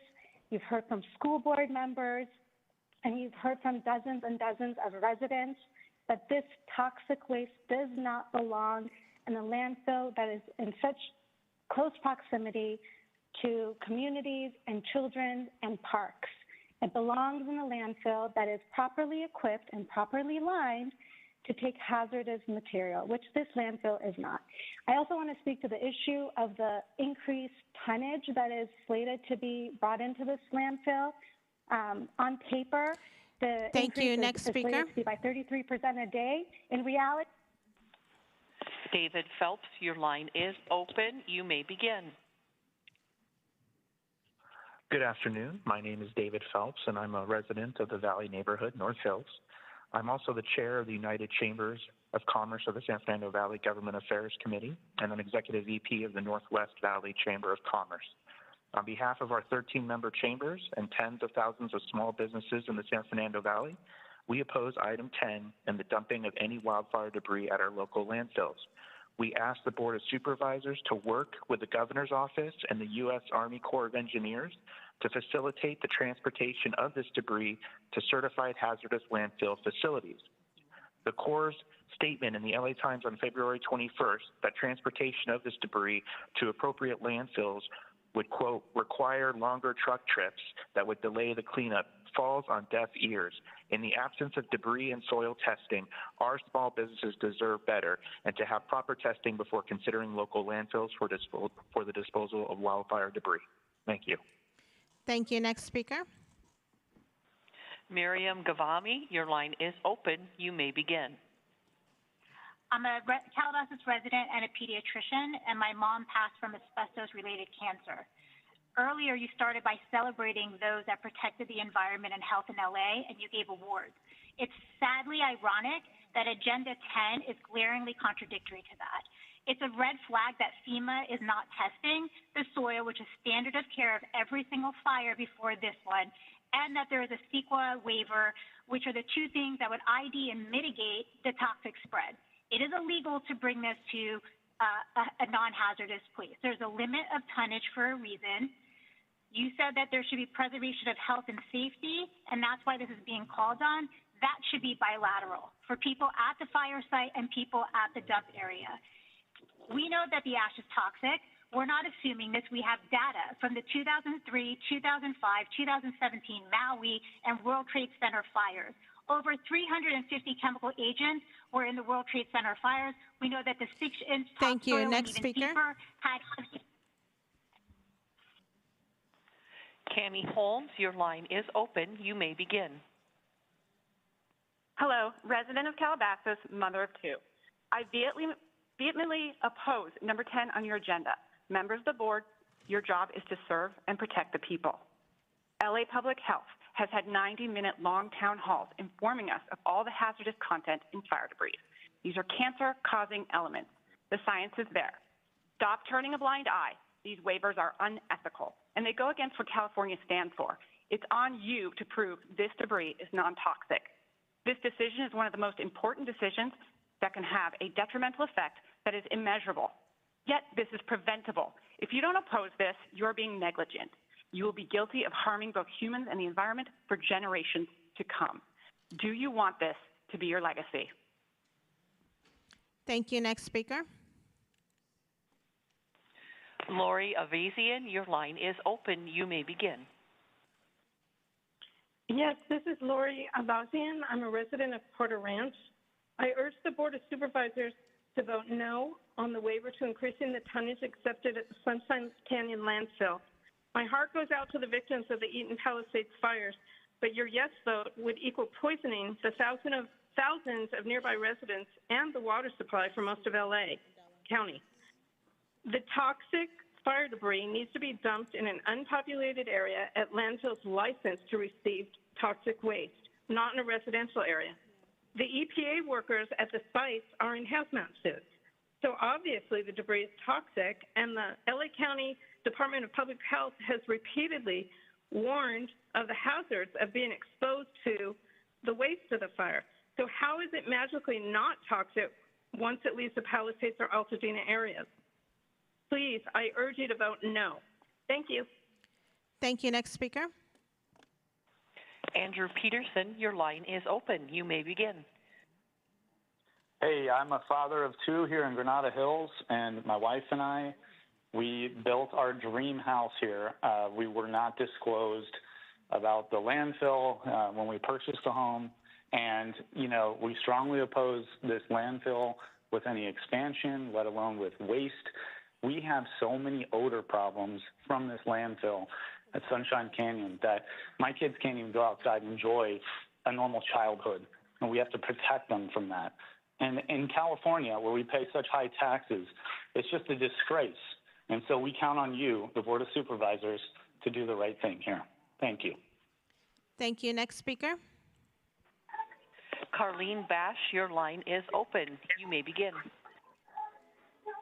Hi, this is Carlene Bash. I'm a resident of Hidden Hills. I would just like to say to everybody that we really don't need, everything has been said, and I just want to point out to everyone that there was a law passed not long ago not to have smoking in Calabasas. I'm not sure if you're aware of that, and we cannot repeat the catastrophe that happened at Santa Susana Field Lab with all the children getting cancer years later and it being a cancer pocket. Please, I urge you to vote no and oppose this idea of having any landfill that is near human life not happen. There's other ways to dispose of it, as others have suggested before. Thank you so much. Thank you for listening. Thank you. Next speaker. Dan Weisbach, your line is open. You may begin. Hi, good afternoon, County Board of Supervisors. We've covered a lot already, so I'd just like to take a different angle and speak about on behalf of the residents of Saratoga Hills, the community that I proudly live in. We are scared. Our property is threatened, our families are threatened, our health is threatened, and we're at your mercy. So I just implore you all to do the right thing. We know what the stakes are, and you can't unring this bell. This will cause irreparable harm to our neighborhood, and we hope that you guys do the right thing and help support our community and do right by your constituents. Thank you for your time. Thank you. Next speaker. Madam Chair, there are no other remote speakers in the queue to address the board. Do any of my colleagues There are no have more any speakers. I'm sorry? There are no more in-person speakers. to Oh, address. okay. Do any of my colleagues have any Supervisor Horvath? Thank you, Madam Chair. I want to start by acknowledging everything that we heard today, everything that has been submitted to us in writing, all of the videos and social media comments. I really have been listening. I appreciate that you have taken the time to share your concerns, to ask the questions, and engage in this process. I called it a bureaucratic disaster because I feel like the design of this system is designed for there not to be a person that can be held accountable. And that is why I called it, because you are asking very important questions, all of which deserve answers. And today, what is before us, I am concerned that no matter which way we vote, people are going to be upset because most of the speakers today indicated that they don't want any debris to go to the landfills. But that's not what is before us today. That's not even within the purview of this Board of Supervisors. And that's a frustrating answer to hear for people who are seeking accountability and answers. So I want to acknowledge that because this is complicated, it is complex, and it requires a lot of thought in order to take appropriate action. I want to address the concerns that were raised consistently around fear of toxic debris being in people's neighborhoods. When we hear that the debris is loose and uncontrolled in neighborhoods, it is considered hazardous. But somehow, as some of the speakers have characterized, when it is packaged up, it is no longer hazardous to a community. Can you explain why that best practice is in place and how it guarantees safety for a community? I'll start with the Army Corps or FEMA. Good afternoon, Chairwoman, or Councilwoman. Supervisor, sorry, I gotta remember where I'm at. Let me take that question. So the EPA is in charge of phase 1 of this cleanup based on the state's request for direct federal assistance as assigned to remove this fire ash and debris. So EPA does the household hazardous material cleanup in phase 1. That has ended. We are in phase 2 of this, which is the Corps of Engineers portion, which is the fire ash and debris. Phase 1's ended entirely. I think it's finishing this week, right? Or it's finishing. It's finishing this week. There were properties that were deferred to my agency to complete the household hazardous materials, but by and large, the EPA's mission to do. And I want to acknowledge that's a tremendous lift, so I don't mean to be glib about that. I just want to be very specific because I think we've gotten to frustration by being not completely accurate. So we're finishing phase 1. We still have some properties to go, but phase 2 is what you're leading. Yes, Supervisor. I'm leading phase 2, which is the removal of what most people see as the visible signs of the fire on these parcels. So it's the fire, ash, and debris. and in some cases, the foundations when those owners opt in to have their foundation removed. So my processes are to take that fire ash and debris, safely contain it in the back of a line truck using what we call the wet method. That method keeps all of the fire ash and debris together. It goes into the truck and it is safely transported to a permitted landfill. At that landfill, it is then handed off to the landfill operator. That's the process. It is a time-tested process that we have been doing in the federal government and in the state of California for well over a decade. And the next part of that maybe goes to, oh, I'm sorry, go ahead. I just want to add a couple things to that. In addition to that, there's certain materials in there that are recycled. So concrete's recycled, metals are recycled, green waste like trees are recycled, so they don't enter that stream. He's just talking about the ash and the dirt that's taken from scraping the ash along the fire footprint is what he's talking about going in the burrito method, which is very similar to any household fire that happens in Los Angeles any day. When it's removed and goes into permitted landfills for that household ash debris. So I want to be clear about what we just heard. Phase 1, which is the household hazardous material removal, which is almost complete, is not the material we're talking about going to these landfills. That's correct, and that material is going to specific designated locations that accept that hazardous type of material. And so it's going to be segregated, put into lake streams, and then sent to locations that accept those streams, like batteries or paints or other things will be going to those streams, those specific locations, and that will not go to your general landfills. Okay, so the household hazardous materials, which create the toxicity that people have expressed concern about, are not what is being organized and then delivered to these local landfills. It's phase 2 debris.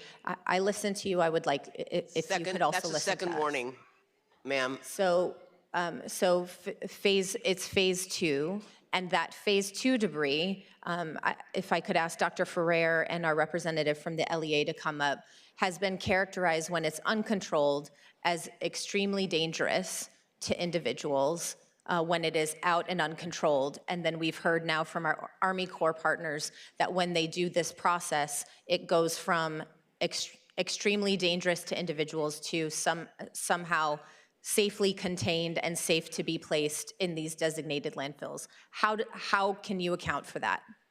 Yeah, thank you so much, Supervisor Horvath. And I too want to share my appreciation for all of the residents that spoke up about the concerns.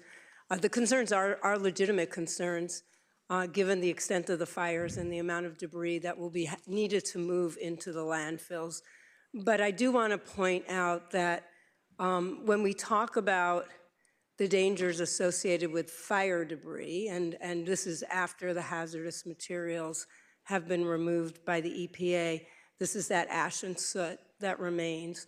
We've been very clear about pointing out that this is dangerous for you to inhale it, for you to ingest it, and for you to touch it, which is why people are wearing all the protective gear and why we've encouraged everybody who's coming in contact as they're cleaning up their properties to also wear that protective gear, because that's when your chances are pretty significant of inhaling, hopefully not ingesting, but it can happen, and certainly coming into contact with ash and soot that could be dangerous to your health. When it's packaged and it's sent in a truck and it's disposed of in a landfill, and remember the landfill has to be a landfill that has a liner and a leachate field. Again, it's a landfill that the state has already, this is determined by the state has already determined can handle fire debris. There's much less chance of people coming in contact with this, ingesting it, inhaling it, or coming, or touching it. It does, we do rely on the proprietors, the managers at the landfills to continue to take the precautions that they're required to take by law. so that, again, for their workers, they're minimizing exposures, but also for the surrounding community. And folks have been right to note that when Sunshine Canyon has been in violation, actions have had to be taken to try to get the company to come into compliance and to make necessary adjustments to reduce the exposures. But I just want to differentiate between what we've talked about when people are returning to. Given the number of challenges, though, just since you mentioned Sunshine Canyon, given the number of challenges and notices of violation that have happened there, how can this community trust that this is not going to make those conditions worse? Yeah, I think it's a good question. I mean, we have noted, we have a limited role here, so I want to say public health's role is pretty limited through the LEA, where we can, in fact, in Sunshine Canyon, we're not the LEA, where we can, in fact, send out inspectors to make sure that, in fact, there's compliance with the operating rules that govern the landfills. But again, I want to note for Sunshine Canyon, we are not the LEA. That is an LEA that's a joint LEA, I believe, between the city and the county. And I think we have a representative from that LEA that could talk to what they can offer. I know that for Calabasas, we have already said, as well as for Antelope Valley, for Lancaster, that we will send out our inspectors, our LEA inspectors, to make sure that there's compliance with the rules. But Okay, we would so have can a the different LEA role representative from Sunshine Canyon speak to that? They're here somewhere. There you are. Let's turn your mic on. If you could turn your mic on. Thank you. Good afternoon, Dave Thompson, Program Manager for the Sunshine Canyon Local Enforcement Agency. In regards to the material coming in, all of the material has to meet the general waste discharge requirements for fire debris, meaning that it's non-hazardous material. Hazardous material is not permitted to go on the site. At Sunshine Canyon, we have inspectors there for all hours of operation. And we are going through the fire debris area where when the material is coming in, they just started taking it yesterday. I went out this morning before the board meeting just to watch the procedures.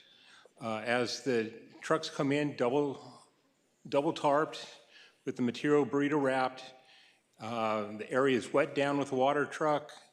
The material is unloaded with the plastic wrap on it, and then that material is then wet down again. It's pushed into the working face area and then wet down again. But there's debris that's going to Sunshine Canyon now, and we've had a lot of notices of violation over the past year alone. Yes, with AQMD violations for odors. They've had 2 violations with the Sunshine Canyon LEA for litter issues. But that's it for violations from our agency. We're relying on others for the type of material coming in. Is like I said, that's under the Water Board's waste discharge requirements. We work closely with AQMD and their air monitoring procedures. So you said that you're already bringing debris there, and we've heard that people don't want that. So who authorized you to take the debris? Who authorized debris to be taken to Sunshine Canyon landfill? I do not know the answer to that one. I would imagine it was through the Army Corps or whoever the contract is that's allowing it to bring the material to the landfill. We have issued an emergency waiver to extend the hours of operation by an hour and allow additional tonnage. Those are the only 2 things from the solid waste facility permit that we have waived. It's my understanding that Cal Recycle is the entity that issues licenses to the landfill for debris to be accepted. Is that accurate? That's correct. Yes. Can you state Yes, it for the Supervisor, record? it's correct. Okay, so it's Cal Recycle is the entity that issues those licenses, but each of these LEAs, the one that exists for Sunshine Canyon, the one that exists for Lancaster, and the one that exists for Calabasas, which are all separate, are the entities that are the enforcement agencies on the ground. So the Cal Recycle sets the policy, but the LEA is the one on a regular basis that's in charge of enforcement. Is that a fair characterization? Supervisor, the LEA is in charge of the operations, making sure the operations are followed for the proper disposal of these materials. So they're following the operating permit and enforcing it for the landfill. The regulatory agencies are all here. So if the LEAs are in charge of operations, what do the operators do? The operators, they're checking the operator. They're making sure the operator is following their rules under their permits. Okay, so the operators follow the direction of the permit. The LEAs follow. Overseeing them, overseeing the operator. LEAs oversee the operator in terms of how all of the policy is enforced. Correct. Okay. And as you can see, this is why I call it a bureaucratic disaster, because even the people who are in charge have difficulty answering these questions. And it's not because we're trying to hide answers. It's because each entity is so narrowly focused on their various responsibility that it makes it incredibly challenging.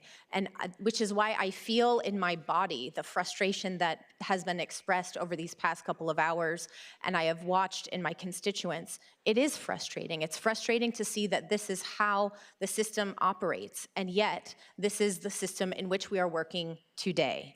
And so I really want to make sure that we're getting answers for how this works, because as we're hearing, this debris is already authorized to go to these landfills based on the licenses that exist at these landfills. Now, we heard that it's not toxic or household hazardous material from phase 1 that's going to these landfills. How can we be sure that the material from phase 2 meets the stipulations that Cal Recycle has when it issues its license, especially if it's not being tested before it's burrito wrapped? Supervisor, we have the operators here. If you'd like to have, say, LA County Sanitation can discuss Calabasas operations if you'd like. That would be helpful.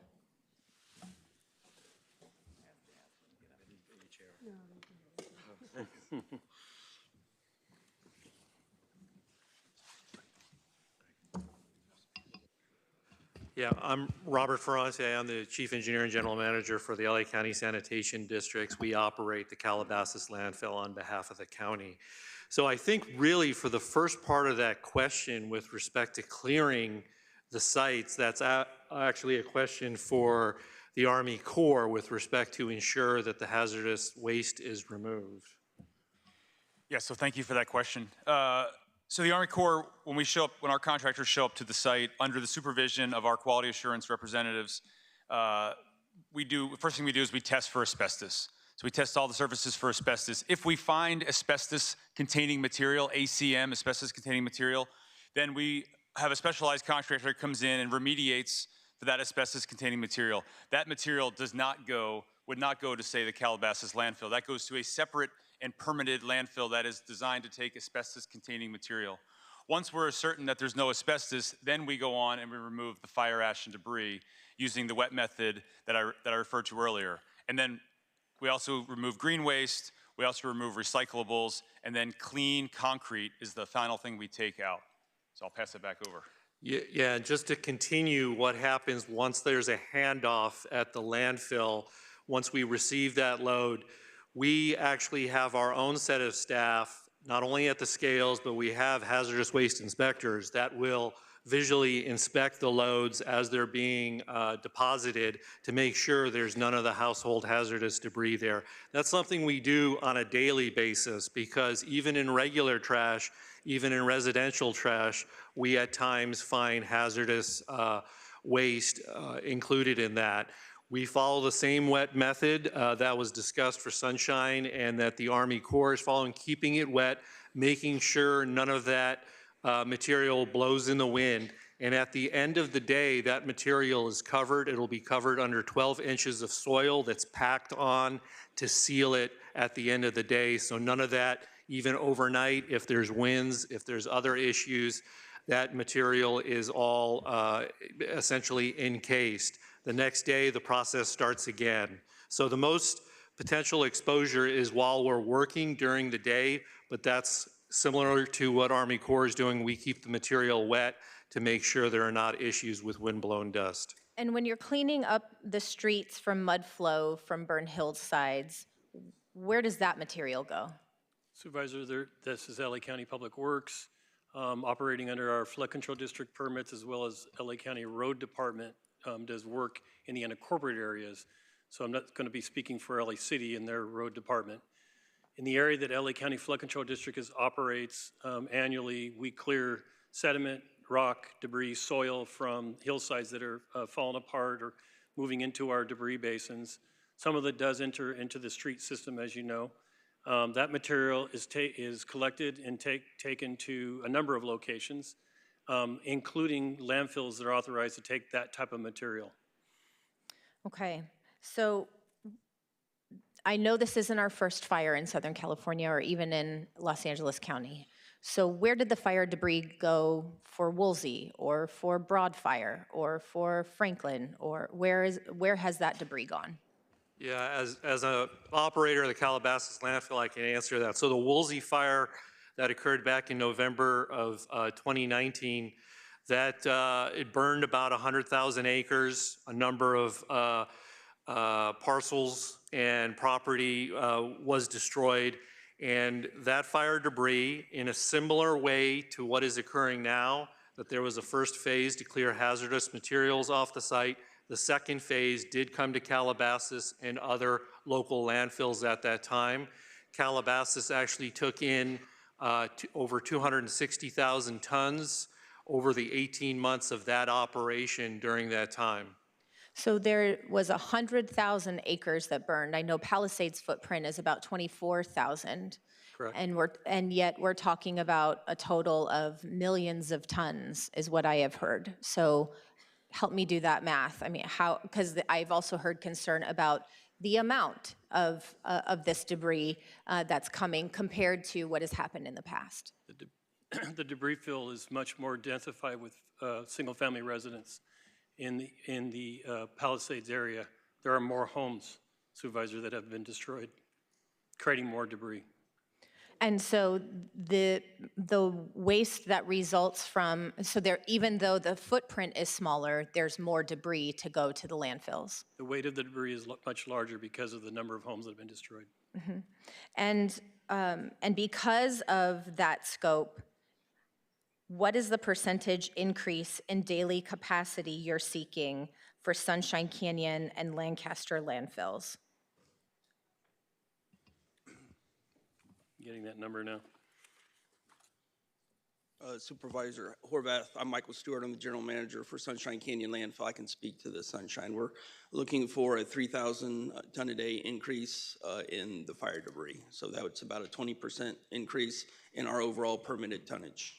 Well, I know the LEA for Calabasas has already authorized an increase. So I want to make sure that we're looking at, because there are 17 landfills in this area, and there have been concerns expressed that one or another landfill might be taking more debris than another. So, and equal isn't necessarily equity. I want to understand exactly what is being requested of this board today.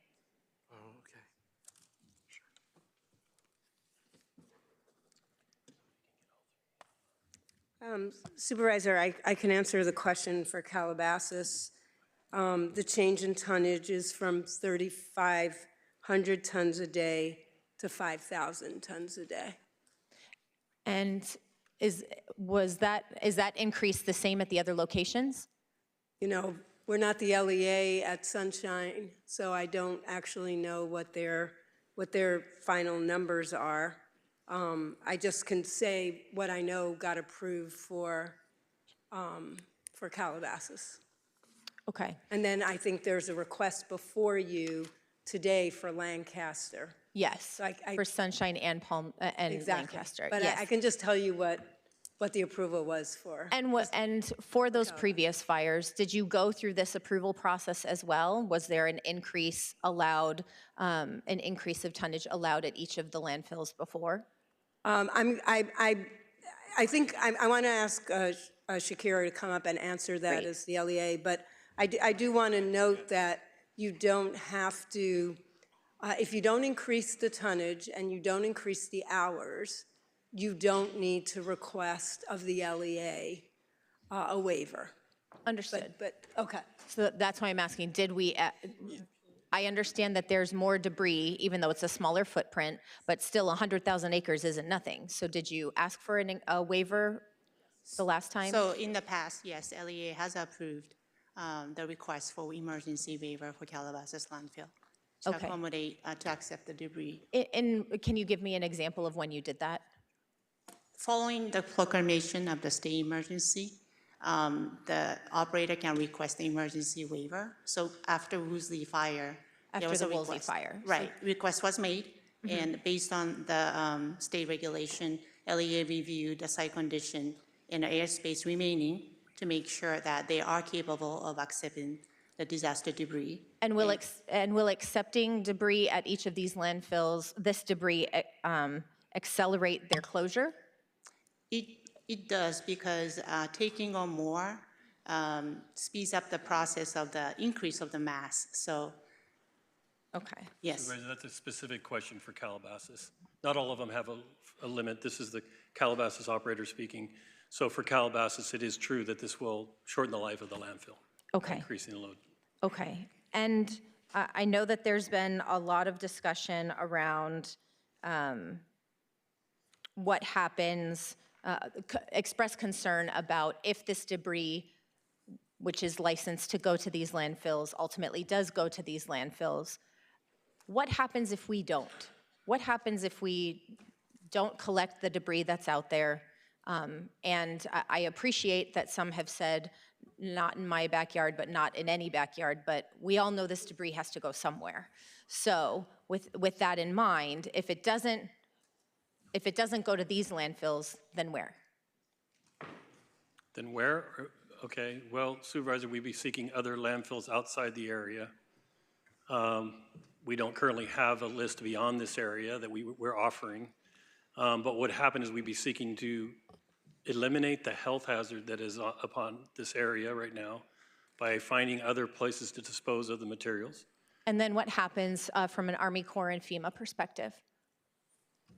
Supervisor, I think the critical thing here is we've got roughly 13,500 partially or completely destroyed structures in both the Eaton fire impacted area and the Palisades fire impacted area.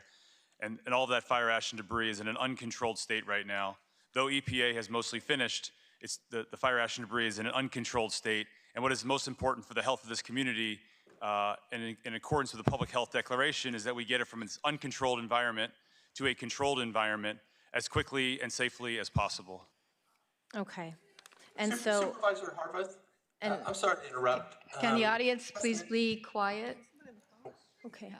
Somebody on the, okay. This is Mr. Minderman from Cal Cal Recycle. It sounds like you wanted to chime in. Okay. So sorry, I didn't have any indication of you raising your hand or anything, but The audience, please go sorry. ahead. I had my hand raised back when we were talking about permitting decisions. But again, I'm Wes Minderman. I'm the chief of the engineering support branch here at Cal Recycle. And I want to answer your question about if not these landfills, which, but I just want to clear up one thing, because I think sometimes our role at Cal Recycle gets a little confused.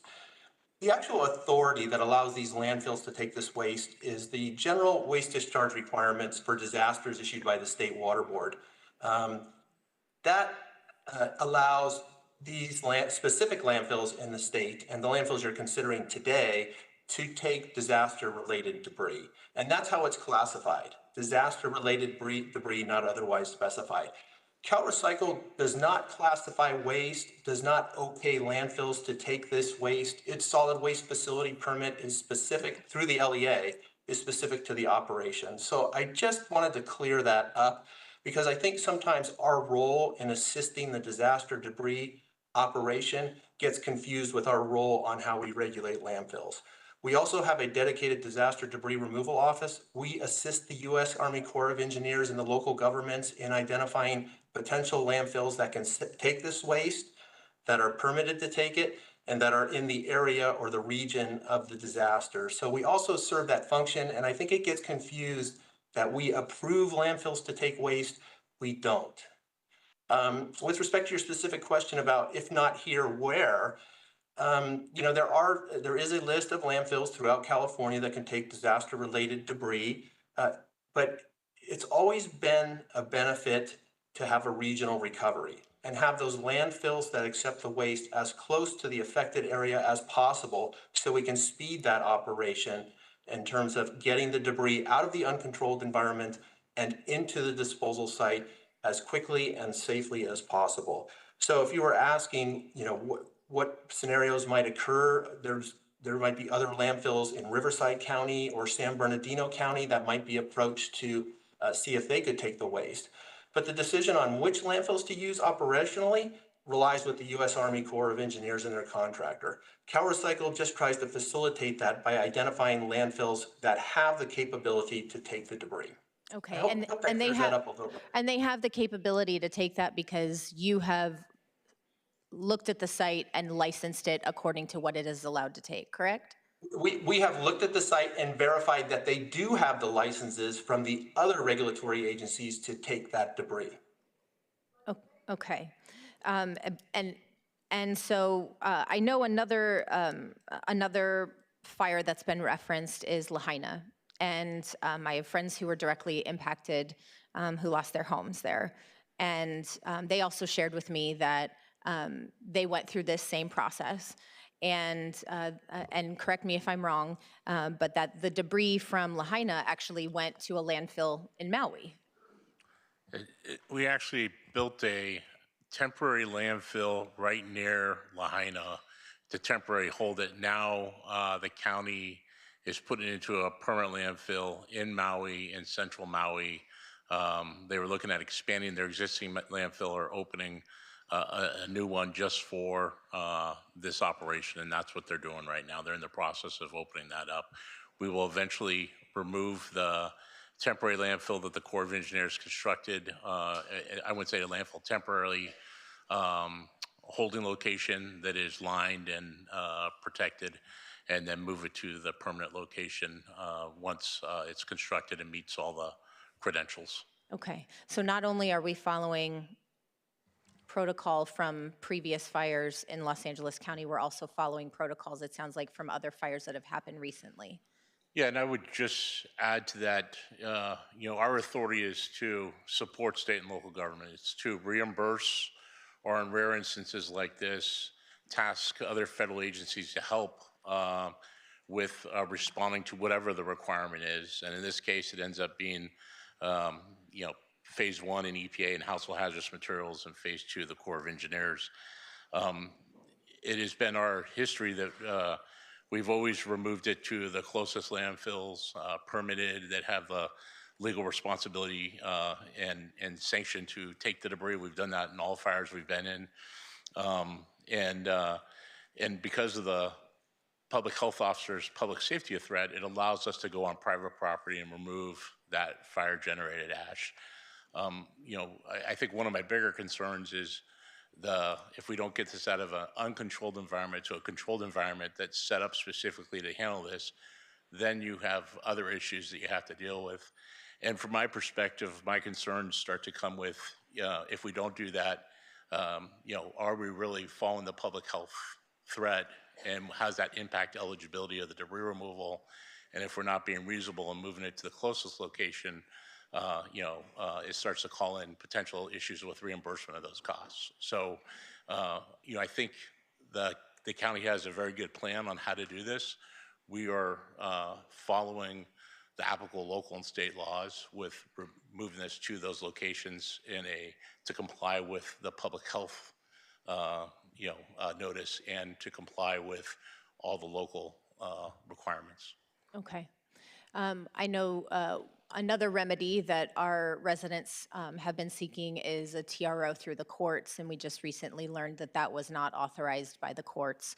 But I think it's important to acknowledge that the courts are involved to review our processes, to review what is before us, to consider whether there are things that we are missing.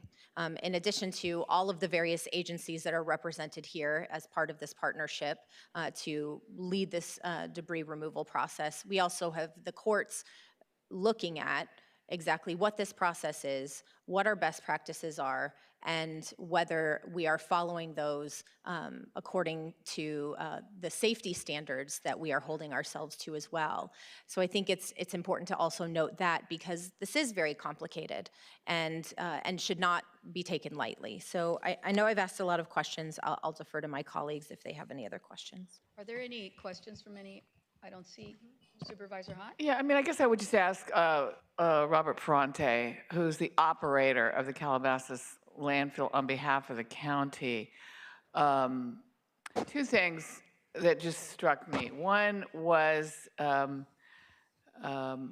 you said visually, sometimes when material comes in, you have staff there that just visually can see whether there's some items that shouldn't be there. But I'm wondering if it's completely ash, how would, I would assume there's not going to be something visual that would indicate it's toxic or hazardous. That's a very good question. Yeah, with respect to, I think as was mentioned with asbestos, there's testing, and you're not going to be able to visually differentiate asbestos from the ash, and that's why there's testing at the site.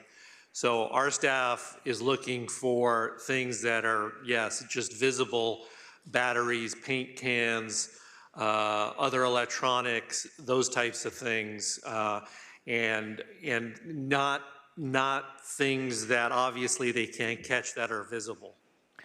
And the other thing was we heard some concerns long-term that this material could leak, get into the groundwater, seep into neighborhoods, talking about schools nearby and homes nearby. How does this landfill protect against that? What's unique about the landfill that you operate? Sure. So landfills that are permitted for fire debris must have a liner, and that you heard about the leachate system that collects the liquids. And other sites that do not have liners cannot accept fire debris at all. But landfills have multiple protections in place. I mean, they have gas systems to collect the gas, to burn it off, to treat it, and they have extensive monitoring as well. There's monitoring wells around the Calabasas landfill that check for water quality. It was mentioned that there is an area of Calabasas, the older section, which was unlined, that does have some groundwater that's under a corrective action plan with the regional board. It has been under that plan since the year 2000, where we're collecting that water, treating it, and reusing it on site so it doesn't get off site. The Woolsey fire debris that came in a lined section of the landfill, which is separate from the unlined section. There's been no evidence of any contamination from that moving off site. And, you know, I think just to expand a little bit, we mentioned that the LEA has oversight of operations. We're also regulated by the South Coast Air Quality Management District with respect to all the gases and odors. We're also regulated by the LA Regional Board with respect to all the water issues, whether it be groundwater or surface water issues as well. And they will, during this time, have additional inspectors out at the site while it's receiving fire debris. Thank you. And I think we have representatives here. Perhaps they could speak to what their process will be to monitor both air and water quality. Is the regional board online? I believe they were. She's right behind you. Okay.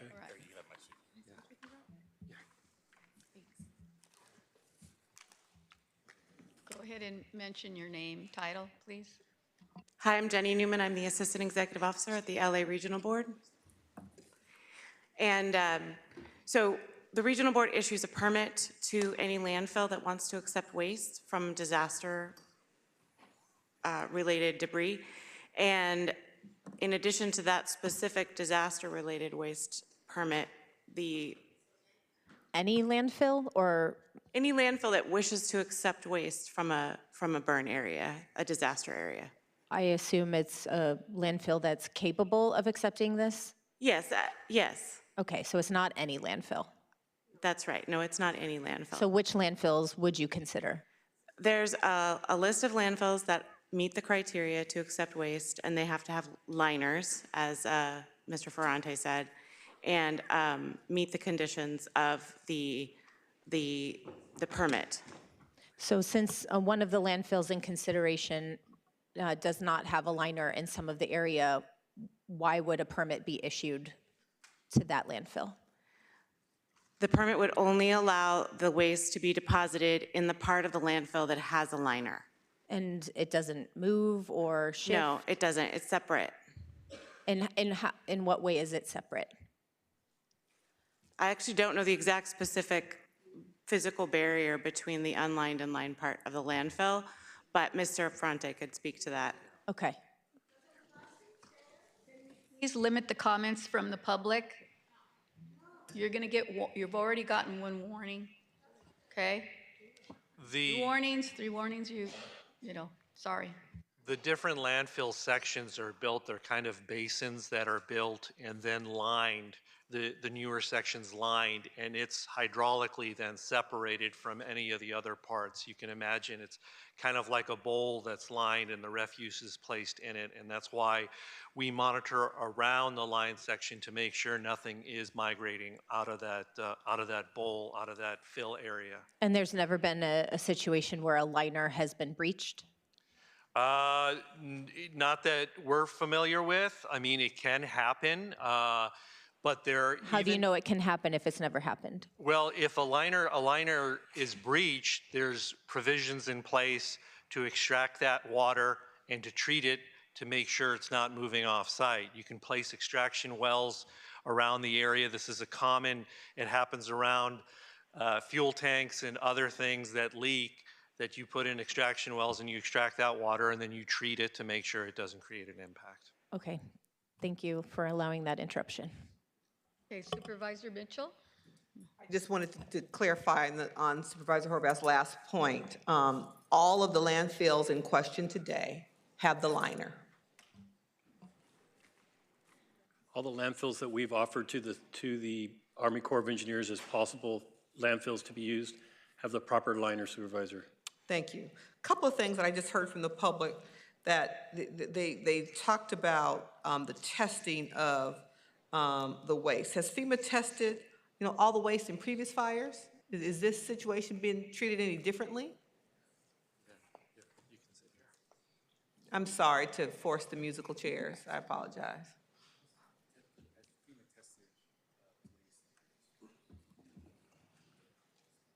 Not before it's been removed.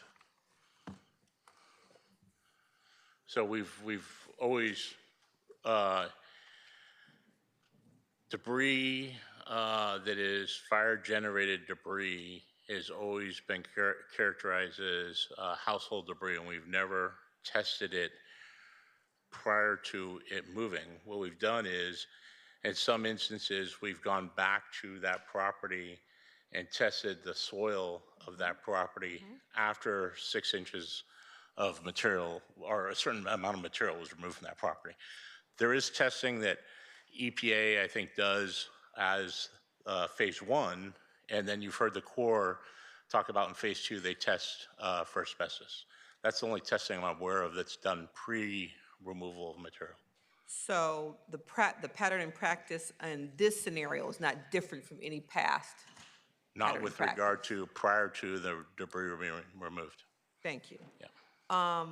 The closer, I've heard, And I just want to say, and also yes. I think consistent with what the state has done on their own in fires, they've removed the debris and we've reimbursed, and consistent with what happens after a normal household fire here in LA is my understanding. So I think all of them are following local requirements set, that we're following normal processes and procedures. And nothing different in this scenario. I've heard the rationale for, storage as close as possible, that, delaying removal and containment is indeed irresponsible on our part. where is the closest Class 1 landfill?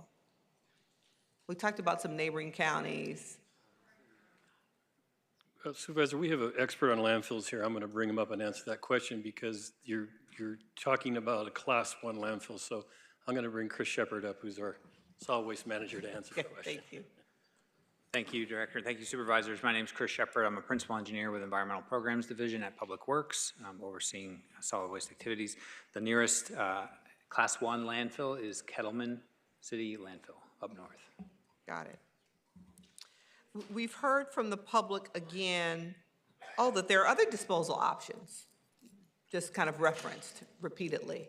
And so do you have a sense of what I think the public means when they say that? That there are other disposal options? Are they? Supervisor, no, I'm not aware of any other current disposal process that we're utilizing in LA County to manage our solid waste. Although we're trying to move to, reducing the use of landfills, as you know. Mm-hmm.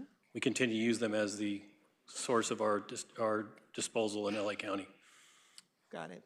And piggybacking on that, I appreciate you, Supervisor Horvath, for asking the question to try to get a sense of the tonnage increase for the other landfills. And I know that Dr. Ferrer couldn't respond beyond the one that the LEA she's involved in. Is there anyone else here that can respond to that question? Do you know if there is? To which? The question you raised about the tonnage increase for other landfills. Dr. Ferrer responded so the that LEA she can only respond for the LEA for Calabasas, and they also they have a separate LEA for Lancaster, so she can also speak to that one. We have the LEA for Sunshine here as well as Calabasas. Sunshine. So all three are represented here. So if we can hear that response. Just in following Supervisor Horvath's question around kind of a sense of equity versus equality, just curious what that percentage is.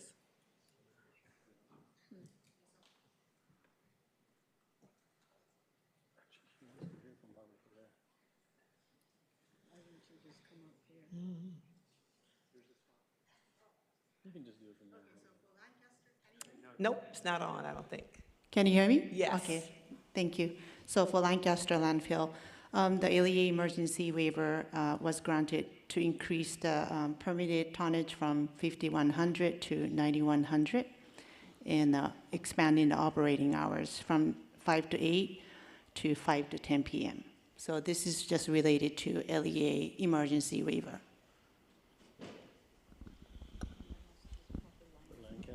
I'm pretty sure that I understood that it did.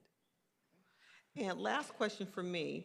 I understood that from the gentleman participating virtually about the disaster-related debris removal. And I'm curious about, how the public is made aware of any waste removal processes that differ in a disaster-related debris removal scenario. How are they communicated with?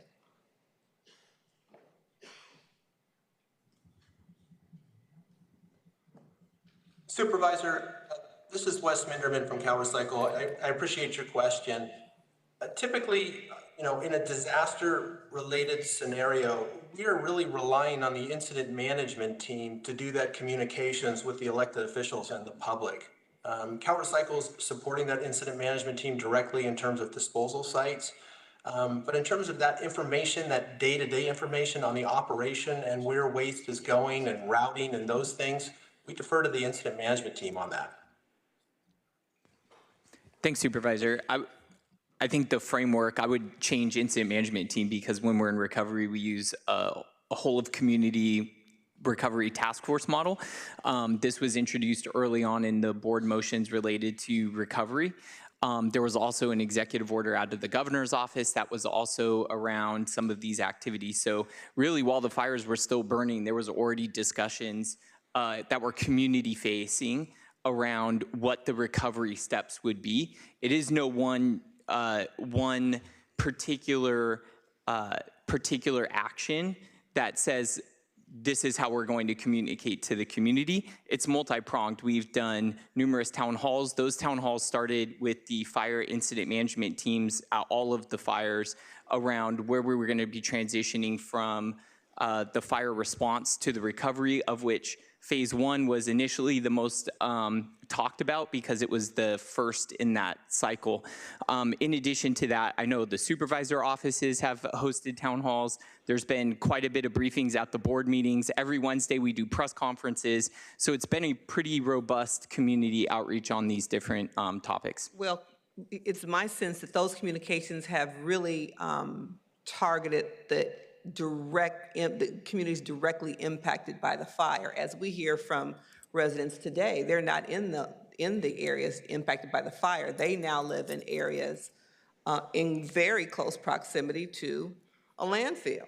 Supervisor, Calabasas built in 1961, some longstanding landfills, but so that's my question is once the decision is made about where to locate the debris, how was that communication managed with people who live in those communities? Supervisor, we've been meeting with the city of Calabasas as early as a week or two after the event happening.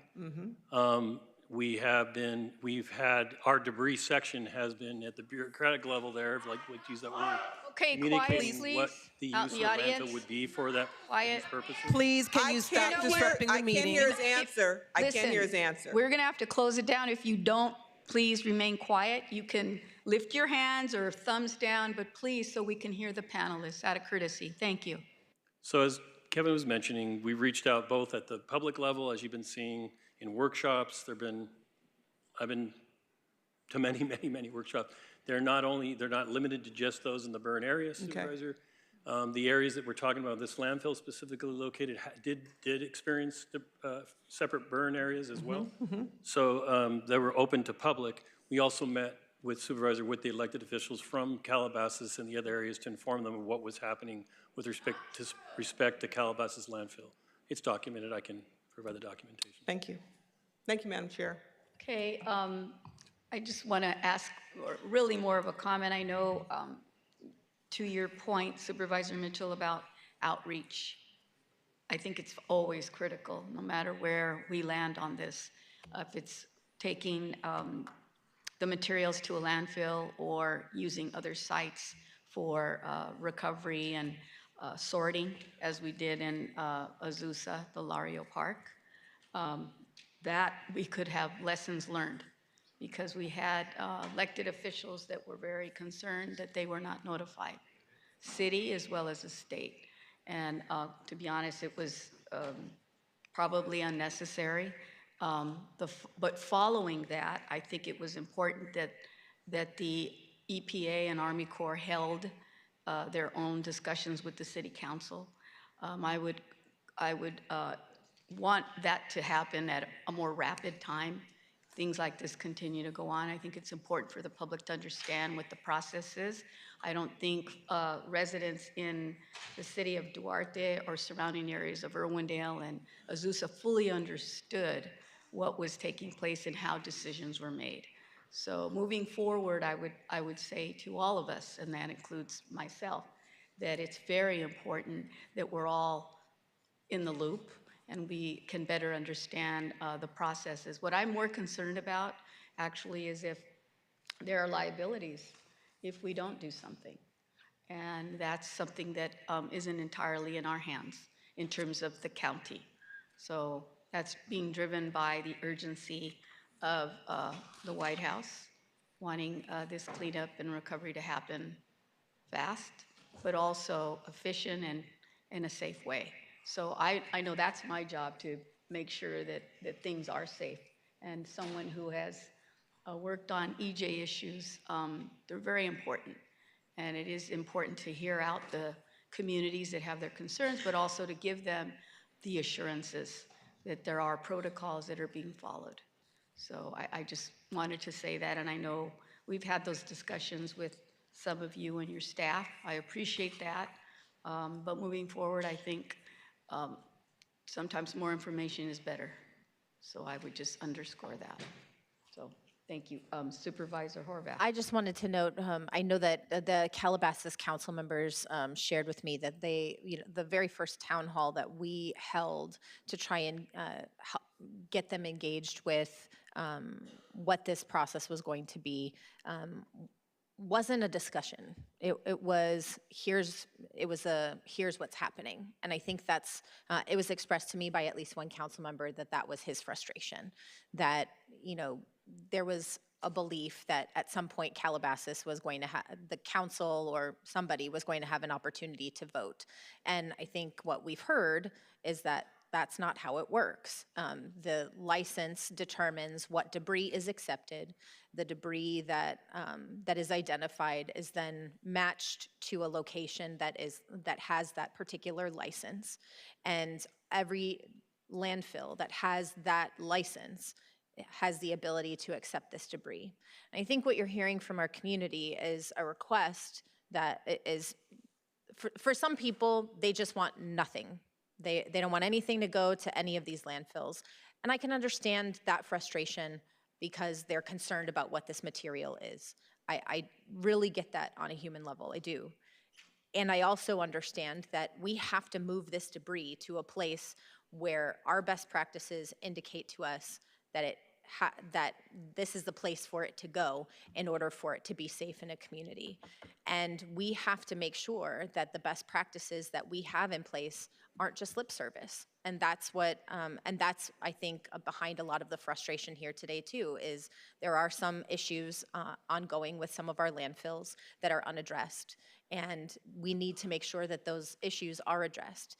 And I would say that if we had a different kind of structure over the governance of landfills, then we might have different outcomes with landfills. And I think that's something that needs to be looked at, because this isn't the first issue on landfills that's come to this Board of Supervisors that has caused great upset in communities. And it's frustrating.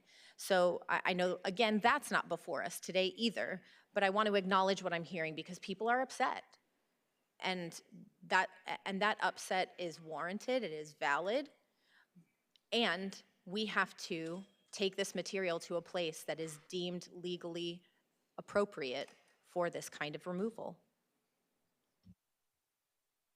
There are no other comments from board members, and seeing none from our panel, then I think what we'll do right now is just table this item so that Supervisor Barger can come back and vote. Ma'am, can you please sit down? We're not going to vote at this moment. Can you please sit down? And can I have the staff, please? You've been warned, ma'am. I'm sorry, but we're trying to conduct our business. We're going to hold off and table this until Supervisor, our chairwoman, comes back. She's in a meeting. So we'll allow for folks to leave now, the panel, and then we'll bring back this item once we have the chairwoman here. Okay? So for now, we're going to go, and thank you very much for coming. This is an enormous amount of time, but it's very important. And I thank you for all coming and listening. Before. Yeah, we can.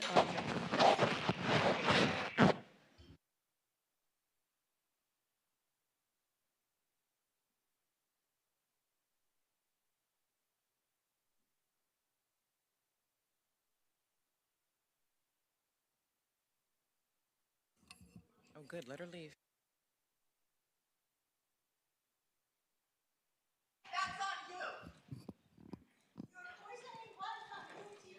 If you're going to leave the boardroom, please leave quietly. You're being disruptive. We're trying to conduct the rest of the meeting. Thank you for coming. Thank you for coming.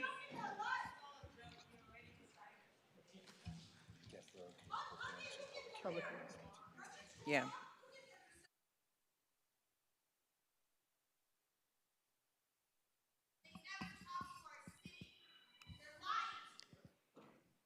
Are we calling? Okay, thank you. We're moving on to our public hearing items. So we are not going to go on to item 5 at this time. We're going to go into the swearing in of members of the public. So we'll now move on to the public hearings. Executive Officer, Please swear in the members of the public who are requesting to address the board on the public hearing items. Members of the public, including in-person,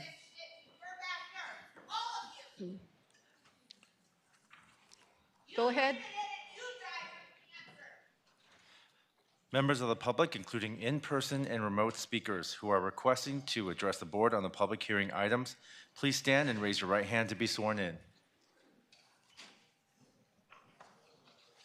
Please note that in the testimony you give before this board, you solemnly swear to tell the truth, the whole truth, and nothing but the truth to help you, so help you God. Thank you. You may be seated. Okay, thank you. On item 1, for the members of the public on the telephone, please press 1 and then 0 now to comment on this item. Executive Officer, please read in the short title. Item 1 is a hearing on project number PRJ 2023-003193, amending County Code Title II Administration and Title 22 Planning and Zoning with a Title 22 Tune-Up Series 003 Ordinance to make modifications where necessary to correct discrepancies, typographical errors, and outdated and redundant provisions. No departmental statement was submitted and correspondence was received. I believe Amy Bodek is here, available for any questions. If any members have any questions, would any supervisor like to speak on this item? No, okay. Okay, Executive Officer, please call those members of the public who've signed up to speak on the item. Madam Chair, there are no in-person speakers that have signed up for this item. Moderator, may we have the first remote speaker, please? T. Carter, your line is open. You may begin.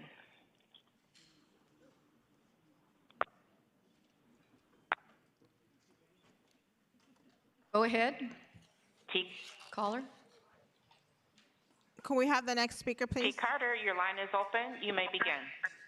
Is this regular public comment? No, no. We're on public hearing items. Item number 1, amending the county code. Oh, okay. Planning and zoning. I'll wait. Okay, all right. Thank you. Okay, thank you. Are there any other speakers on the line? Madam Chair, there are no other remote speakers in the queue to address the board. Okay, seeing no other public comments and no in-person as well? No in-person, okay. Then it would be appropriate to close the public hearing and vote on this item. Item 1 is before us, moved by Supervisor Solis, seconded by Supervisor Horvath to approve the item. Executive Officer, please call the roll. Supervisor Solis? Aye. Supervisor Solis, aye. Supervisor Mitchell? Aye. Supervisor Mitchell, aye. Supervisor Horvath? Aye. Supervisor Horvath, aye. Supervisor Hahn? Aye. Supervisor Hahn, aye. Motion carries 4-0. Okay, very good. Moving on to item number 2 for members of the public on the telephone. Please press 1 and 0 now to comment on the item. Executive Officer, please read the short title. Item 2 is a hearing on project number PRJ 2021-002-039 to approve the general plan safety element amendment to identify residential developments in any hazard area identified in the safety element that do not have at least 2 emergency evacuation routes. No departmental statement was submitted and correspondence was received. Are any members of the board wishing to speak on the item? Okay, seeing none. Executive Officer, please call those members of the public who have signed up to speak on the item. Madam Chair, no in-person speakers have signed up for this item. Moderator, may we have the next remote speaker, please? Madam Chair, there are no other remote speakers in the queue to address the board. Okay, very good. It would be appropriate then to close the public hearing and vote on the item. Item 2 is before us, moved by Supervisor Hahn, seconded by Supervisor Mitchell. To approve the item, Executive Officer, please call the roll. Supervisor Solis? Aye. Supervisor Solis, aye. Supervisor Mitchell? Aye. Supervisor Mitchell, aye. Supervisor Horvath? Supervisor Horvath, aye. Supervisor Hahn? Aye. Supervisor Hahn, aye. Motion carries 4-0. Okay, very good. Moving on, members, to item number 3. For members of the public on the telephone, please press 0, then please press 1 and then 0 now to comment on the item. Executive Officer, please read the short title. Item 3 is a hearing on adoption of a resolution acting as the governing body of the Consolidated Fire Protection District to increase the 2024 developer fee program rates for 3 areas of benefit, including Area 1, Malibu, Santa Monica Mountains, City of Calabasas, Area 2, Santa Clarita Valley, and Area 3, Antelope Valley.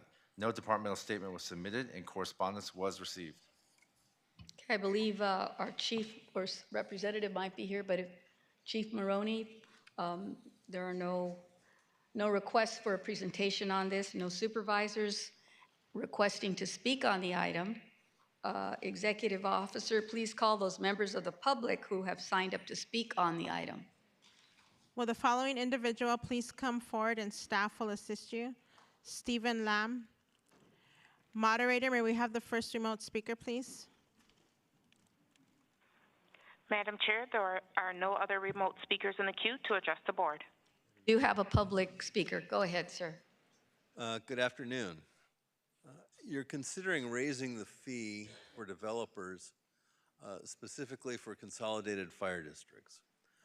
I'm in Altadena and I just went through the fire. I lost everything I owned. The fire department did not fight our fire. And there are all sorts of excuses why that happened, but I've talked to every Altadenan I can find in every neighborhood in town, and those of us who stayed behind and didn't evacuate immediately all have the same story to tell. The people who saved whatever got saved did it with garden hoses and pumps attached to swimming pools. We should not be spending more money on a system that does not work and has proven to completely and totally fail us. If we're going to spend money on fire protection, we should build neighborhood cisterns and teach people in the neighborhood how to use pumps and fight their own fires, because that's what actually worked in Altadena. Thank you, sir. We're sorry for your loss. Seeing no other speakers in the queue or public, it would be appropriate to close the public hearing and vote on the item. Item 3 is before us, moved by Supervisor Horvath. I will second to approve the item. Executive officer, please call the roll. Supervisor Solis? Aye. Supervisor Solis, aye. Supervisor Mitchell? Aye. Supervisor Mitchell, aye. Supervisor Horvath? Aye. Supervisor Horvath, aye. Supervisor Hahn? Aye. Supervisor Hahn, aye. Motion carries 4-0. Thank you, very good. Members, let's go to item number 5, and what we'll do here is open it up for public comment first, and then we'll hear from the supervisors. So, will the following individuals please come forward and staff will assist you? Adriana Bautista. Excuse me, before we open that up, let me just read in the title, what we are going to be hearing. We'll move to this item. It's the resolution of the County of Los Angeles Board of Supervisors protecting qualifying income-eligible tenants directly financially impacted by the January 2025 windstorms and critical wildfire events, which was held by Supervisor Mitchell. For members of the public on the telephone, please press 1, then 0, now to comment on the item. And we do have Rafael Carbajal here, I believe, and his staff, Consumer and Business Affairs, available if there's any questions. Okay. And Madam Chair, I have proposed amendments, so if we want the public to comment on the, tell me your preference. I just want you to know I have proposed amendments, so I don't know if it makes sense to hear from the public first. They will not then be able to comment on the amendments. Oh, I mean, I'd like to hear the amendment, and I think then the public would, it would be more comprehensive of what they're commenting on. But that's fine. Our chairwoman is back. So. We were just starting. Yeah, no, I know we're on number 5. You want to hear?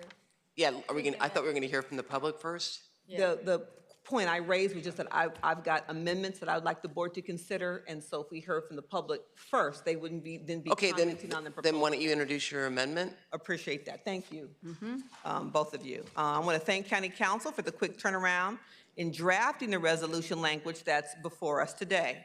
And after taking some time to digest the amendments to last week's motion and the discussion we had on the floor and to talking to various stakeholders, I'm proposing clarifying amendments to the draft resolution.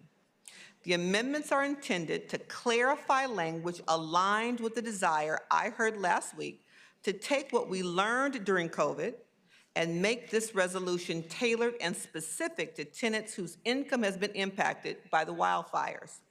The intention of this resolution language is to ensure tenants have appropriate breathing room to receive relief and find new employment as needed due to the fires, and to ensure landlords are made whole by their tenants becoming current on their rent as fast as possible, inclusive of utilizing fire relief or rent relief funds. We had an extended conversation about that. So the amendment language I offer today provides clarification on the unemployment piece as part of the tenant eligibility criteria for the affirmative defense. If you are a tenant that was economically impacted by the fires and need time to get current on your rent, you'll need to apply to a wildfire relief fund. This is already included in the resolution. However, my proposed amendment language would make clear that in order to receive these protections, a tenant must do the following. If they are unemployed, be actively seeking employment, and if they are eligible for unemployment benefits, they must have applied for those as well. Remember, we're asking for individual identification of the need, but we're just adding these two kind of additional criteria. Additionally, my amendment language would require tenants to submit documentation to their landlord supporting their self-attestation that shows they have applied to the relief or income replacement funds and are actively seeking employment. This is not a new concept. This evidence has always been required by a court to support a claim of an affirmative defense. This is important because we tend to loosely use the language eviction moratorium, but what this county has previously provided during COVID was and is simply an affirmative defense against eviction if brought to court by a landlord. It is essential for everyone to understand that the rent is still due. And we got tons of calls and heard public testimony that when we use that terminology, eviction moratorium and rent relief, that for some, they didn't understand what the true intent of that language is. That's why I'm trying to be very specific in the language I use today. It's in the tenant's best interest to be tracking and documenting this information already to have on hand in case their landlord files an unlawful detainer for failure to pay their rent. We heard from tenants, lawyers, and even members of the bench during the COVID eviction protections that the tenants were unaware of the need to have documentation to support the affirmative defense to protect them from eviction. And none of us should want that to happen again. The information we are asking tenants to provide is not onerous. For instance, it can be an email confirming showing that they've applied for relief funds. And some of those funds are open now. For example, the Department of Economic Opportunity's LA Region Small Business and Worker Relief Funds is open now through March 2nd, providing up to $2,000 to workers and up to $25,000 for small business owners. So we've heard from some who have concerns about some of the language that we proposed. So I just wanted to address that up front, just so people are clear about we've heard them, we've seen them, and then I'll read in my proposed amendment language. First of all, there's a concern that making all the three criteria for the income replacement and two of the items might overlap, but not all three. So given the need and scale of the impact of the fires, we want people to leverage every opportunity available for income. This affirmative defense protection was crafted by the author to reach people who have lost income due to their employment being impacted by the fires. Therefore, the notion that having inclusion of applying to any relief program set up to support due to the fires and employment-related income replacement seems very reasonable from my perspective. The applying for unemployment is if they are eligible. And this is a clarification and acknowledging if someone has not paid into that account, they can't apply to it. And again, since this is due to a person's employment being impacted by fires, keeping a log for job search also seems reasonable.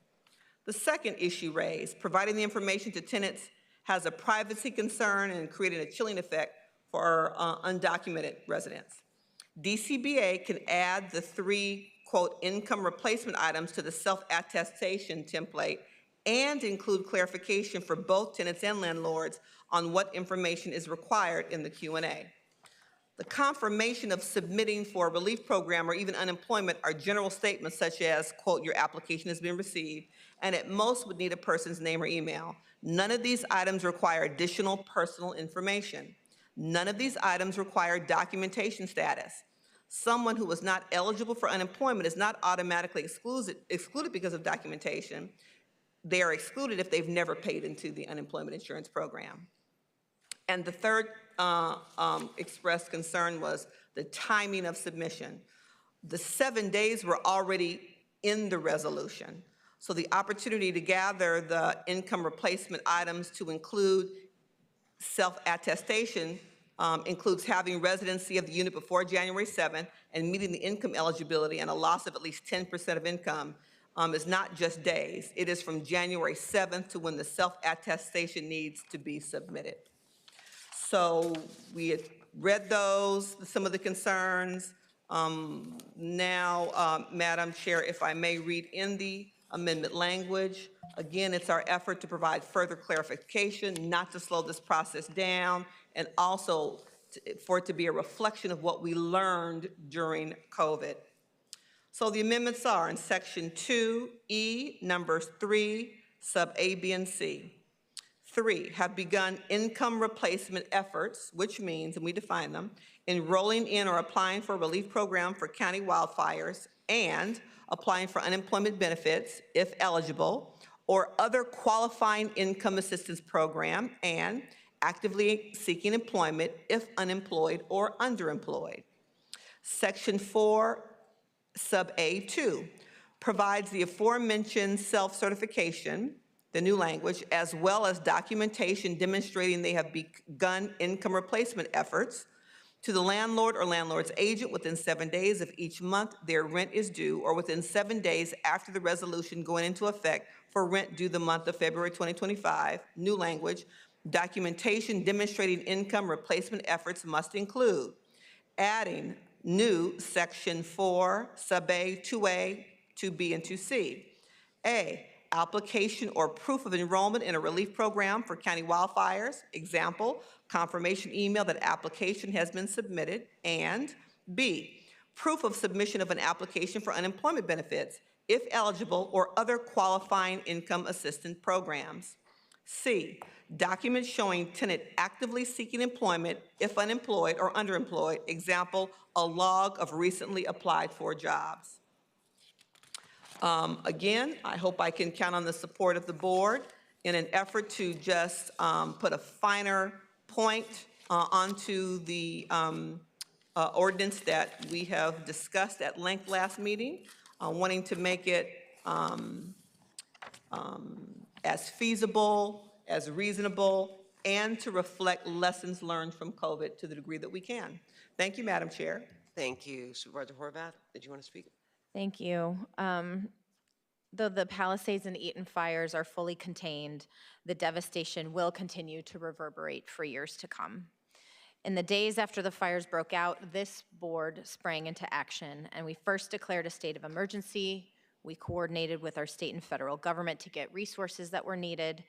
And in the weeks after the fires broke out, this board quickly created resources for those impacted most by the fires, our residents, my constituents, Supervisors Barger's constituents, and those who work in these areas who are all of our constituents, our businesses and our workers. We as a board did what we always do when making important policy decisions. We centered the least among us and those most impacted. We as a board take our role seriously as the county's safety net for the least among us, and today should be no different. I appreciate the efforts to ensure our policies are as balanced as possible, but much like the unprecedented nature and impact of the wildfires, our response must also be proportionate to the destruction left behind. I have great concerns about the proposed amendments that include the following. They create another barrier for fire-impacted workers. We shouldn't be making it harder for those who lost their work due to the fires to access benefits and funds to help them get back on their feet. And when we talk about equity in the county, though we always know that those who struggle to get access to those benefits and funds are those who are most vulnerable. Documents proving the tenant is actively seeking employment will leave a large swath of workers behind. Several below-the-line film crew workers, stagehands, musicians, as well as those who work in the cash economy, such as nannies, gardeners, and housekeepers, do not find their jobs online. These jobs are unique, either productions like movies or concerts or by word of mouth for domestic workers, for example. So how does one prove that they are looking? The amendment will have the largest adverse impact on undocumented people, which is a community already hesitant to seek assistance of any kind because of this administration. They're likely not applying for relief programs already because of the lack of documentation, putting them even further at risk. Additionally, most undocumented people access the internet on their phones, not on laptops or desktops. This makes saving files, including documentation of applications for funds or employment, even more challenging. We also don't require small landlords to provide documentation.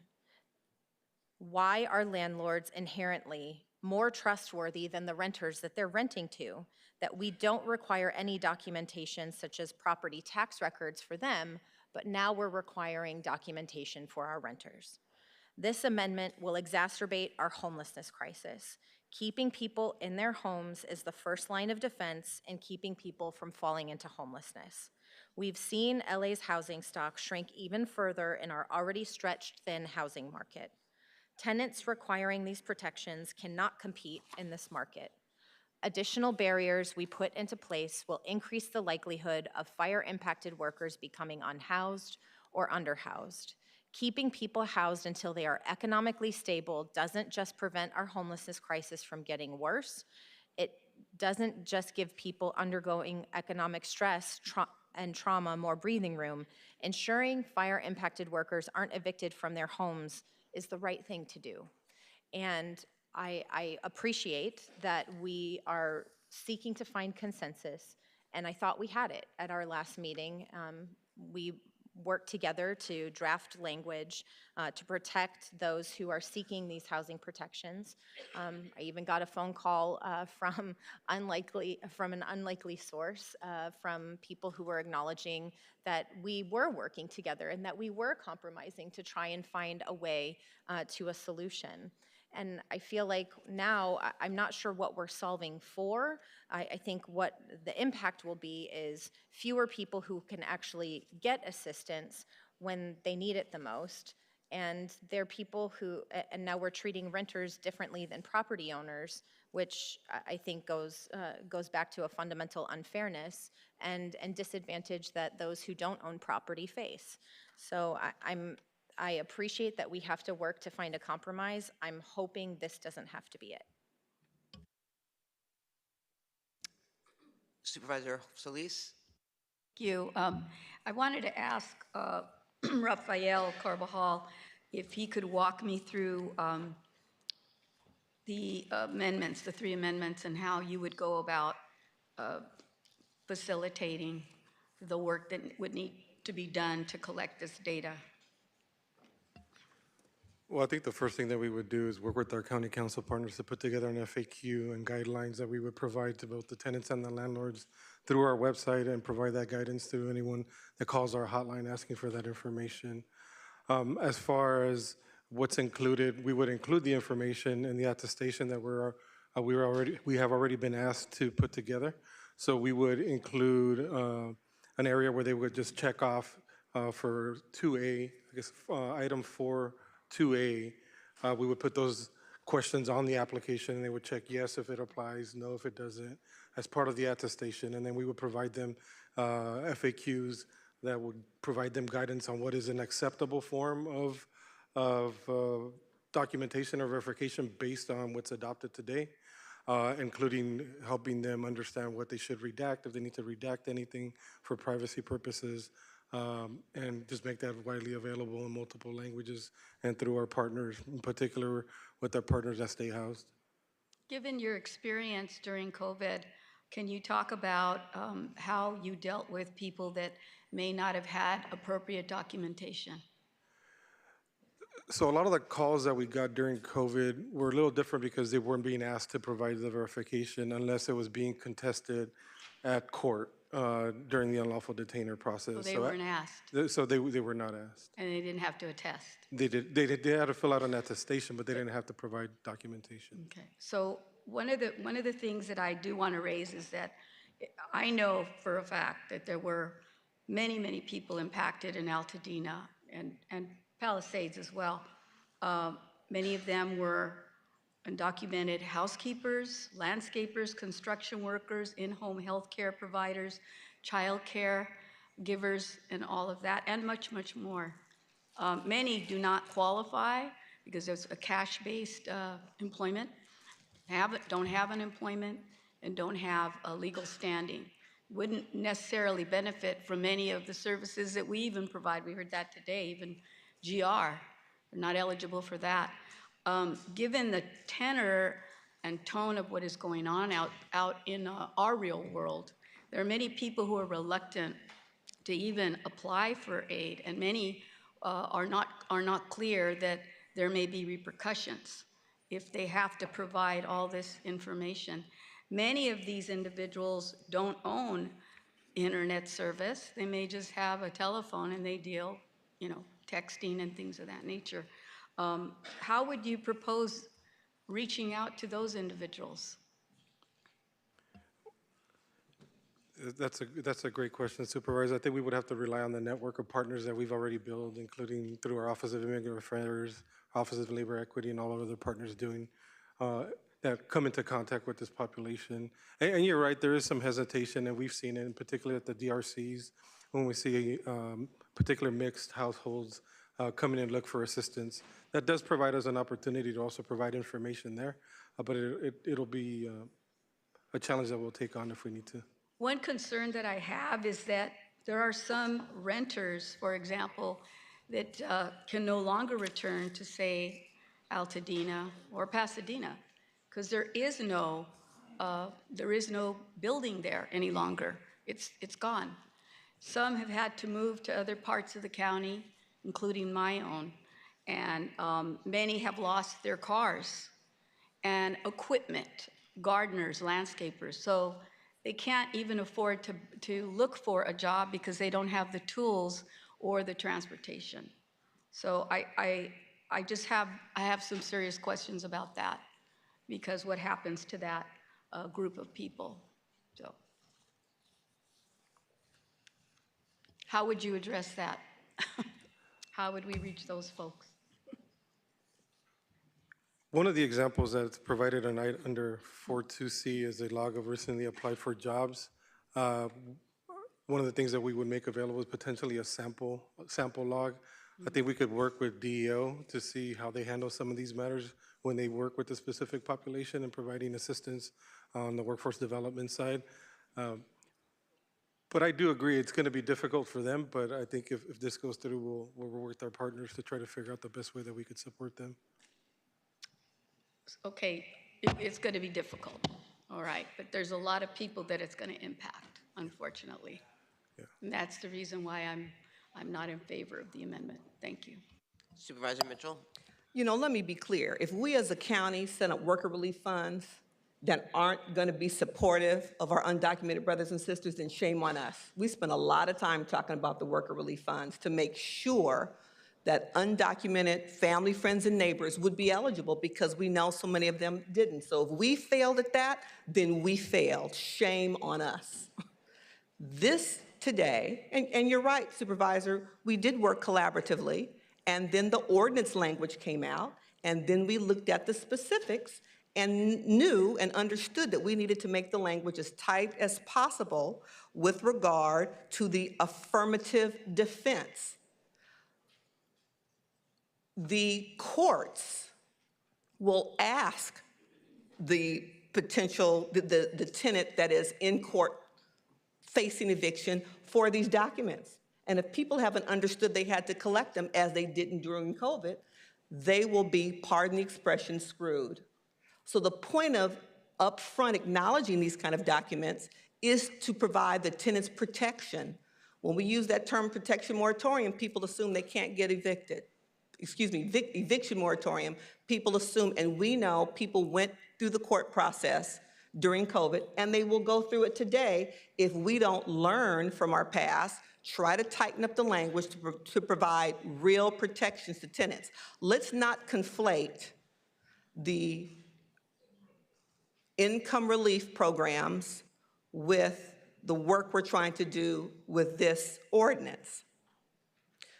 The relief fund is focused on relief, and again, this is about making sure that tenants aren't shocked, aren't caught flat-footed.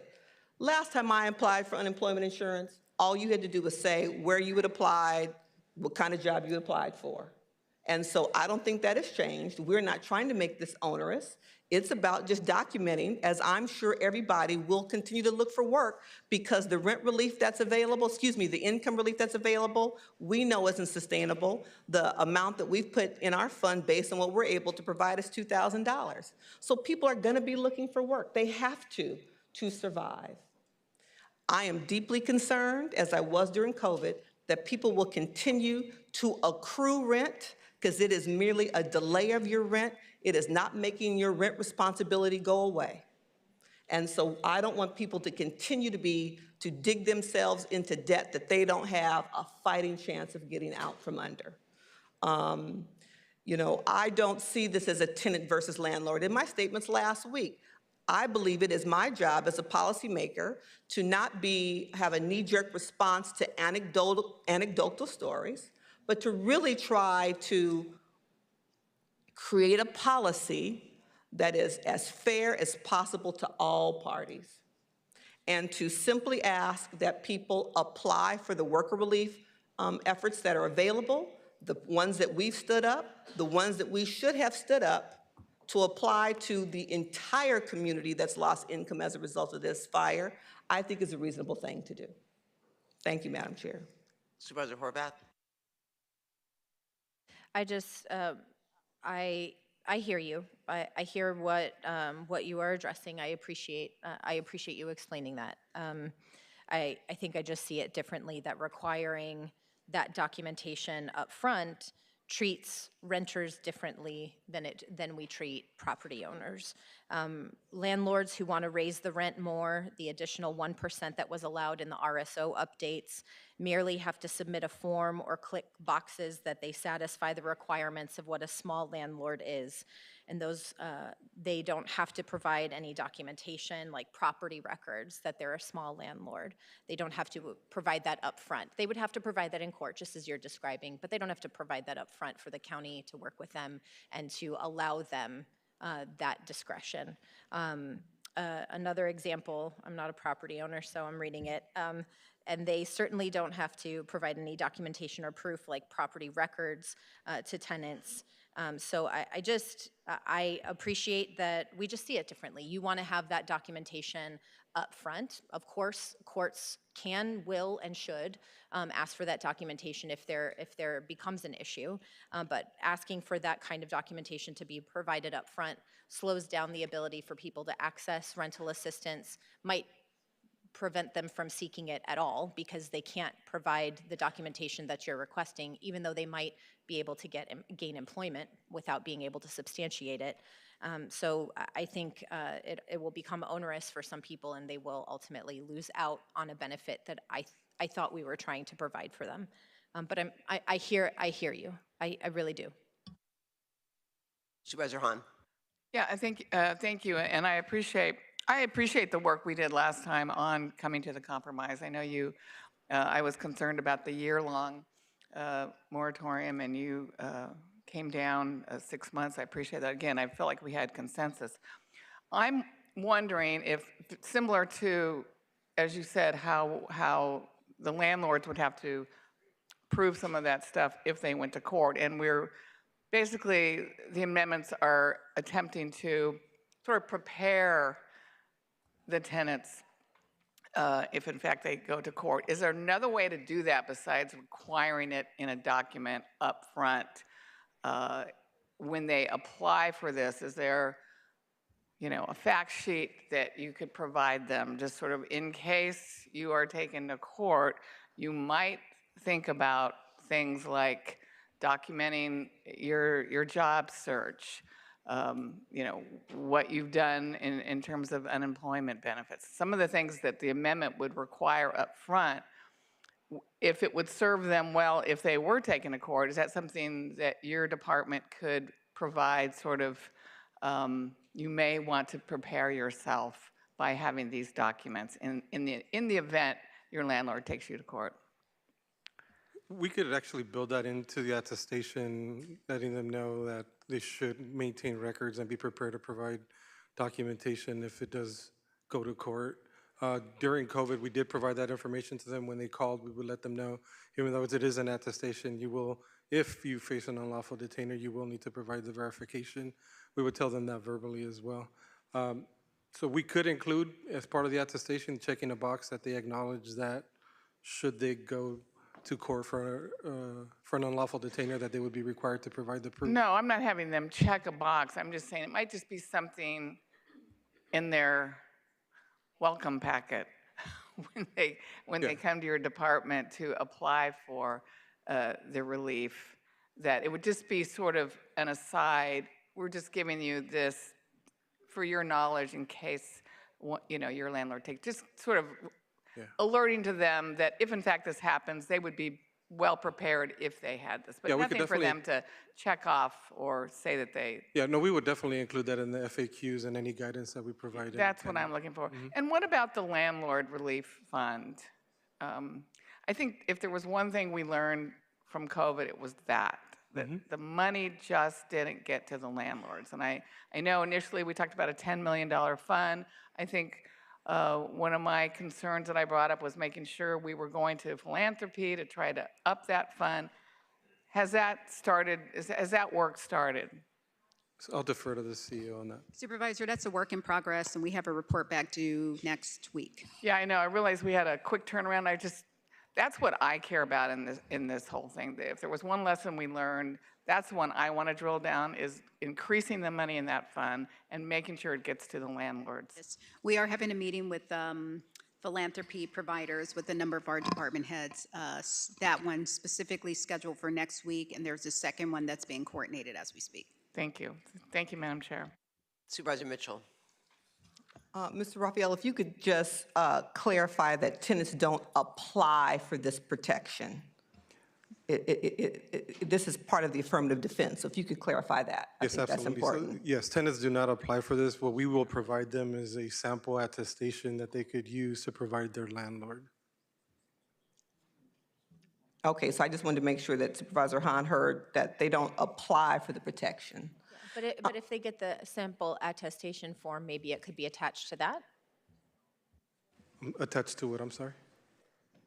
The document that Supervisor Hahn is describing could be attached to a sample attestation form, like you could have that, and then as part of the document include that information? Yes, we could. And I think it's also, Raphael, if you could walk us through the overall protection, because what people have to meet, it's not just this item. It's residency in the unit before the 7th. If you could walk us through that list, that was a part of the original motion. If you could clarify that, so we're clear about what we're already asking people to do. Again, they're not applying for the protection. And the original motion included, quote, income replacement efforts. And so our amendments simply clarify that section. The section was in the original motion. So if you could walk us through what they already have to provide or clarify. Yeah, so Section E outlines what the requirements are to be eligible, which includes they must have resided in their rental unit before January 7th, 2025. They must be income eligible, which means that their 2024 household income was equal to or less than 100% of the area AMI, the area median income, or AMI, as established pursuant to Section 8 of the United States Housing Act. And then they have begun income replacement efforts, which includes enrolling or applying for a relief program for county wildfires and applying for unemployment benefits, if eligible, is the new read-in, or other qualifying income assistance programs, and actively seeking employment. So that was what was in the motion voted on last week.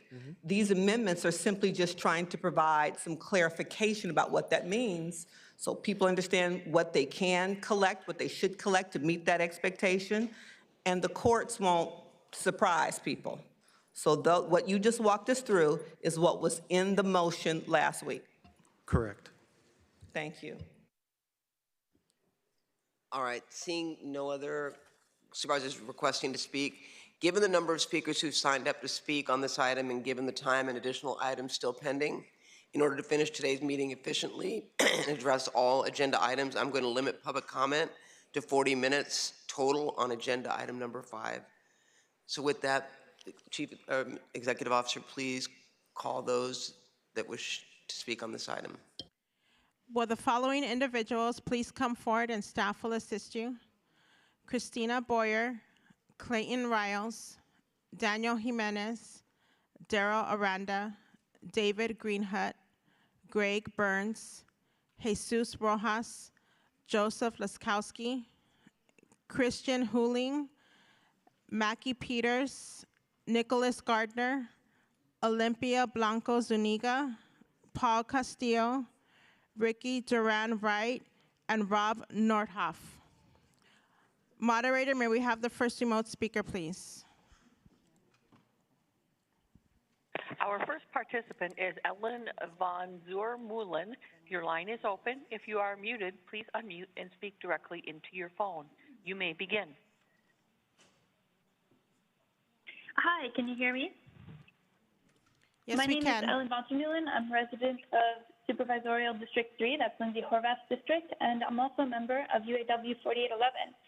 So I'm here to urge all board members to vote yes on the resolution without amendments to protect victims of the wildfires from evictions. Frankly, no one should be out on the streets because of a natural disaster that destroyed their lives and livelihoods, and we also shouldn't impose an unfair burden of proof on tenants in such a situation. We know that the recent wildfires cost thousands of LA residents their jobs, possessions, and their homes. And on top of that, landlords have taken advantage of this crisis and raised rents to exorbitant prices. People are at risk of eviction now, not 6 months from now when they could potentially get rental assistance. And so I urge everyone to, on the supervisor board, to take action and defend the county residents impacted by the fire by passing this resolution. Thank you. Thank you. Next speaker. Stephanie Rogers, your line is open. You may begin. Can you hear me? Yes, go ahead. Oh, okay. I'm sorry. I'd like to thank Holly Mitchell for breaking the amendment down. I had something else said, but I'm glad she broke it down. And I'm just speaking on behalf of item 5, and I've heard the breakdown of the amendment.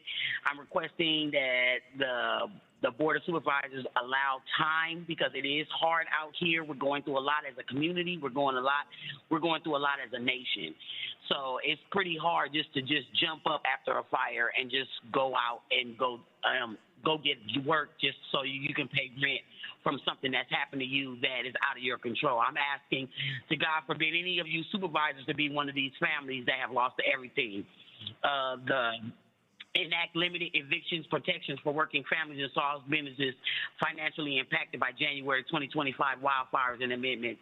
County-wide, 88 cities, please consider yourself and put yourself in one of their shoes. Thank you. Marissa Wyrick, your line is open. You may begin. Hi, can you hear me? Yes. Thank you.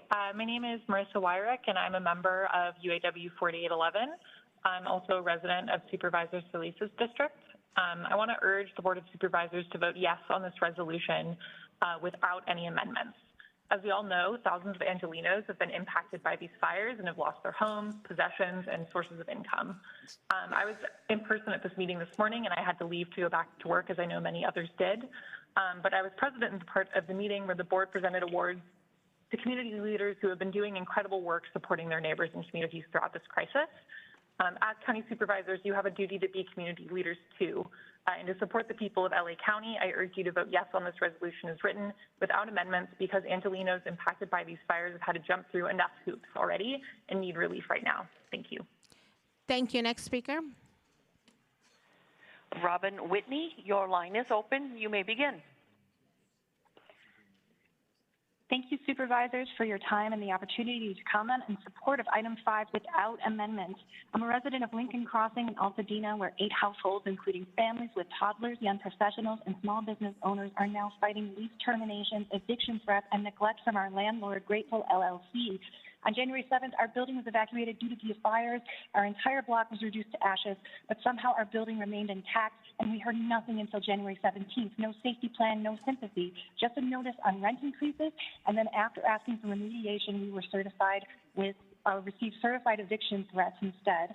7 weeks later, we're still displaced. FEMA inspections declare our units uninhabitable. Our landlord has done nothing, and we've even paid for our own environmental testing, which shows confirmed toxic lead and ash in our homes. I urge the board to pass eviction protections for wildfire victims without amendment. More paperwork for tenants means more power for landlords like ours to exploit us and enjoy sky-high rents after their inevitable renovations and relisting. Thank you. Thank you. Next speaker. Megan Edner, your line is open. You may begin. Hi.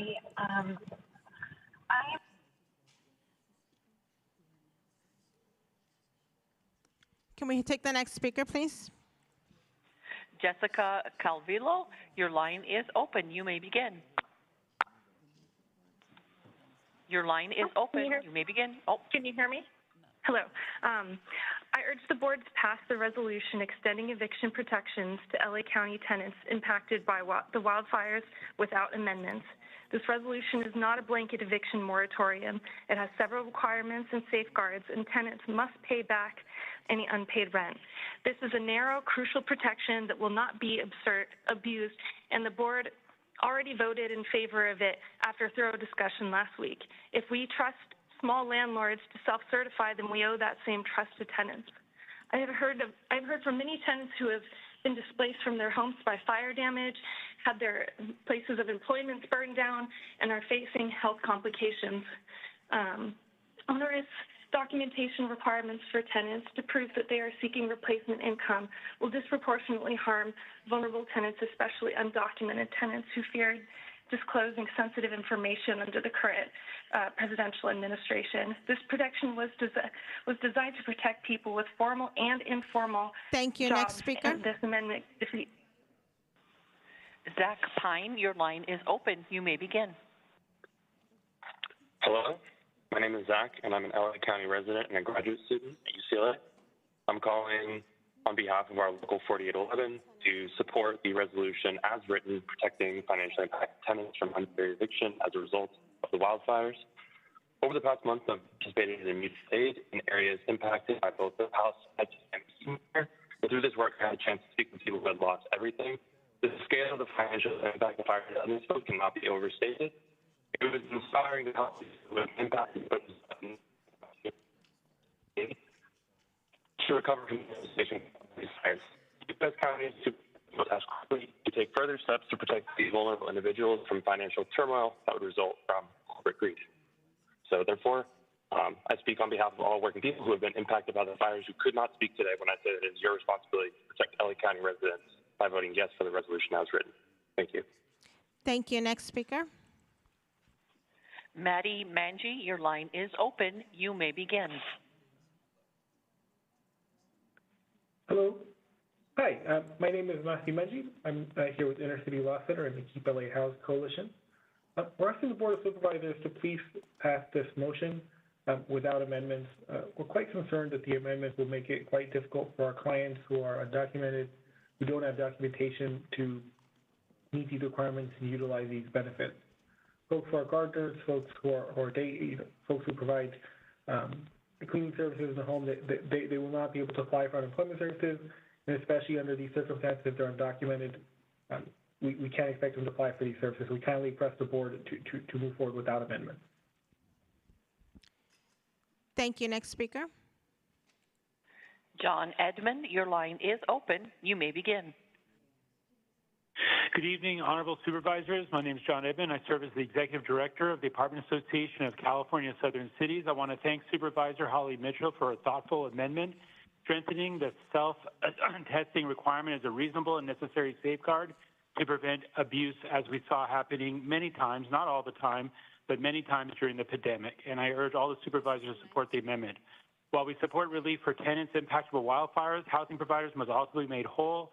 Fire and rent relief funds should be inclusive, ensuring housing providers receive timely payments, ideally within 60 days. Lastly, this program must be fully funded. If not, the moratorium must end immediately. Relief without proper funding creates further instability. Thank you for all of your hard work. It's been a long day. Thank you. Next speaker. Lena Sullivan, your line is open. You may begin. Hi, my name is Lena Sullivan. I'm with SAGE and also a member of the Keep LA House Coalition. I live in District 1, and I am joining the chorus and urging the board to pass this resolution without amendments. I want to echo Supervisor Horvath's point that the proposed amendments would make these protections much harder to access for the most vulnerable tenants in LA.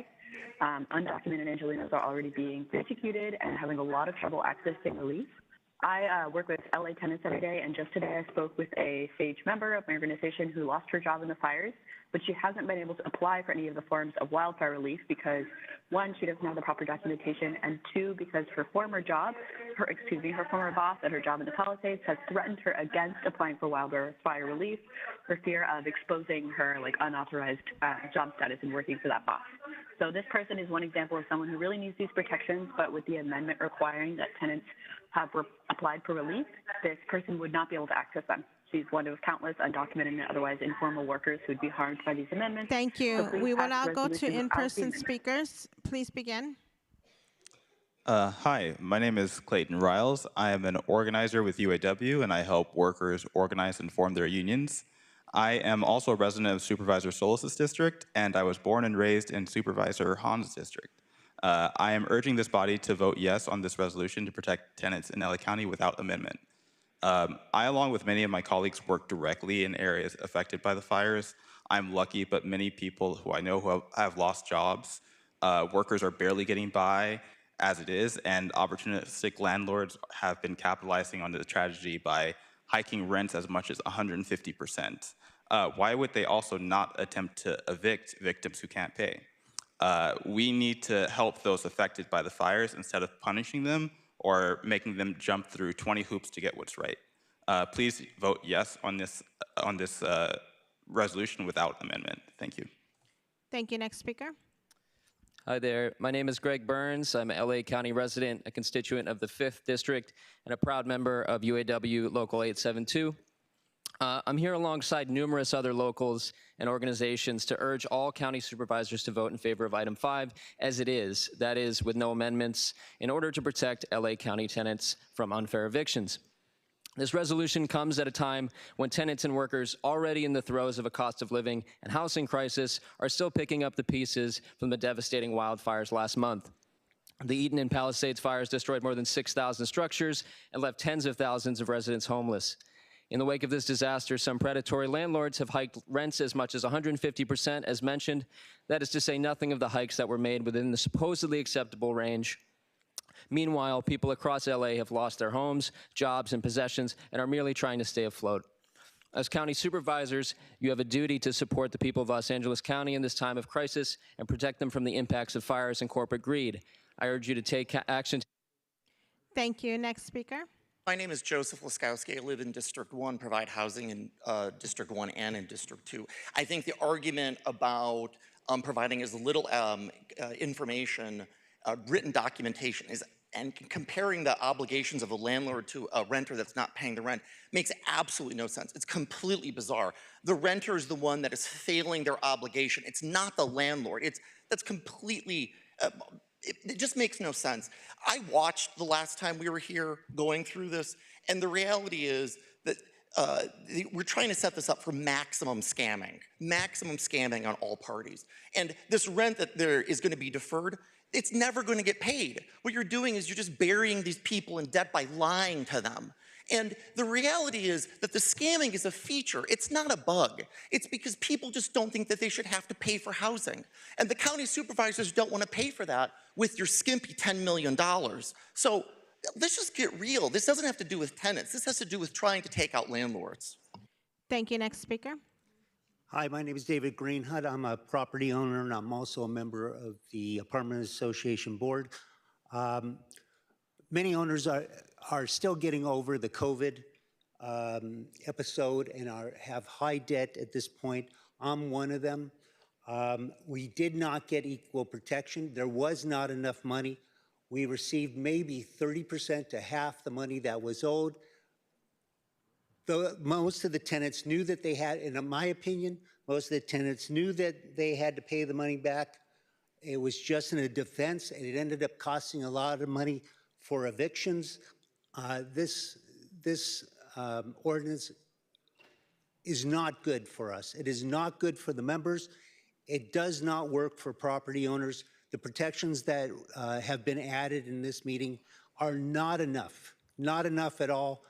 The other thing is that there's no evidence, there's no information, there's no stats on how many people are in need of. Thank you. Next speaker. Good afternoon, Supervisors. My name is Christian Hewling, delivering remarks on behalf of SCIU Local President, 721 President David Green, and over 55,000 represented LA County employees. We are in strong support of Item 5 in its original position, which would prevent the eviction of those financially affected by the devastating wind and critical fire events. Over 3,500 of our SCIU 721 members live in the impacted areas of the wildfires. In a time where families are already faced with challenges related to housing insecurity, this resolution will prevent the most vulnerable from falling into homelessness by providing access to critical defense support. As we remain laser focused on making forward progress in recovery, we must also make sure to keep our commitment to every person impacted by this unprecedented time in our county. Thank you. Thank you. Next speaker. Hello, good evening. My name is Daniel Jimenez. I'm the Director of Community Organizing with Inner City Struggle and also a proud member of the Keep LA House Coalition. I am here to urge the board to vote yes on Item 5 as it is written without any amendments. And predominantly, the main reason is because Lindsay Horvath already said it, Hilda Solis asked about it, and when it comes down to accessing this resource, it's definitely going to impact community. Community right now is fearful of going out. I have family members who are fearful of going to the store because they're fearful of being picked up by ICE. Having additional extra barriers for these folks, right, and anybody that was impacted, especially those that are holding on formal jobs, right, is going to be devastating. We need to really, consider them. They are the ones that take care of the children. They're the ones that provide services, right, to these communities that were impacted, and they haven't been a job ever since. Thank you. Next speaker. Hello, my name is Jesus Rojas for the Apartment Association of Greater Los Angeles. The board is exploiting the recent wildfires to wrongfully force their will upon the 88 incorporated cities that already have their own elected officials. Instead, the board should limit this resolution to the unincorporated areas only to lead rather than dictate those independent city councils. A self-attestation is nothing more than a license to lie as shown under COVID-19. This mechanism is a loaded gun pointed at the heads of renters that use it. It will lure renters into the false belief that they do not owe rent, and when they pay back periods ends, they will be in debt far too deep to pay the mountain of rent that is owed. A moratorium of 6 months and an additional 12 months for repayment means that a rental housing providers will be forced to go without rent for 18 months. This is a death sentence to mom and pop owners throughout the county. We urge the board to limit the... Thank you. Next speaker. Hello, my name is Christina Boyer. I'm an attorney at Public Counsel and a member of the Keep LA House Coalition. I live in ST3, and I would like to urge the board to pass this resolution without amendments. Thank you, Supervisor Horvath, for putting forward the motion for this narrow, crucial protection that the board voted in favor of last week, and thank you to County Council for drafting this resolution. The proposed amendments introducing documentation requirements for tenants to prove they are seeking replacement income will disproportionately harm vulnerable tenants, especially undocumented tenants who are currently being terrorized and traumatized by the presidential administration and are understandably fearful to disclose personal information to their landlords and public bodies. This protection was designed to protect folks with formal and informal jobs, and this amendment could defeat that purpose. Adding more administrative hurdles will only reduce access to these vital protections for those who need it most. We trust small landlords to self-certify and owe that same trust to tenants. The courts will verify eligibility, and there could be other ways to prepare tenants, like how DCBA suggested to put on the sample attestation form in response to Supervisor Holland's question. Thank you. Next speaker. Hi, my name is Maki Peters. I'm a renter, a resident of the 2nd Supervisorial District, and a representative of SEIU UHW, which represents over 100,000 healthcare workers across the state of California. We urge support of item 5 as proposed without amendments. Housing is a public health issue. It affects our patients as well as our members. We've had multiple members of our union as well as staff lose everything in the recent fires. We know that when tragedies like this occur, the most vulnerable members of our communities are impacted. Losing income is the #1 reason Californians end up homeless. Even with a good union job, our healthcare workers have found themselves facing housing insecurity or living in shelters. We know firsthand just how fragile the balance of living paycheck to paycheck is for working people. So in an instance where our communities have experienced tragedy and hardship, time is of the essence. Adding additional amendments will only present further obstacles for people in need. This is a measure the county can pass immediately to meet an urgent need to ensure we can keep people housed. Please vote yes on item 5. Thank you. Thank you. Next speaker. Good evening. My name is Daryl Aranda. I'm with IATSE Local 33. I'm a former Altadena Town Council member representing 4610, not too long ago. My union, we had 300 members that have lost everything. We have hundreds of members that use that neighborhood for filming locations. We all know how many. Perry Mason, one, whose entire filming schedule is affected by this.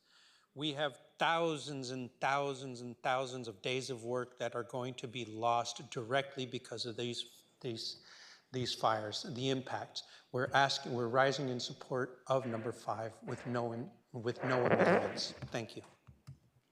Thank you. We will now go back to remote speakers. Moderator, may we have the next speaker, please?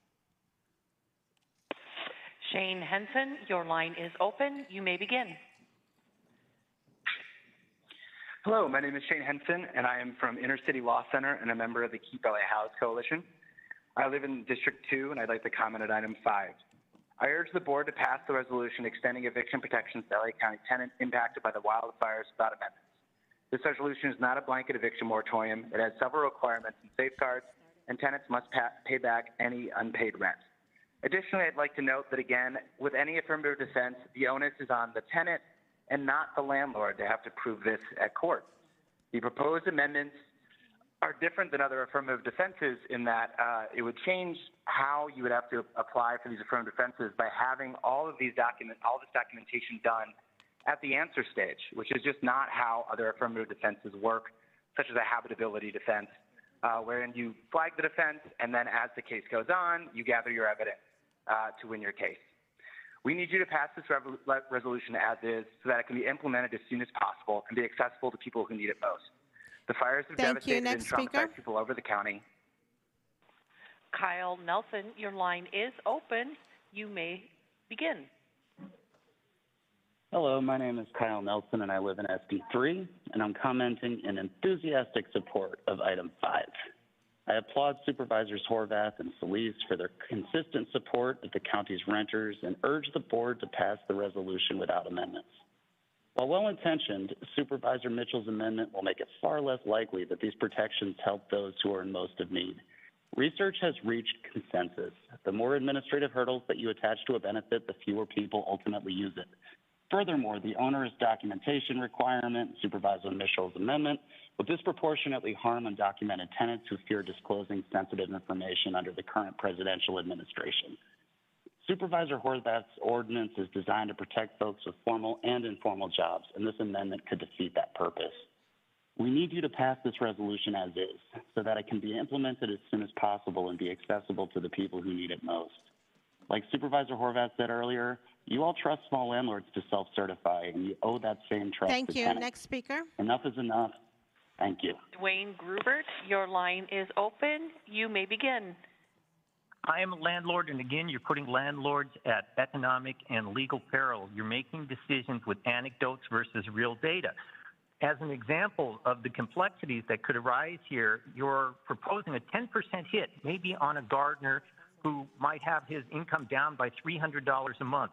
That would translate into 6 months of rent, maybe $12,000 a month to the poor landlord who might not get paid back ever, but certainly not for 18 months. You guys haven't been using any data on this stuff. You're teaching us not to trust you. This is not tenant versus landlord. It's policymaker versus landlord. You're raising the hurdles necessary for landlords to accept tenants. You're disincenting reinvestment by your incumbent housing providers. And once again, these complexities are telling us not to trust you, and you're telling housing providers to give up on Los Angeles. Please stop your attack on landlords. Thank you. Next speaker. Mara Lucian, your line is open. You may begin. Hello, my name is Mara Lucian, and I'm a resident of LA City and LA County.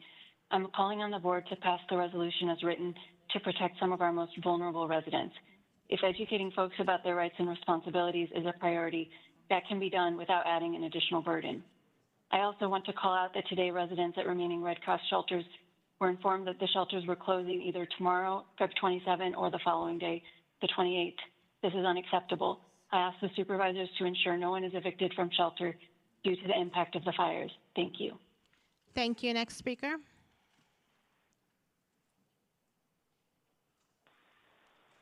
Next speaker, please. Josh Lux, your line is open. You may begin. Okay, hi, thank you. I am calling in to strongly oppose item 5. The proposed eviction moratorium seems to be in reaction to the wildfires to prevent rent gouging. And as a private provider of rental units in Los Angeles, like others, I've struggled to recover from the COVID protections in the city of Los Angeles. The 4-year-long COVID eviction moratorium has made it difficult to maintain the habitability of many of my units. The maintenance and repair costs have skyrocketed, along with utilities. Insurance rates have tripled. The majority of the apartments in the city of Los Angeles are already subject to the RSO. That's 75% of them, and that prohibits extensive rent increases. AB 1482 restricts another large percentage of landlords from price gouging, and we currently have laws on the books that restrict price gouging that simply need to be enforced. Lindsay Horvath, with respect to the self-certification, I understand you're banging that drum. Regarding owners self-certifying, that may be the case in unincorporated, but that is not the case in incorporated in the city of Los Angeles. And Holly Mitchell, I applaud your attempt to strengthen the documentation requirement in the amendment. Laura Cayley, your line is open. You may begin. Hello? Can you hear me? Yes, we can. Hello?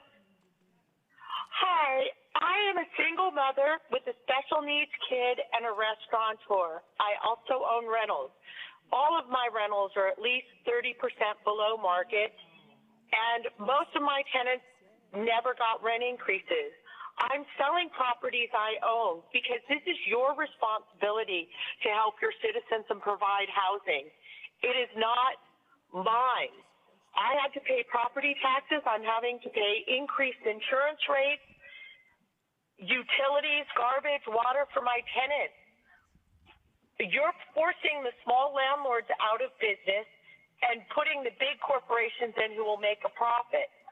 I urge you to take responsibility. Let you sign on for the rent. I still have unpaid property taxes from COVID that I'm paying fines on every month. I went without rent. I was not able to collect it. Francesca Jandasek, your line is open. You may begin.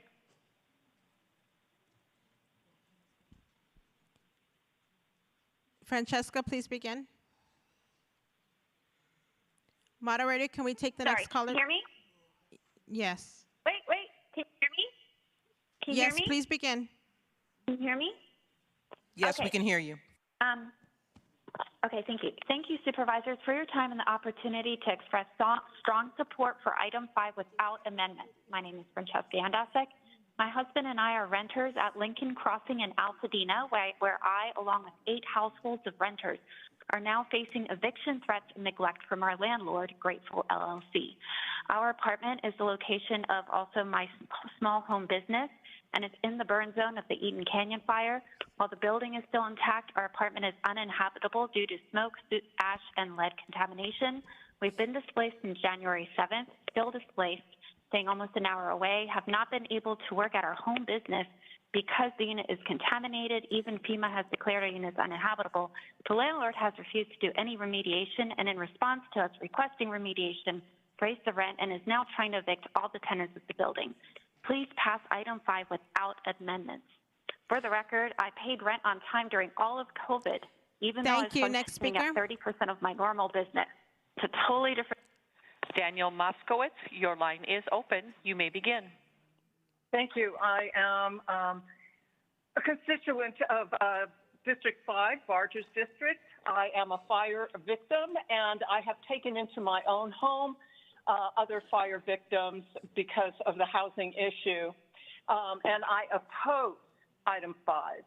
The implementation of an unfunded eviction moratorium is not a suitable approach for Los Angeles County. Reviving a previously unsuccessful policy such as this carries significant consequences. It discourages developers from investing in the county's 88 cities due to perceived risks.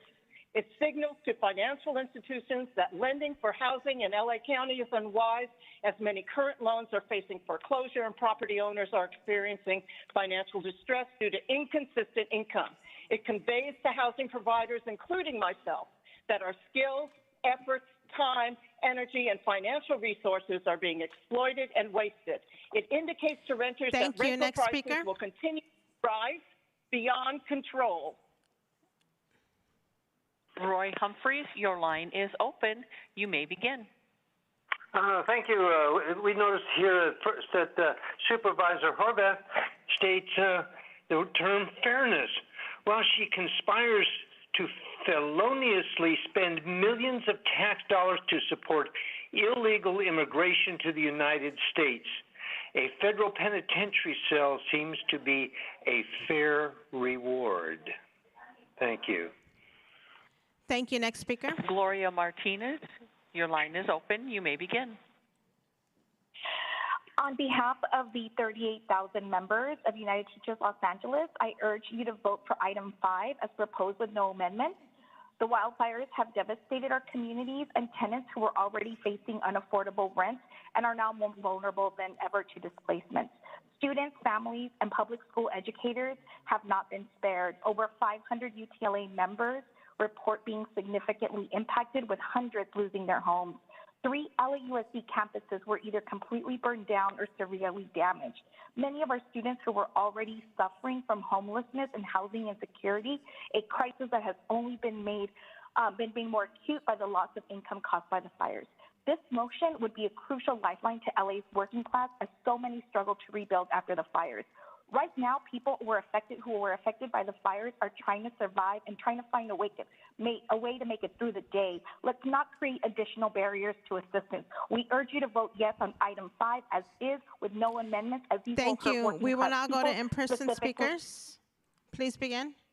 Hi, my name is Olimpia Blanco Zuniga. I am a resident of the 2nd District. My mom is a senior homeowner, and I am a staff member at Community Coalition. We appreciate the intent of this resolution, and additionally ask Supervisor Horvath to also consider the community members who have opened their homes to those directly affected by the fire and may now be at risk for evictions, as the City Council has failed to adopt comprehensive tenant protections and Governor Newsom's executive orders expire on March 8th. Solidarity should not be punished, and we urge the Board of Supervisors to protect Black and Brown community heroes who are already disproportionately vulnerable, who have welcomed others into their homes. Thank you. Next speaker. Hey, my name is Ricky Duran Wright. I'm an organizer with Community Coalition in South LA and a proud member of the Keep LA House Coalition. We strongly stand with our comrades impacted by the Palisades and Eaton wildfire climate catastrophes, and we urge you to vote in favor of agenda item number 5. Los Angeles has felt the impact of the fires and will continue to feel the economic impacts for years to come. We urge you to prioritize the community and provide critical economic relief for the Palisade and Eaton communities who are in desperate need for help. Thank you. Thank you. Next speaker. Good evening, Chair Barger and members of the board. My name is Rob Notoff with the Los Angeles County Federation of Labor, and we're here to speak in strong support of item 5 as is, without any additional amendments. Within the LA labor family, we've had over 7,000 members who've been impacted by the fires, and 1,000 of whom have lost everything, including their homes. We have members who were doing film shoots in Altadena, and when those productions stopped due to the fires, so do the paychecks for those workers. We have members who are providing home care services for our elderly and disabled, and we have members who are providing child care, only to have the homes that they worked in burned down. And when those homes burned down, those paychecks also ceased for those members. We have musicians who were scheduled to perform in some of the fire-impacted areas, only to have those shows be canceled because of the fires. And with that, the paychecks stopped along with them. These workers and so many other like them, like nannies and gardeners, are now at the mercy of the housing market with rent due on Saturday. So please pass item 5 as is so they can have the fighting chance at piecing their lives back together. Thank you for your time. Thank you. Next speaker. Good afternoon, Supervisors. My name is Nicholas Gardner, and I'm with United Teachers Los Angeles. I'm also a resident of the 1st District, and I grew up in the 4th District where my family still lives. The fires have absolutely devastated our communities, and our school LAUSD communities have been particularly impacted. Hundreds of educators have been displaced, with many losing their homes completely. Thousands of our students were harmed as well, many who are still, missing school because their families are trying to rebuild their lives. We have members who are working day and night just to keep a roof over their heads and to just stay above water. And this crisis comes on top of an existing housing crisis where thousands are just struggling to survive. So we urge you to vote for item 5 as written without amendments, because no one harmed by these fires should have to worry about making ends meet or putting a roof over their head. Thank you so much. Thank you. Next speaker. Hi, Matt Buck, Vice President of Public Affairs for the California Apartment Association. Thank you for requiring tenants to begin income replacement efforts such as applying for wildfire relief, unemployment benefits, or actively seeking work to qualify for assistance. And thank you, Supervisor Mitchell, for proposing an amendment requiring tenants to provide owners with simple documentation confirming they've taken these steps. This will ensure credibility, prevents unnecessary legal proceedings, stops this from becoming an overly complicated administrative maze. And finally, we urge you to keep your promise, fully fund the rental assistance program. Do not make this an unfunded mandate. Thank you. Thank you. Next speaker. Fred Sutton with the California Apartment Association, reiterating thank you for the focus on rental assistance last meeting, but however, that critical funding hasn't been secured as of this meeting. Including the documents disincentivizes housing providers from going to court. It takes away all the issues and concern. Without those documents with the self-attesting, the county's telling housing providers they have to go to court to ultimately get those types of documents. The documents stop the court proceedings. As it relates to, although it's not alike, with housing providers not having to self-attest with their own elements with the county, when you try to get a rent increase in rent-controlled apartments, you have to give extensive documentation, extensive. This is like a rent increase. This is something that is separate and out of the ordinary that requires a little extra. It's not asking too much. It's what they would be expected anyway, and it stops people. Thank you. Next speaker. We now go back to remote callers. Moderator, may we have the next speaker, please? John Hillary, your line is open. You may begin. Hi, my name is John. I'm a member of UAW 4811, and I'm a resident of Lindsay Horvath's district. I urge the board to pass the motion as originally opposed with no amendment. We've seen projections that eviction rates could double in LA as a result of this, and many of those people are undocumented, and these extra requirements are just a weapon to discourage them from actually taking advantage of the eviction protections. I think having an eviction protection like this is the most effective way to actually keep people housed in a time of crisis like this. Thank you. Next speaker. Tisha Kell, your line is open. You may begin.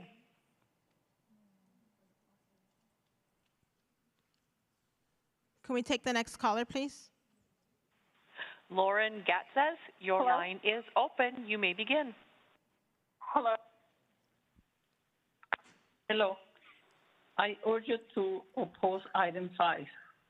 This is a loaded gun. This is a death sentence for us. We are 65 years old, still struggling from COVID. counting the pennies, thinking that the next payment for taxes is coming up. The increase of insurance is triple. And who is helping us? Nobody's helping us. This is not a war between landlords and tenants. This is a place where we can meet and we can find specific solutions and help those truly in need, not a sweeping county-wide moratorium that would burden rental housing providers. Effort relief should be specific and need-based, ensuring that the aid reaches impacted individuals without imposing unnecessary burdens on housing providers. Expanding emergency powers beyond necessity is an overreach that mirrors failed COVID-era policies, which resulted in devastating financially, straining property owners. Self-attestation without verification. Thank you. The time for public comment has ended. Thank you, Supervisor Mitchell. Thank you, Madam Chair, and thanks to all of those who came and called in to provide their perspective. It really is an important element in our ability to try to develop public policy that strikes the perfect balance to really meet needs. But a couple of comments I want to make based on what we heard. You know, I was proud to carry the right to counsel motion for this body with Supervisor Solis as my co-author. And I think the organizations who are providing that right to counsel work are those who know best what evidence is required in an unlawful detainer action. And so if we continue to move forward with the language as proposed, and your clients, our constituents, lose in those actions, that will be really unfortunate when we have the opportunity to provide clarity to the motion that was passed last week to avoid that. Appreciate labor showing up today. Labor did not show up when we were here debating the actual worker relief fund. I never got a letter of support or didn't see any labor organizations here helping us navigate that policy to make sure that impacted workers actually got money in their pockets for rent, for food, and all of their needs. So I'm glad you're here today. Wish you were here to help us with the worker relief fund discussions, of which there were several. I know that as we have talked about that fund, the county hasn't raised what we need to make that fund real, the worker relief fund nor the rent relief fund. So everybody that has a concern should help us and help the county actually put some funds there to make it real for people. This ordinance does not pertain to people who lost their homes in the fire. We should be really clear about what we're discussing today.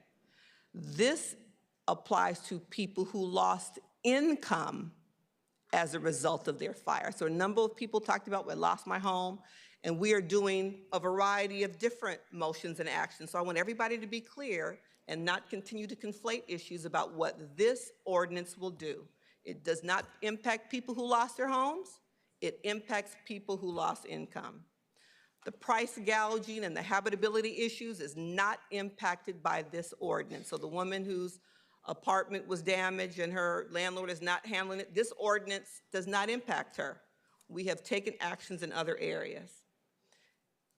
It is not required that you apply for this protection. So I want people to be clear. We are simply trying to provide some clarification on the ordinance language that was proposed in the motion last week to attempt to protect people that if they find themselves in court, they will already have the documentation needed. We don't believe this documentation is going to prevent people from being protected by this. We want people to apply for the worker relief fund because by simply giving them affirmative defense doesn't put money in your pocket or food on the table. So I really hope that we will stop conflating those two issues and be clear about what this means. I don't know what other people got, but these are the emails I got asking for clarification about, and they are printed out and they're real emails if you want to come look. I don't play the blank paper game, so come read them, about seeking clarification about what our intent was in last week's motion. That's why we came back to try to provide as much clarification as possible, to reduce the likelihood that people will show up in court and not be prepared to defend themselves against a small landlord or anybody else. That's the intention. This is not about people who lost their homes. This is about people who lost their jobs or their income was reduced. Thank you, Madam Chair. Thank you, Supervisor Horvath. I just, I know that we disagree. I just want to acknowledge that the ordinance does have the following language in it. The tenant must be enrolled in or have applied to a wildfire relief program, applied for unemployment benefits or other qualifying income assistance program, or be actively seeking employment. This amendment requires all of those things to happen. So we are requiring some form of representation of, I think, the documentation that you're looking for. We're just not requiring that all of them be made available. So just in case anyone had the impression that nothing is being required, that is part of this motion already. All right, with that, hearing no other comments, I did have a question for County Council. At what point can a landlord sue the county for loss of income based on the fact that we are mandating that people can stay in an apartment without having to pay rent? I know there's is there a challenge? You said we're being challenged? Supervisor, there are two possible options for a challenge. One would be to enjoin the resolution itself to prevent it from going into effect.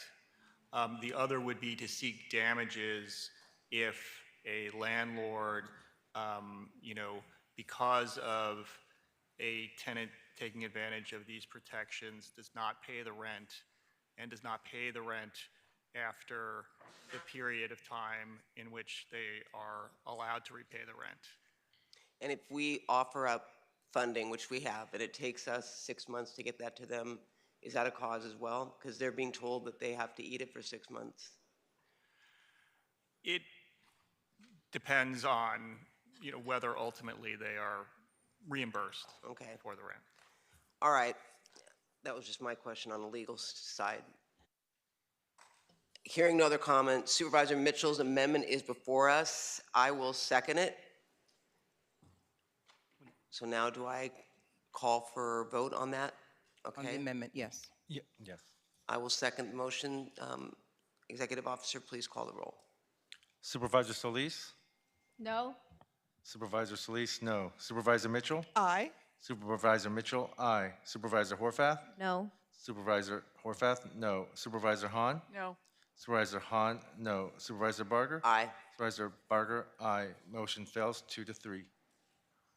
Now we need to vote on amendment. Yeah, the amendment. Amendment. Yeah. Now the motion is before us. Executive Officer, call the roll. Supervisor Solis? Aye. Supervisor Solis, aye. Supervisor Mitchell? Aye. Supervisor Mitchell, aye. Supervisor Horvath? Aye. Supervisor Horvath, aye. Supervisor Hahn? Aye. Supervisor Hahn, aye. Supervisor Barger? Abstain. Supervisor Barger abstains. Motion carries 4-0 with 1 abstention.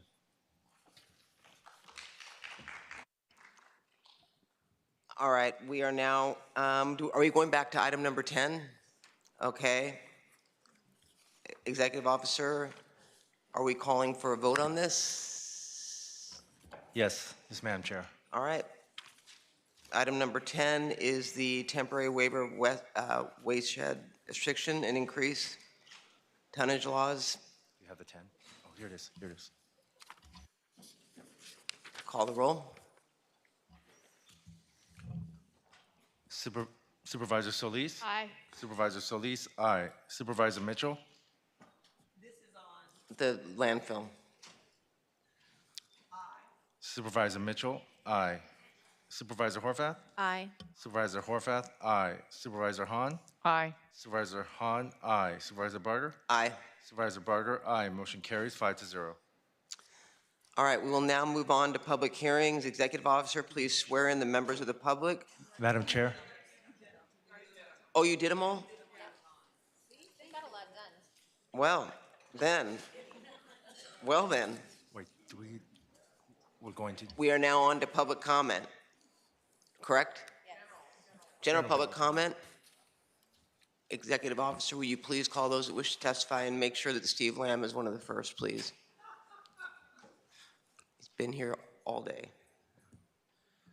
Madam Chair, just for the record, for items 4, 6, and 9, Supervisor Horvath would like to record her vote as an aye. Now, members of the public, you will have 1 minute to address the board on general public comment. Please state your name for the record. You may only address the board on general public comment. We will now call in-person speakers, and while they are coming forward, we will take telephonic speakers. Actually, we're going to do in-person before telephonic. Yeah. Yes, in-person before telephonic. Will the following individuals please come forward and staff will assist you? Dr. Ivy Hilton Priestess, Daniel Jimenez, Helen Atai, Jane Fowler, Kelly Martino, Kyoko Hibino, Lucy M., and Stephen Lamb. Let the record reflect that Supervisor Hahn and Supervisor Solis are no longer here, just for the record. We still have a quorum. Go ahead, Steve. Good afternoon. 9 hours ago, when you did your land acknowledgement, you talked about the Tongva people.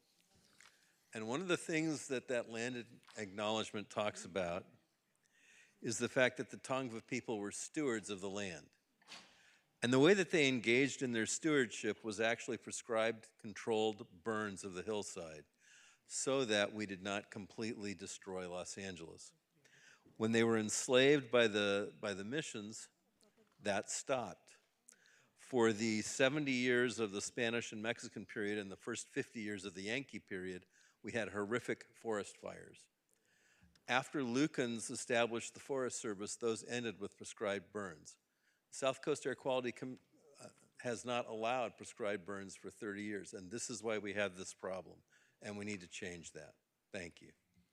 Thank you. Next speaker. Hi, my name is Lucy, and I did not know that renting an apartment in West LA would mean turning my life upside down, losing my career, losing my dreams, and destroying and losing my life. That's exactly what happened to me, and I'm the victim of this landlord, a predator, slumlord, and oppressor from Brentwood in LA, who has illegally hired a hacker, my neighbor, for the purpose to defeat me, silence me, and turn me and dispose of me. I thought LASA was created to help the homeless crisis, that the programs like Inside Safe and Home Key Project, etc., were created to help the homeless and put a roof over our head in order to become housed, gain some stability and independence. But I realized that they are really like concentration camps. We are made to believe we have a roof over our head. Thank you. Next speaker.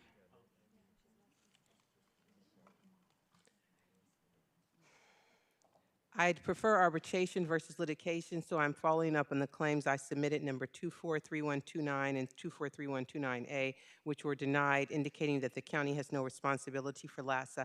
However, this document from County of Los Angeles Department of Auditor Controller shows a review of LASA's Measure H funds advanced to its subcontractors like Weingart Center Association and PATH. I thereby implore you to take a second look. My second amended claim is 2444-24733. There's a 2-month waiting list for GR's HSSP program. Nobody tells you that voluntary participation in the GROW program will expedite this process. You are told that you have to apply for SSDI with no guidance towards the DMH and or CBEST. Once you figure that out on your own, you wait at least another 2 months for CBEST to respond, and you're denied. Adults need non-discretionary access to both their GR and SS accounts, as I read earlier. Submitting a template, turn in the documents on Tuesday. Thank you. We will now go to remote speakers. Moderator, may we have the first speaker, please? Roy Humphreys, your line is open. You may begin. Okay, thank you. And first of all, we want to acknowledge the supervisors for all the good things that they do. And then we must note that the putting a permanent landfill on the high desert is essential. Comments in number 4 earlier about human trafficking is a cruel joke, and that this board is guilty of human trafficking on so many levels. Godspeed to President Trump. Black History Month, acknowledge, push the limits. Institutional racism, it's known as DEI. Only die when the Gang of Four are gone.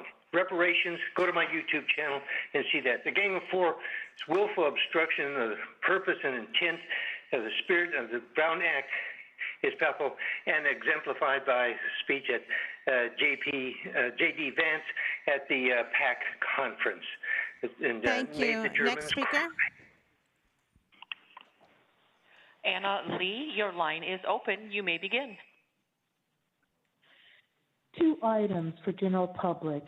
It should not take public outcries and protests for the respect of outreach and community engagement to be considered. Projects should not only have the engagement with those who intend to utilize a project, but also those living immediately adjacent to a project 24 hours a day. 2, on January 8th, while watching the Hollywood Hills start to burn in the Sunset Fire, I did what I was fortunate enough to do, change the channel, where ironically there was a documentary on the fires of Maui. After a few moments, I really could not determine, was I watching August 2023, the Lahaina fires, or was I watching what was taking place just miles from my home? I hope that the county supervisors work to provide a plan book for not if this happens again, but when it does, so that your fellow supervisors can share in best practices, but also other agencies. Thank you.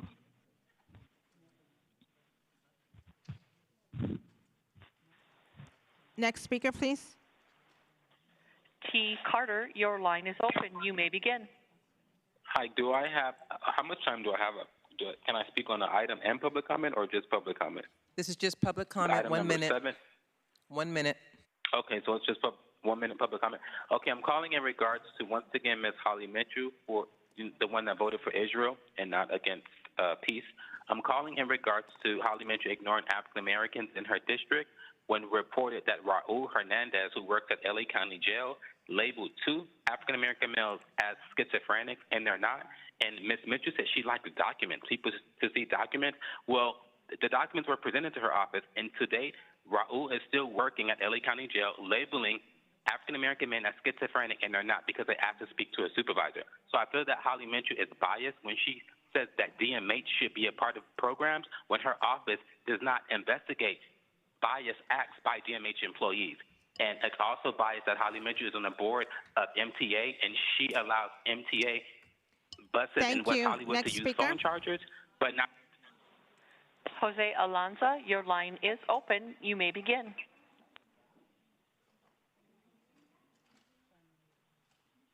Jose, please begin. Jose? Jose?